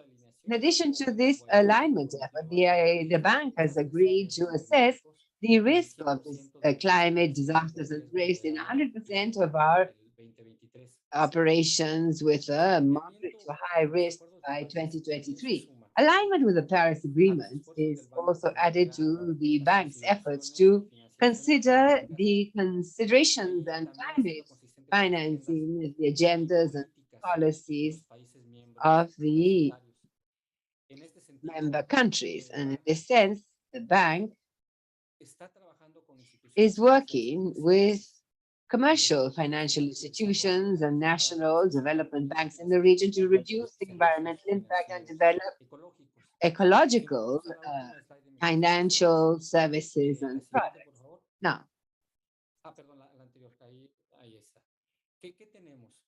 so what do we have? What we are seeking is essentially to work in an integrated manner, well coordinated with other development banks active in Latin America and the Caribbean, in order to be totally consistent with the Paris Agreement and for our interventions, albeit they are not necessarily linked when it comes to awarding financing resources, they should all obey a common direction that has to do mitigating the effects of climate change and attenuating the impact of these throughout our interventions. So what have we identified here? So relevant to Latin America and the Caribbean, because no matter how good our intentions, we do not necessarily believe that it's going to be easygoing. One has to do with the fact that as a result of COVID, we know that the fiscal situation in the countries of the region is delicate. And so what we see is that now, more than ever before, it is urgent that private capital be active in the investments required in order to facilitate these measures and agreements regarding climate change, Paris. So what is needed? Well, on the public side, at the IDB, what we are doing is to facilitate dialogue with the countries of the region in order to achieve several objectives, but basically two related to the agenda. One is facilitating policy measures to allow recognizing actions that are totally directed to the climate change agenda. And the second is that also activities be facilitated, allowing the private sector to take part in making the investments required in order to meet these targets. And so what we have identified at the bank is that just to close the sustainable development gaps that were determined by 2030, 3 percentage points of GDP are necessary every year from now until 2030. And this cannot be exclusively financed with public resources. So the private sector is essential that it takes part. And no less than 70% must be financed with private resources. And to achieve that, there are many things that must be met and tasks must be carried out to reduce the risk to be faced by the private sector in order to be involved in this sort of investment. And the work that we believe is important that it be done on the government side is to implement reforms that will address the two aims that I said before, facilitating the implementation of measures that are consistent with the climate change agenda, and the second, which is to facilitate measures that will promote a greater participation by the private sector. There are different instruments and actions that can be carried out in order to meet those objectives, and some of these are, I reiterate, policies, policy measures that reduce the risk and facilitate the participation by the private sector and their interest in this type of investment. And the other is the implementation or the use of financial instruments that help reduce the risk of the interventions that are linked to the climate change agenda. There are different experiences in each sector that we are working with, but what we always say is that one important incentive to facilitate these actions is first that there be also resources, concessional resources, or resources that are often grants that promote the climate change agenda. That is the reduction of greenhouse gas emissions. And that is why it is key to identify resources and work with all green funds, climate funds, to provide our counterparts with financing mixes that make investments not only attractive, the climate change agenda, but that also help countries, especially the public sector, help them when they need to make investments to help them to have interest rates that are attractive in order to carry out these measures. And so with that, I end my presentation. I'm at your service in case of any questions. Well, thank you very much, Ariel, for that excellent presentation on the efforts being made by ADB in this year. And I would also like to say that 30% of the portfolio of approved financing is related to climate change. And the area you were mentioning, transport, energy, water and sanitation, although transport, water and sanitation have a greater relative proportion, the effort is great. And the other thing that I thought was very relevant is this difference that you are financing in terms of adaptation and mitigation. Because as your slide showed, adaptation is more linked to public investment efforts and the rationalization of public resources, because there's an issue there, whereas we would have to wait for the mitigation efforts to mobilize more private resources. But in practice, this has not been as dynamic as we would have wished. But this difference and seeing whether development banking, where they should aim, either more adaptation or mitigation, given the nature and the difference of the investment projects and of the returns and risks involved in the long term, would be an important issue. The other thing I would like to highlight from your presentation that I also believe a very important message is the need for coordination between multilateral banking and national banking, because there too there's an issue that is essential in order to amplify and better mobilize resources in that direction. Now I would like to give the floor to Joaquim Leite, who is seated next to me. Thank you. Thank you, first of all, thank you very much for the opportunity to be here, sharing a little bit the work of the partnership and also the trends that we've been seeing. So the partnership was created in 2016 as a coalition of developing countries and international institutions that were committed to support developing countries in advancing with their NDCs, the implementation of their NDCs, but always in line with the Sustainable Development Goals. So to date, we are at 120 member countries, so both developed and developing countries, and more than 80 institutions. And amongst those, we have multilateral development banks, we have UN agencies, regional bodies such as ECLAC, and also institutions that are representing civil society, private sector, and with one objective in mind is to support countries in reviewing, enhancing, planning, but more importantly, implementing their climate change commitments towards the Paris, the achievement of the Paris Agreement goals.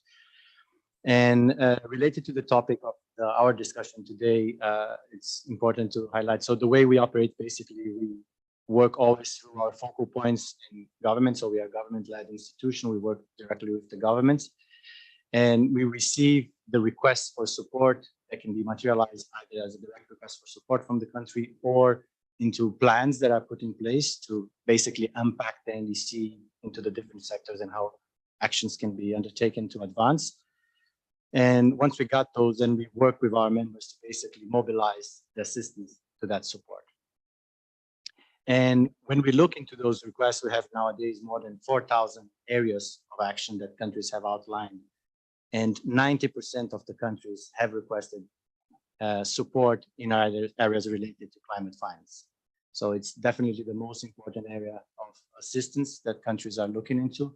More importantly now, as we revise the NDCs and several countries have put forward more ambitious NDCs. So for us to be able to do the same in the next round, we need to show that we can mobilize resources and we can implement the current commitments. And looking into those requests, we also realized the importance of the partnership as this coalition to step up its efforts. So in this year, it was launched the finance strategy of the partnership, basically outlining a few areas that I'm going to explain a little bit based on this request that we received.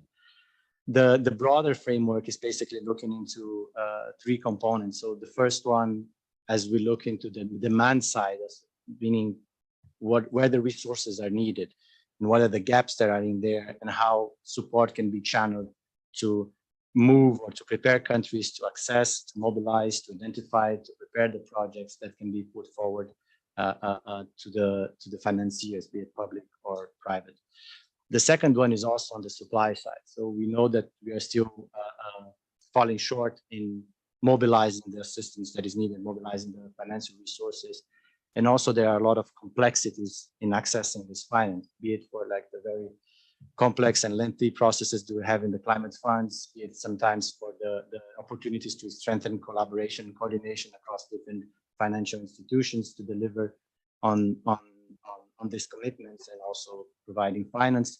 And the third one is working on trying to bridge this gap. So moving from demand to supply and the process for that. And now I'm going to outline a few of the five areas that we are seeing a lot of traction, be it in terms of like the needs of the countries. Important to say that there's already a lot of support being provided. So out of the needs that we received, 60% have received some kind of response.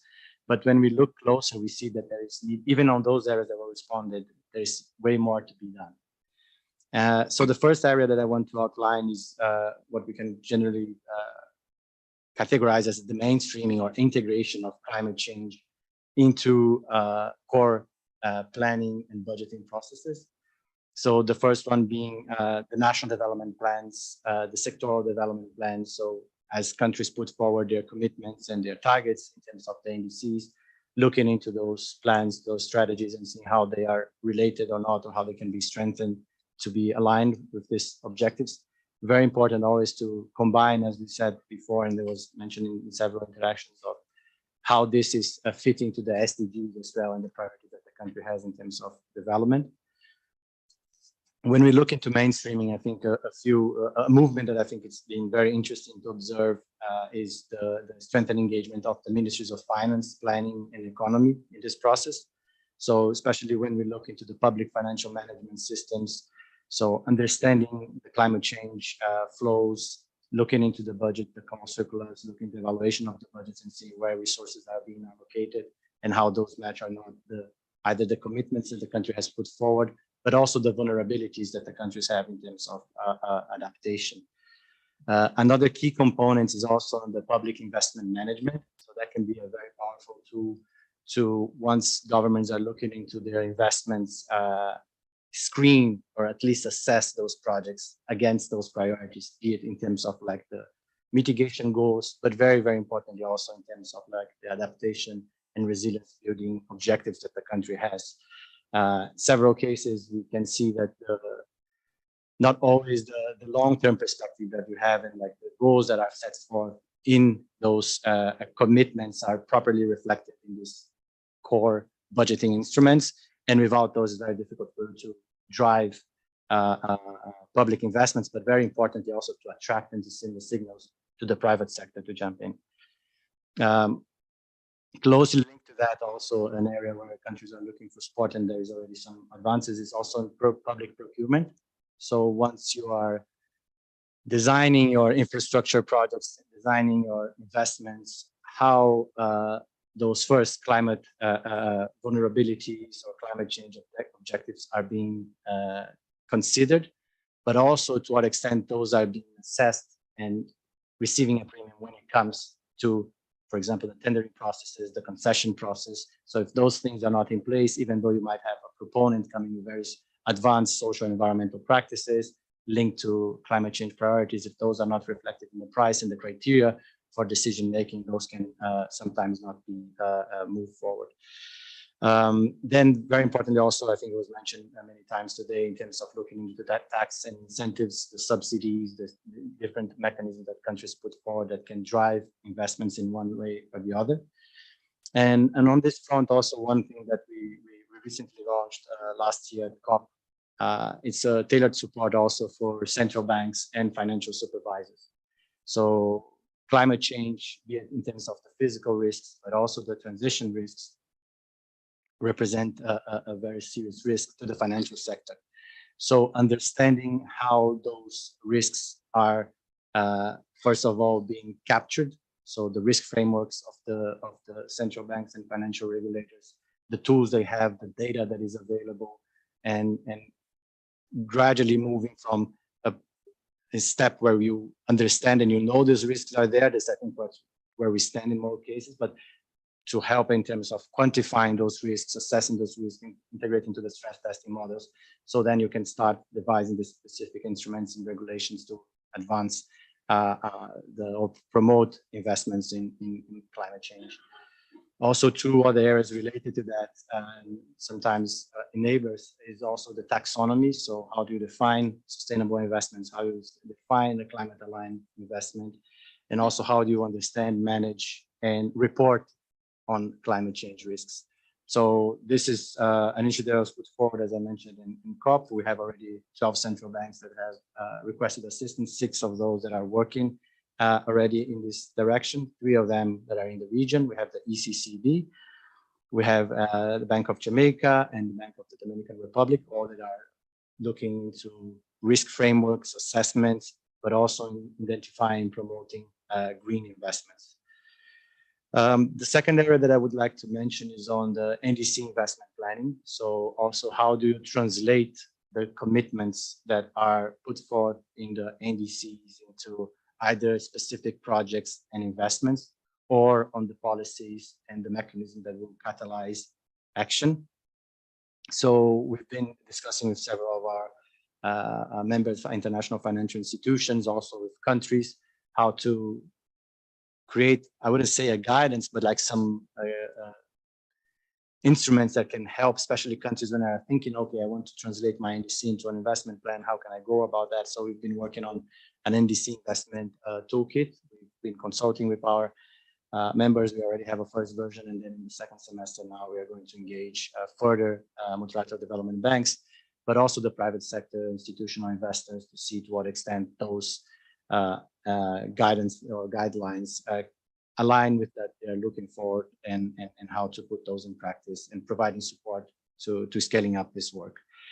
The third area, I think that's a key topic for our discussion today, is on the project and pipeline development. So I think that's one of the most commonly requested area for support. What we see there is a big disconnect in terms of what countries, so the countries say that they have investments, they have the need, but on the other side, we hear from investors, okay, we have the money, we want to invest, but still this matchmaking is not happening. And in many cases, because we have a lot of projects that are in very early stages in terms of ideas, concepts, and they need a lot of support to go from ideas and concepts up to a moment that either even an MDB or like an institutional investor can look and finance these projects. So using and catalyzing the network that we have, we are discussing on how we can provide assistance for those projects to move along those cycles and bring in the specific partners that can assist them, let's say early stage, pre-feasibility studies, graduating to the feasibility studies, environmental and social impact assessments, and later on for the discussions on project financing. We have created on that something that we plan to scale up as well, initiative we called project pins, or project information nodes. So it's basically trying to collect information from all the countries we work on, the specific projects, the investments, what those projects are about, and specifically where they stand and what is the support that they are needing at this particular stage to take the next step. And then with that, having a better understanding, being able to connect that with the different, let's say, initiatives that we have within our membership and the different support that can be provided. The fourth area is on resource mobilization. So a lot of work being done to understand and advance on the resource mobilization vehicles. A lot of countries are interested in creating national, accrediting national entities to access to GCF, GEF Adaptation Fund. Also a lot of interest in terms of putting forward the investment funds, so be it like climate change investment funds, sustainable development investment funds, working with national development banks to also strengthen and aligning their portfolios with investments, and overarching regulatory frameworks also to facilitate PPPs and attraction of investments. And then a fifth area that is cross-cutting in many ways is private sector engagement. So that's something that we see a lot of interest and appetite from countries, but be it from the early stages when the NDCs are being developed. So when these commitments are being put in place to engage the private sector, to hear from them, we understand what is feasible, what is not feasible, what are the transitions that are needed, and the support that can be provided. Also through governments, as I mentioned, we work directly with national governments, but we strengthen the regulatory framework for investments, but also how private sector can come in with their experience and like the type of investments they are looking for to guide a little bit the entire process of NDC investment planning and identification of projects that later on can be taken up for investments. So I think those are the 5 areas that I wanted to highlight. So we've been working in 80 countries across all the regions. As I mentioned, a lot of work has been done, but still way more to take place if we are to achieve the commitments we have put forward in the Paris Agreement. And I think the spaces such as the one that we have today, that we can hear from different actors, national government, subnational government, multilateral development banks, UN agencies on the work that is being done and how we can see and identify those gaps, but more importantly, work together to deliver on those are critical for us to achieve the objectives that we put forward. So with that, I will stop there. And thank you very much again for the opportunity to be here and looking forward to the discussions. Muchas gracias, Joaquín. Thank you very much, Joaquin.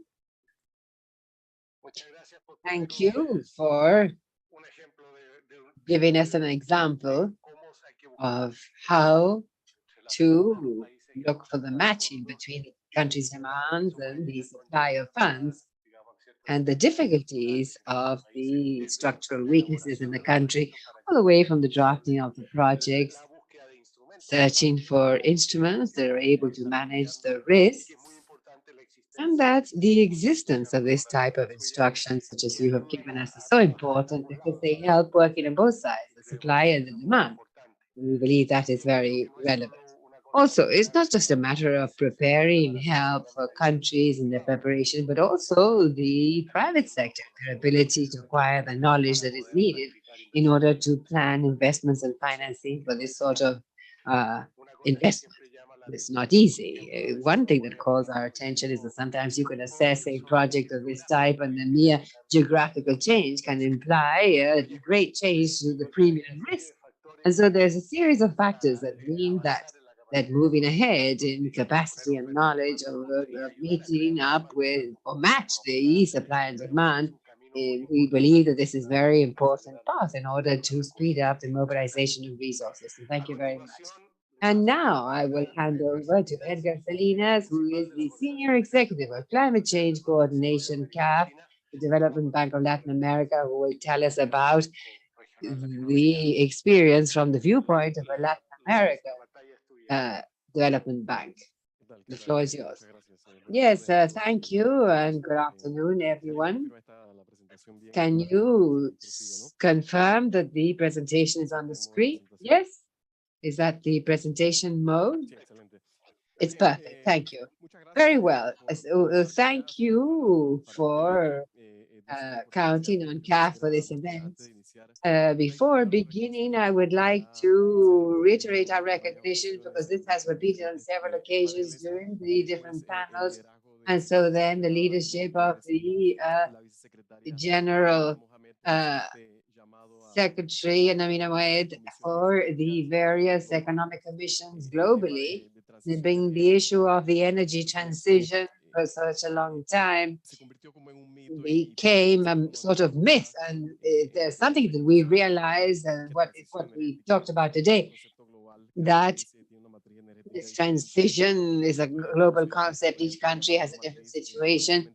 And we've seen the classical, relatively clean matrix, but a very intensive demand in terms of emissions. And so congratulate ECLAC and colleagues and the directors, Juan Luis, Daniel, Janet, for the coordination and counting on CAF, a long-standing partnership, as they say here in Brazil.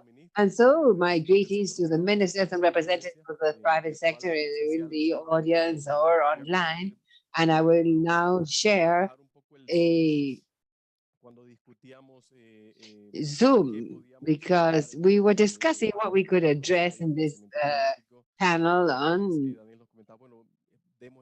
development banking and climate change. And so we said instruments, transactions, and well, a very good complement to what's been said already by our colleagues in the preceding panel. Ariel in the infrastructure, IDP, and others. So basically, what I would like to share with you from the viewpoint of climate change or climate financing, these mixed mechanisms that in English and the finance blend, capturing resources and having the specific climate change projects and getting the right mix. And as we have seen the portfolio of our energy division, and I would like to highlight what Daniele was mentioning at the start of the panel, mobilization. And so, a short introduction. I'm sure you have heard that CAF has the commitment to becoming a green bank for Latin America and the Caribbean, and how this supplements to the other issue, energy transition and climate financing. I would like to sum this up and not lose out in the resolution. I'm going to show you some examples, and technical cooperation as something to create enabling conditions. And then finally, regarding the commercial relationship between the development banking and other international partnerships. And the third one, financial partners and green bonds. In December last year, at the end of the year, we heard this news of a historical capital increase in the CAF life.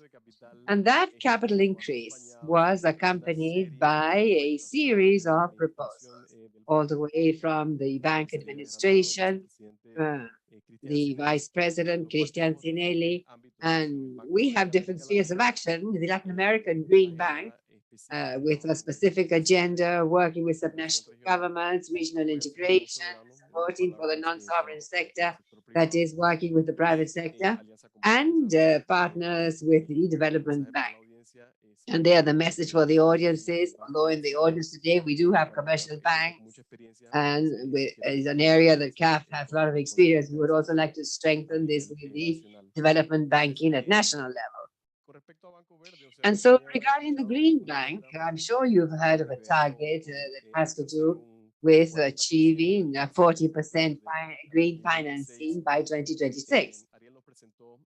Ariel presented the climate financing system in multilateral banking, denied what he had described as common principles. And this is an ongoing discussion on the table between development banking to move closer to, as was said this morning, the issue of taxonomies. And so this is a project. Undoubtedly, there is ample space for collaboration for ECLAC, IDB, CAF jointly, and investing in these taxonomies to determine emissions, private or sovereign, or our line development banking.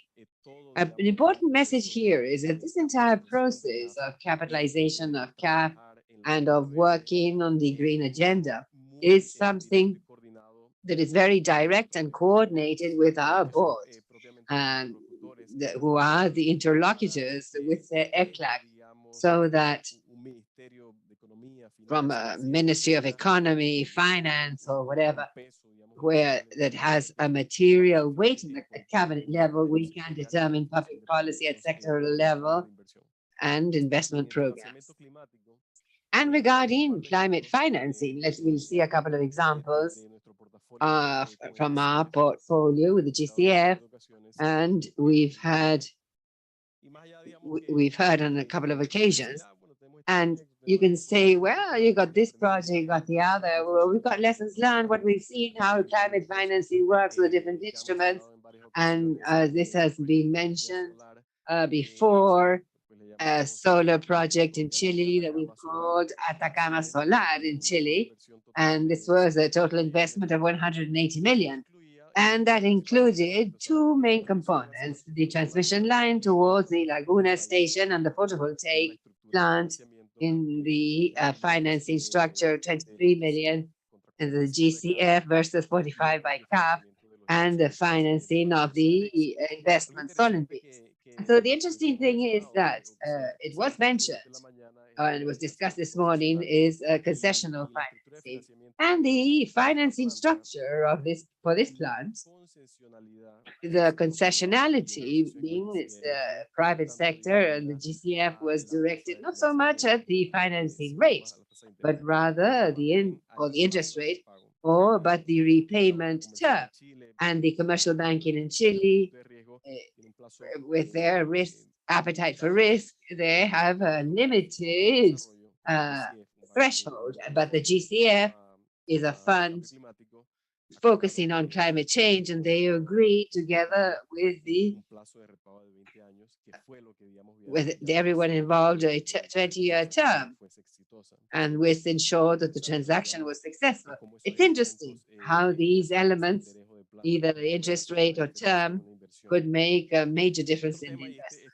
And the other thing, and this, yes, is more recent, because Atacama Solar was already paid out and implemented.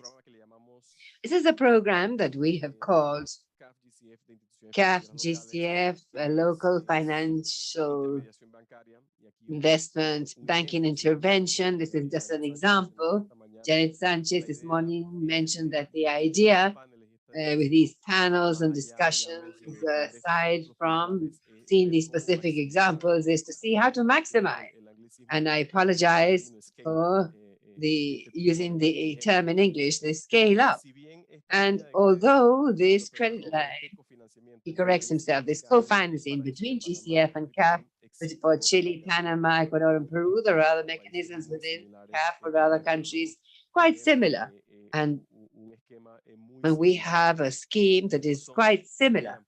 And these would be to be implemented in 2023 or 24. The first payouts, the contract was signed in July with the GCF, and this is a credit line that extends to local banking, commercial development for SME investments.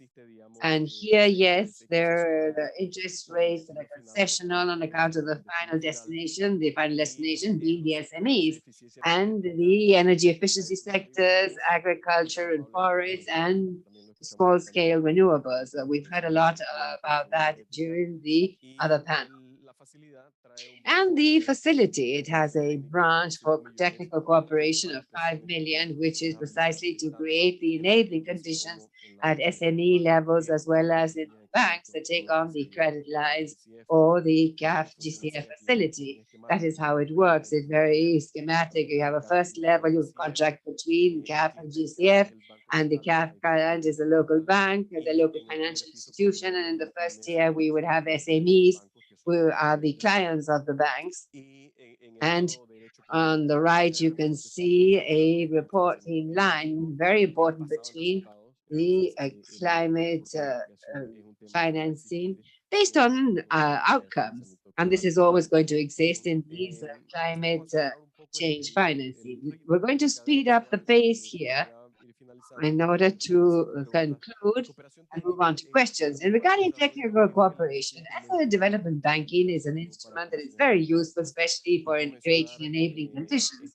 I can say that these are resources that CAF, together with the FD request investment facilities for Latin America and the Caribbean from the EU, and we have a legal modeling and a financial modeling for the electrification of a bus vehicle fleet in Buenos Aires. And this shows technical cooperation. It involves identifying imperfections in the market. For example, in Argentina, there's a subsidy transport subsidies for diesel. That's national.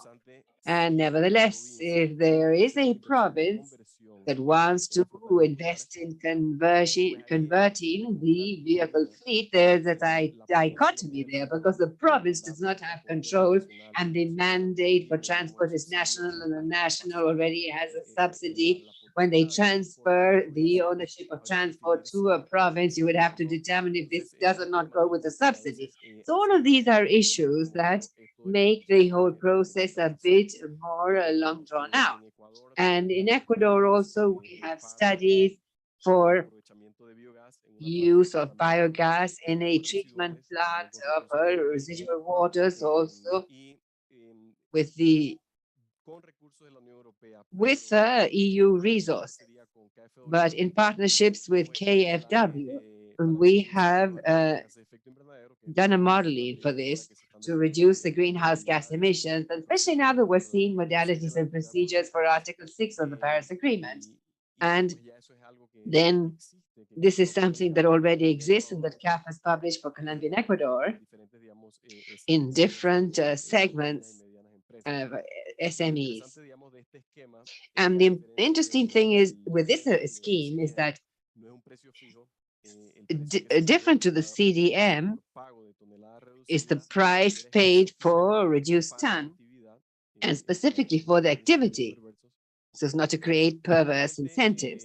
And then lastly, although we are development banking, as Ariel mentioned, we are a bank, and the bank has a liability, an asset, and needs liquidity in order to pay out for portfolio operations. And in that sense, these business B2B activities means that we have financial liabilities. And you know that in climate financing, this is an annexation. So CAF is in a position where they need to support certain countries to meet their climate financing targets, whereas on the other side, Latin America, we're also supporting countries to meet their NDCs and others, everything that was mentioned by Joaquin.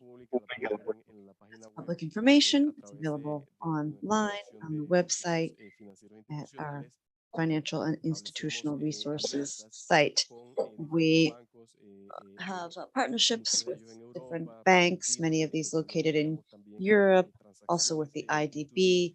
We have B2B transactions for different products, as you can see down here, and this allows us to have these mixed systems, mixed schemes that involve fund-related resources, technical assistance, etc. And then we have also an instrument that allows us to have the liquidity to disperse funds. And if the program is based on the green bond program and renewable energy, etc., it would provide the underlying assets. Final conclusions. Paris Agreement. We know that this is very clear, and we are executors, implementers. Many of the countries present here today, participating on the panel, clearly understand the direction of the bank, and the Paris Agreement refers to the type of emissions. There's been a lot of talk of energy poverty, energy transition, how this must include targets to reduce the energy poverty. We've also talked about the regulatory framework that's necessary. We need to create the necessary conditions. We also must consider asset amortization. For example, certain plants have come on board and 10 years have not fully amortized their investment. And also, it's important to have appropriate planning to mitigate some of these socioeconomic impacts. Those are my messages. Thank you to EPCLAC and Santiago. Thank you for the invitation, and we are available for future collaboration.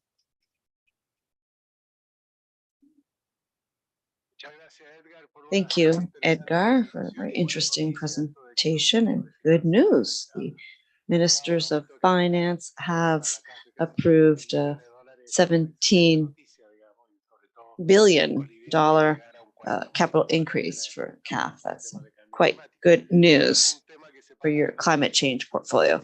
Now, this is something that's many institutions have been insisting on the need to provide capital to the national, international banks for climate change funding.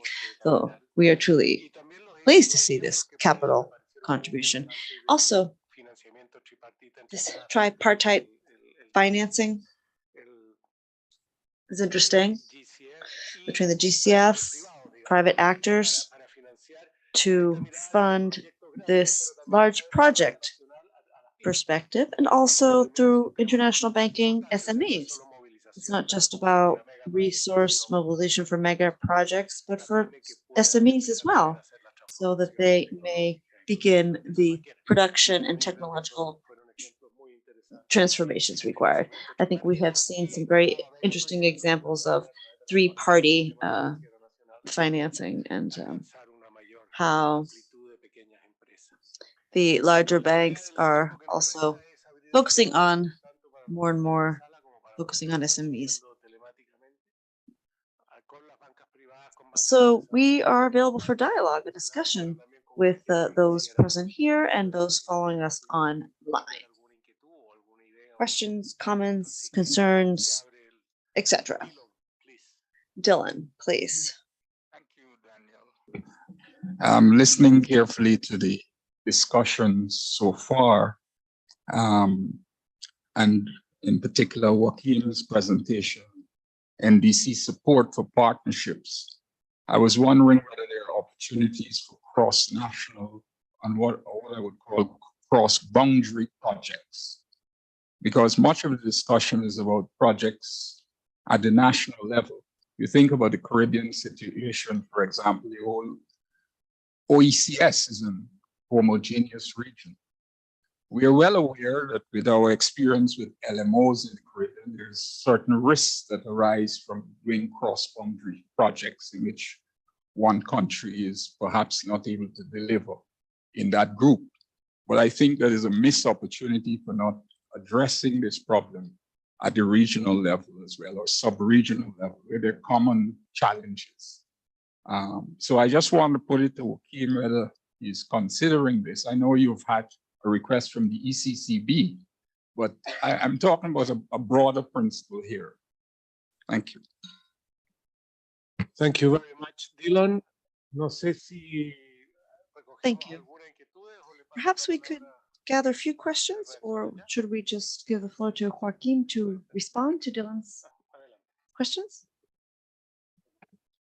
I think this is a really important question that is, of course, relevant for small island states, because it's very hard to aggregate to a big level when you have such a small economy. So there's got to be some other platform for aggregation. I'm always reminded that some of the very big asset owners in GFANs, like the Ontario Teachers Pension Fund, have got a minimum ticket size of, like, I don't know, $100 million or $200 million. But I think we need to think about, and we're starting to see some funds being constructed which aggregate projects, so they give the opportunity for investors to invest in funds, not projects. I think this is part of the construct that we keep getting wrong, is that we only talk about projects, and we have to find ways to aggregate, otherwise we'll never bring in those big pools of capital into small economies. So I know there are some examples of funds that are being raised right now which have a kind of grant slice for project preparation, a concessional slice, and then a slice which is open to public and private investors. But I do think that's part of the emerging architecture which we need to keep an eye on and share expertise on, and try and grow faster. I think it's a really important question. Gracias. Joaquin, ¿quieres empezar tú? Joaquin, would you care to begin? Thank you very much for the question. And I completely agree. That's super relevant, and especially in the Caribbean, we are currently working on an assessment, engaging with the countries in the region to try to understand, one, especially adaptation being a critical priority for the region. What are where they stand in terms of their adaptation planning, adaptation financing, especially adaptation projects. And one of the results that we captured in this initial engagement was really the ticket size, or the small size of the projects, and the importance of working at the regional level to scale up, or at least try to reach out to some of the funds and some of the requirements that you have out there in terms of capital. So as I mentioned before in outline, we are supporting the ECCB, and that's one of the approaches they have, is really to work at the regional level, the 6 countries, the 8 countries they cover. And we also engage with the OECS, which is also a member of the partnership, to also support them advancing their efforts, the OECS-FI, and initiatives in identifying and advancing the preparation of projects. So a very important topic, and yes, we are aware, and also trying to support these efforts also to attract resources for smaller countries. Thank you. No sé si Thank you. Ariel, Edgar, would you care to reply?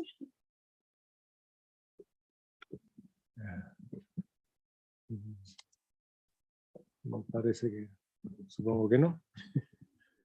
Well, I guess not. Jeanette? And then Jose Luis. Yes, allow me to further the contributions by the CAF and the IDB. It's always quite promising to see that a bank such as the CAF, that's so important for the region, has actually stated that it is a green bank.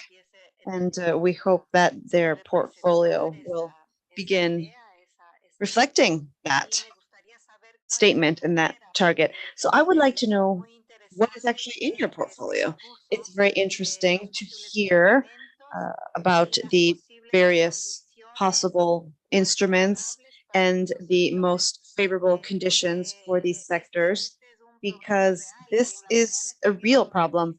This morning we heard from several ministers of energy, and part of what we need to battle with these sectors is this risk perception and the long-term return. So if we are simply waiting for the market to convey signals, these sectors will not receive attention. That's why it's very important for institutional policies and for banks actively to actively work into this direction. Of course, there are special funds for the most important players, but the financing conditions are as important. Now, perhaps we could figure out if there is something additionally needed from the public sector. For example, risk sharing. What do you think about that? What do you think, what instruments do you think you would require to secure synergies to address or to build up portfolios for the sector? Also, what is the value of your portfolio now with regard to projects for or funding for greener actions or energy transition? You mentioned a 40% target, and with regard to the IDB, do you think there are favorable conditions for these specific sectors, given that they are under this umbrella of support for the Paris Agreement targets? In other words, is that also translating into proper conditions for financing costs? Thank you. Should we hear the other question, or shall we move on to the replies? My question is very similar to the previous panel's question. Now, we have seen that there's a business model. We heard from Anel this morning about how you see a separation of electric vehicle operators and suppliers. This is profitable for the operator to reduce costs. We have also seen that there's a business model for retrofitting buses, maybe not for public transit, but there are some countries that are prepared to bring about this transition. So We have also heard Mr. Brancher said there haven't had many operations with regard to this. So I have a question for all three institutions. Are you prepared to meet this emerging demand? Are you being sought out? For example, Mexico City, Sao Paulo, they're renewing and changing their fleet. We know that there's a demand for this type of financing. Are those customers actively seeking you out, or are you actively seeking them out? Thank you. Edgar, perhaps you would like to begin. Yes, thank you. Jeanette, Jose Luis, Danielle, others for the questions. Now, with regard to Jeanette's question, the IDB was more explicit with regard to the climate financing portfolio. At the CAF, we measure in terms of green financing. Green financing is not that difficult. It includes climate financing and other environmental biodiversity related investments. We follow the methodology of the bank club, which involves 5 different banks. And recent years, our green financing portfolio has been focusing on 2025. And that's where we get this 40% target by 26. Now, however, despite that, financing is all about supply and demand. And that's where we see the issue of which comes first, the chicken or the egg. And as you mentioned, Brazil, for example, it might be necessary for governments to play a more active role. We've talked about that. Regulatory frameworks that are enabling are necessary, have an enabling environment, and planning as well. That would be interesting to have a conversation between ECLAC, IDB, World Bank, CAF, etc., with regard to planning and programming that perhaps would be led by the Ministry of Finance in coordination with other players in order to ensure that the green demand at the public investment level would be properly designed. With respect to the enabling environment for the private sector, let me use the previous example. We work with an intermediary bank for SMEs in energy efficiency, agriculture, forestry actions to provide the best financial conditions in terms of term and rates, etc. And we have certain sectors, agriculture and forestry sectors, which do not have the necessary infrastructure that could actually take on these loans, the credit, and we would have to have countries with enabling environments. Now, this would be combined with energy efficiency incentives, and there are initiatives underway in some countries for several years, but with regard to what Jose Luis mentioned, whether or not we are prepared for this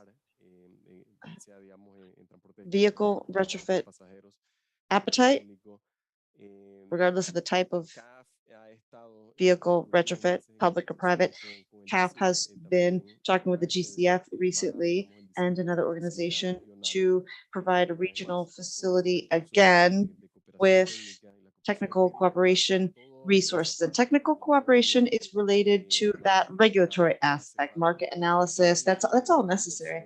And also for investments for the private sector, targeted for the private sector. Again, the commercial banking sector would be involved, and then direct financing through concessionaires designed specifically for that facility. Anyhow, this is a discussion that is underway between 3 parties. Well, thank you very much. I imagine that Ariel has already had to leave, so I don't know if you would like to add something. The question in if the partnership is ready, I think the point for us at Sage is just always responding to the requests that we get directly from the government. So traditionally, we work a lot with the ministers of environment and minister of planning and finance, but through them also engaging the different sectors to put forward their requests. So once we receive, let's say, a request with any type of support, then our work is really to make this matching. So I think the perspective of what CAF just said, a member of the partnership, also IDB, World Bank, and others that are operating, but in our at our level, it's really trying to make those connections. On the specifics in terms of the investments, I think as we hear today later from the discussions, I think there is still challenges in generating some of the projects, also some of the challenges in terms of the enabling environments, but also the challenge sometimes in terms of getting the right investors for the projects that are seeking finance at this stage. So yeah, just a few quick comments on this one. Gracias. Thank you. Well, Maria Ruiz from Zero Management, for those of you who are not here this morning, a short comment and a couple of questions. We are very interested in continuing our work with the multilateral banking because that is, as you said in your interventions, that makes interventions viable for institutional investors, our customers, when the risk for this sort of project comes down. We have already experience with PDF Invest and others who have taken part as investors in some of our funds, basically on infrastructure and SME financing. And we've also received technical advice, technical consultancy to strengthen our own capacities. And so we are witness of the virtuous cycle that this leads to. We would like to explore further what Edgar said regarding concessional capital, because we already have experience above all with governments, especially the National Guarantee Funds in Colombia or the SME Fund. And this has been very valuable. And we would like to explore also and are open to continuing conversations with you to explore that sort of alternative for concessional capital, term rates, and even the guarantees themselves that could leverage the capital of governments and multilaterals with more, but she corrects herself, private capital.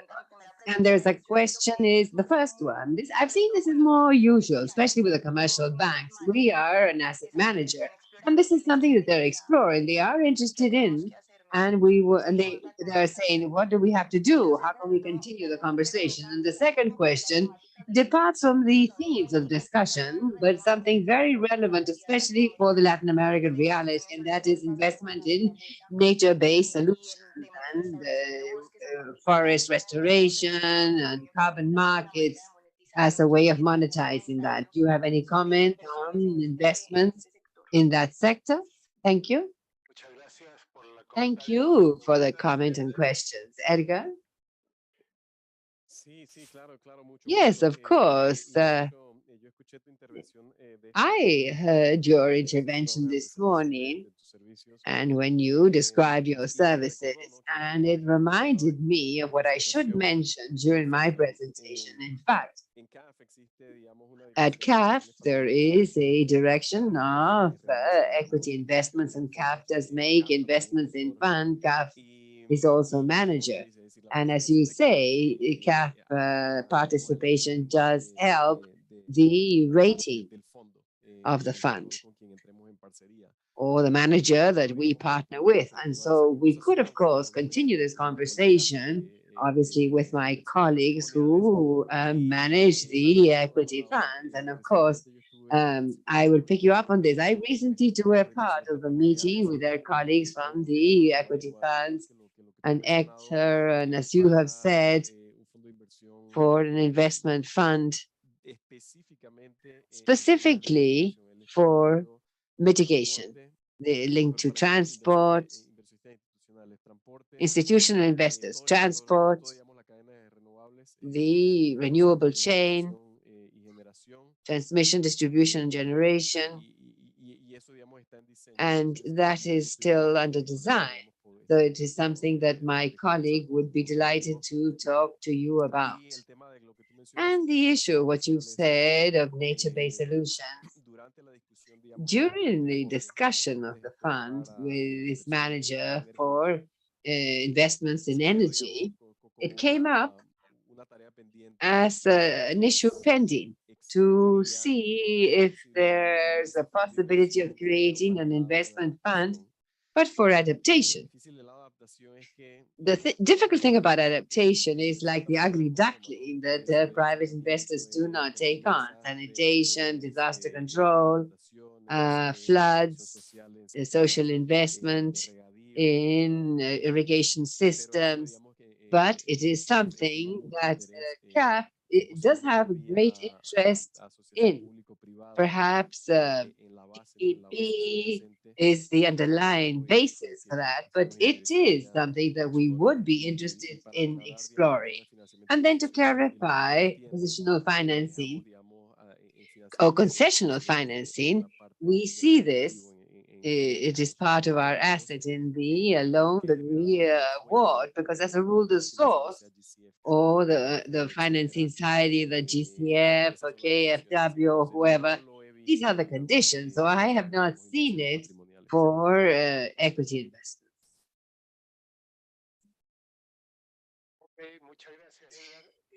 Fine, thank you very much, Edgar. Well, we're reaching the end. I don't know if anyone has any last concern that you would like to share. No? Very well. Yes. I wanted to take the opportunity to pick up on what Edgar said, forests and climate change. In El Salvador, we have, and I think that in other countries of the Central American region, it happens that hydroelectricity stations or plants in their dispatch, they don't dispatch them out of fear of the weather forecast. For example, now there's a lot, and they don't dispatch because they think that the levels will not rise for the dry season. And so we believe that the transaction unit between the electricity market and these models, it is necessary to update the instrumentation in order to monitor the dams, to monitor the river basins that feed these main dams, and improve, of course, the models that they have.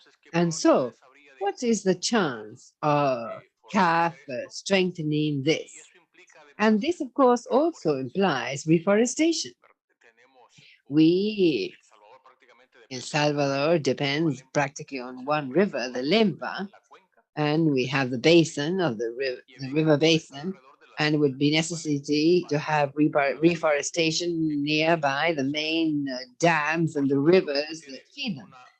And so, of course, there is a more integral component here, because this would help agriculture. It would help carbon capture that is very much present in our prospects for energy demand and energy supply. Those of us who are implementing for carbon capture. And this would also help irrigation, as was mentioned here, and agriculture in general. So it would be a fairly integral project, but we do need strengthening in instrumentation, connectivity, and ensuring that the information arrives real time to the electricity market transaction center, so that dispatch be based on real facts and not assumptions that the river is going to rise or not having modern technology. The technology they have is very archaic, and so this needs to be reviewed. Very well, thank you. I don't know if someone would like to react to that request. Yes, of course, yes, and without wanting to go to make us late, but it's as I was saying before, I thank you for bringing up this case in El Salvador, and basically your intervention has been the definition of a project for technical assistance, for instrumentation monitoring, and all supplementary aspects as you have described. And of course, it is a shame to have the accumulated energy and then not dispatch it because you think it's not going to rain. A very interesting case that you've mentioned, but once again, you are the owners of CAF, and this is what I was saying earlier. The public policy, the public regulator must determine that demand, and I will respond to whatever you ask for. And we always say it's the countries that are our bosses. And so let's see the possibility. You're saying, look, I need this. And so it's up to us to respond to our partner countries and help identifying the resource to respond to the need. And that is what it makes absolute sense that you have said. And so the contacts are there, and let's continue talking. Of course, El Salvador is a country of interest to CAF, and so the door is open. Thank you. Well, thank you very much. Well, now, after this very interesting and motivating dialogue that I believe has opened not only contact, but also the outlook, I will now hand over to José Luis, and who is now in charge. Right, thank you, Daniel. We will have 15 minutes for closure. Thank you, and for that, I think, Michael, the floor is yours. Well, first of all, what we're trying to do here is very difficult. Like finance the complete transformation of the energetic basis of the global economy, whilst driving development in developing and emerging economies in a just way. I mean, it's so complicated, it's kind of mind-blowing. And we're trying to innovate the process here, Jose Luis, because we know the process isn't working fast enough. So first of all, I want to thank you, Jose Luis, and your team, and everyone, all the moderators and everyone involved for a very rich conversation. I mean, there's unbelievable depths of knowledge here. And I have to be honest and say I'm kind of frustrated that we haven't solved the problem yet. But it's kind of my job to be frustrated. As Paladin, the job is to always push to go faster. But I think that, so I've got a few thoughts. I think there's a mix of observations of some of the challenges we face and some signs of hope. One thing, and Edgar, it's a specific thing which you said, but it's an example I want to pick up on of when we sometimes frame problems in a way which can really limit the solutions in a dangerous way. So you put up a slide which said that developing countries, I think, will inevitably peak later, and that's just not true. That's a negotiated position. So that's true that that's a negotiated position, but it's not true that emerging and developing countries have to peak later and have to reduce to net zero slower. Chile has got a more aggressive internal combustion engine phase out plan than Japan. Barbados has got a more aggressive net zero electricity system plan than the United States of America. So let's be careful with framing. I'm not trying to renegotiate. That's very complicated. I'm just saying, if you assume that as emerging economies you have to do everything slower, then you are also assuming a competitiveness gap that will be baked in. So it's a very dangerous assumption, and I think that every sovereign country should decide whether it wants to go 20 years slower than another group of countries. This is an opportunity, and I think in Chile's enthusiasm for green hydrogen, for example, we see it for taking advantage of that reshaping of the global economy. So I'll always try and call out when I think the framing might be unhelpful, and that particularly if the framing is anchored in the negotiations, which is not the same as the real economy. I mean, what we're really trying to do here is catalyze, and I had to look up a Spanish word that I didn't know, but the word I haven't heard, and maybe I just missed it in all the different accents, is apalancamiento, leverage, right? And I think this is a word we need to use a lot more. I think that my sense is that we're too comfortable with IFIs talking about themselves and about governments, with governments mainly thinking of IFIs as the sources of climate finance. In fact, quite often when people talk about tackling the climate finance access problem, they mean changing GCF application procedures. This is why Mahmoud and I and the two presidencies have commissioned Nick Stern and Vera Songway to write a paper on the total capital requirements of where they've all got to come from. And we already know that about 70% have to come from the private sector. So whenever I hear a development finance institution talk about the front of pipe measure of how much capital they're deploying, but not talk about how much capital they're leveraging, I worry. That's a structural problem in the way we have this conversation. I'll give you an example from home. I've just become a director of the UK Infrastructure Bank. It's a domestic development bank. I'll take my position up after COP27. One of the investments they made, they're 22 billion pounds of government money capitalizing. One of the investments they made earlier in the year was 250 million pounds in a solar fund. Their remit is to leverage private finance. That's more than 1% of their capital gone into a fund, which I think anybody working in climate finance in the UK would say has no need of any public money to fund it. That's all very fundable with purely private money. So I think we need to think much more seriously and talk much more about leverage. The same problem occurs from the private side. Joachim, you described it in a private sector sitting around saying the problem is none of the projects are any good enough. So the problem is we can all be right and all die because we're not reaching across and having the difficult conversation where we learn from each other. I do think there's lots of really sparks in this conversation. I thought the most honest comment all day, Fernando, was when you said the problem is a lot of the projects are just ideas and some of them are just dreams. You didn't say that, but I know you meant that. But I think we also heard some very specific projects. And actually, it's interesting when somebody presents a project in a very crisp way, the energy in the room changes. Everyone wakes up because there's a lot, we talk a lot of generalities. But when somebody describes a project in a crisp way, everyone can understand it and they can immediately start thinking about what might be the finance mechanism, what might be the business case. We've also heard lots of nice examples of some of the ways in which governments can de-risk, sometimes with capital, sometimes without capital, tax incentives, take-off agreements, changing legal frameworks, carbon prices. So I think, Jose Luis, we already said for the way forward, I think it would be great in the edition 2 of the compendium to have a sort of indicator of readiness, dream, idea, project being financed.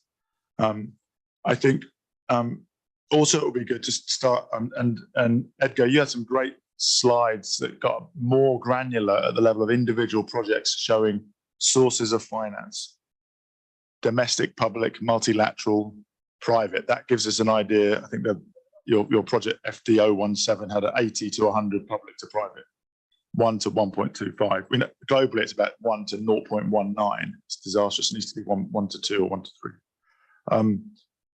I think Maria, your intervention, where private sector needs to see the pipelines earlier and have a chance to engage in the conversation.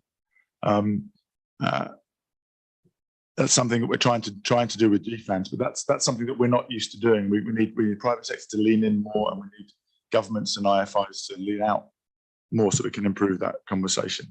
And I'm very confident that when we do that, we can start to really problem solve. I'll just give you a little story from the first roundtable we did like this in Africa about a month ago. I spoke to Jean-Paul Adam, who you'll know, from UNECA 2 days ago, and I said, how's it gone? He said, there's been lots of really good conversations since the roundtable, so that I'm sure that's going to happen here as well. That's the intention. It's not an event, it's a process. And he described one conversation with the Afrexim, the Africa Export-Import Bank, who hadn't really engaged much in climate finance, but they're Cairo-based, and they'd come along and been quite provocative and blunt at times, but in a helpful, in an engaged way, not a dismissive way. And he said, they had said, these are the projects which we are interested in getting involved in financing. And he said, then they pointed to 2 projects, and they said, these 2 projects, we will never get involved in financing, and we don't think any bank will ever get involved in financing. So if the story stops there, then maybe it's just a story of a dream or an idea. But the next sentence was, unless you change these things. And that for me is what we need to see more of, is leaning into each other's assumptions and helping each other change so that we can unlock the kind of leverage which is needed for the kind of finance to flow, for the level of change that we're trying to drive, that we have to drive in our economy. So I think it's been a fantastic start where we're all learning a lot. I think we do need cocktails. But I'm also excited that you triggered something here now, and with the help of everybody around the table here, can become a process which builds momentum, and which can deliver some early news in COP27, but then can really pick up pace to become just part of the way we do business going forward. So thank you everybody for a fantastic day.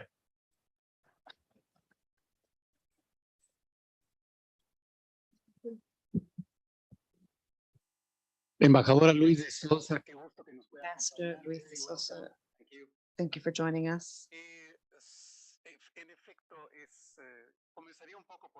Correct. I would like to begin where Nigel left off, in the sense that this is a relatively new exercise. Even when we were in the design stage, we weren't really sure whether or not we would be able to have an open conversation where we could say, these projects are good, these are not. So this is a relatively new exercise for us. Now, there is something that we have heard repeatedly during this workshop, and it seems to lead us to believe that we're not entirely ready to push forward these stakeholders and the sectors that are interested. So the compendium, it's in diapers, it's incomplete, it calls for more data quickly. We need to bring it to COP27 so that the interested parties can actually use it as an instrument. Sandra Briceño was very open and frank in saying that we have a deficit in terms of information dissemination. We have not reached the private sector yet. Mr. Wepe mentioned that Corfo needs a few more months before it's able to publish its strategy regarding the energy sector. At ECLAC, we tend to be a bit cryptic, maybe, perhaps, but let me be transparent. We talk about this big push, the big push for the sectors upholding sustainability. When we say big push, we're referring to policy alignment, instrument alignment, objective alignment.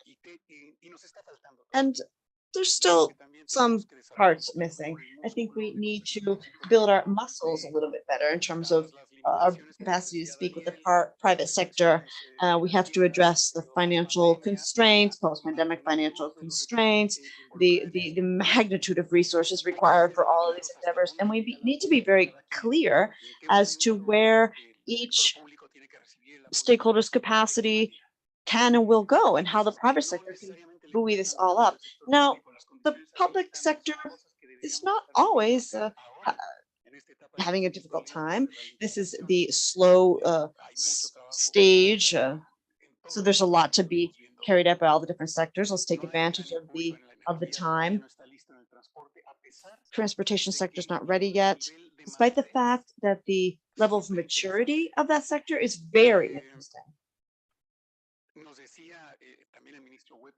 Mr. Wepe was quite correct when saying that it's not that we just want to grow the renewable sector per se, but we need to consider the development dimension and what we are leaving behind for the communities, etc.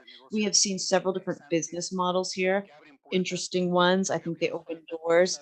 I think we do need to consider more carefully nature-based solutions. We're a bit green, quote unquote, in that area in terms of our development level. I would like to, actually, we already heard about this in Sao Paulo a few months ago, but I would like to hear more about the impact of our industry's incapacity to produce key inputs. The supply chains fell apart, so we cannot manufacture the electric buses that the cities need. At the same time, we cannot produce the inputs, for the value chain, the renewables. And what about the vaccines? We were also unable to produce the vaccines, so manufacture this. So I think it's important to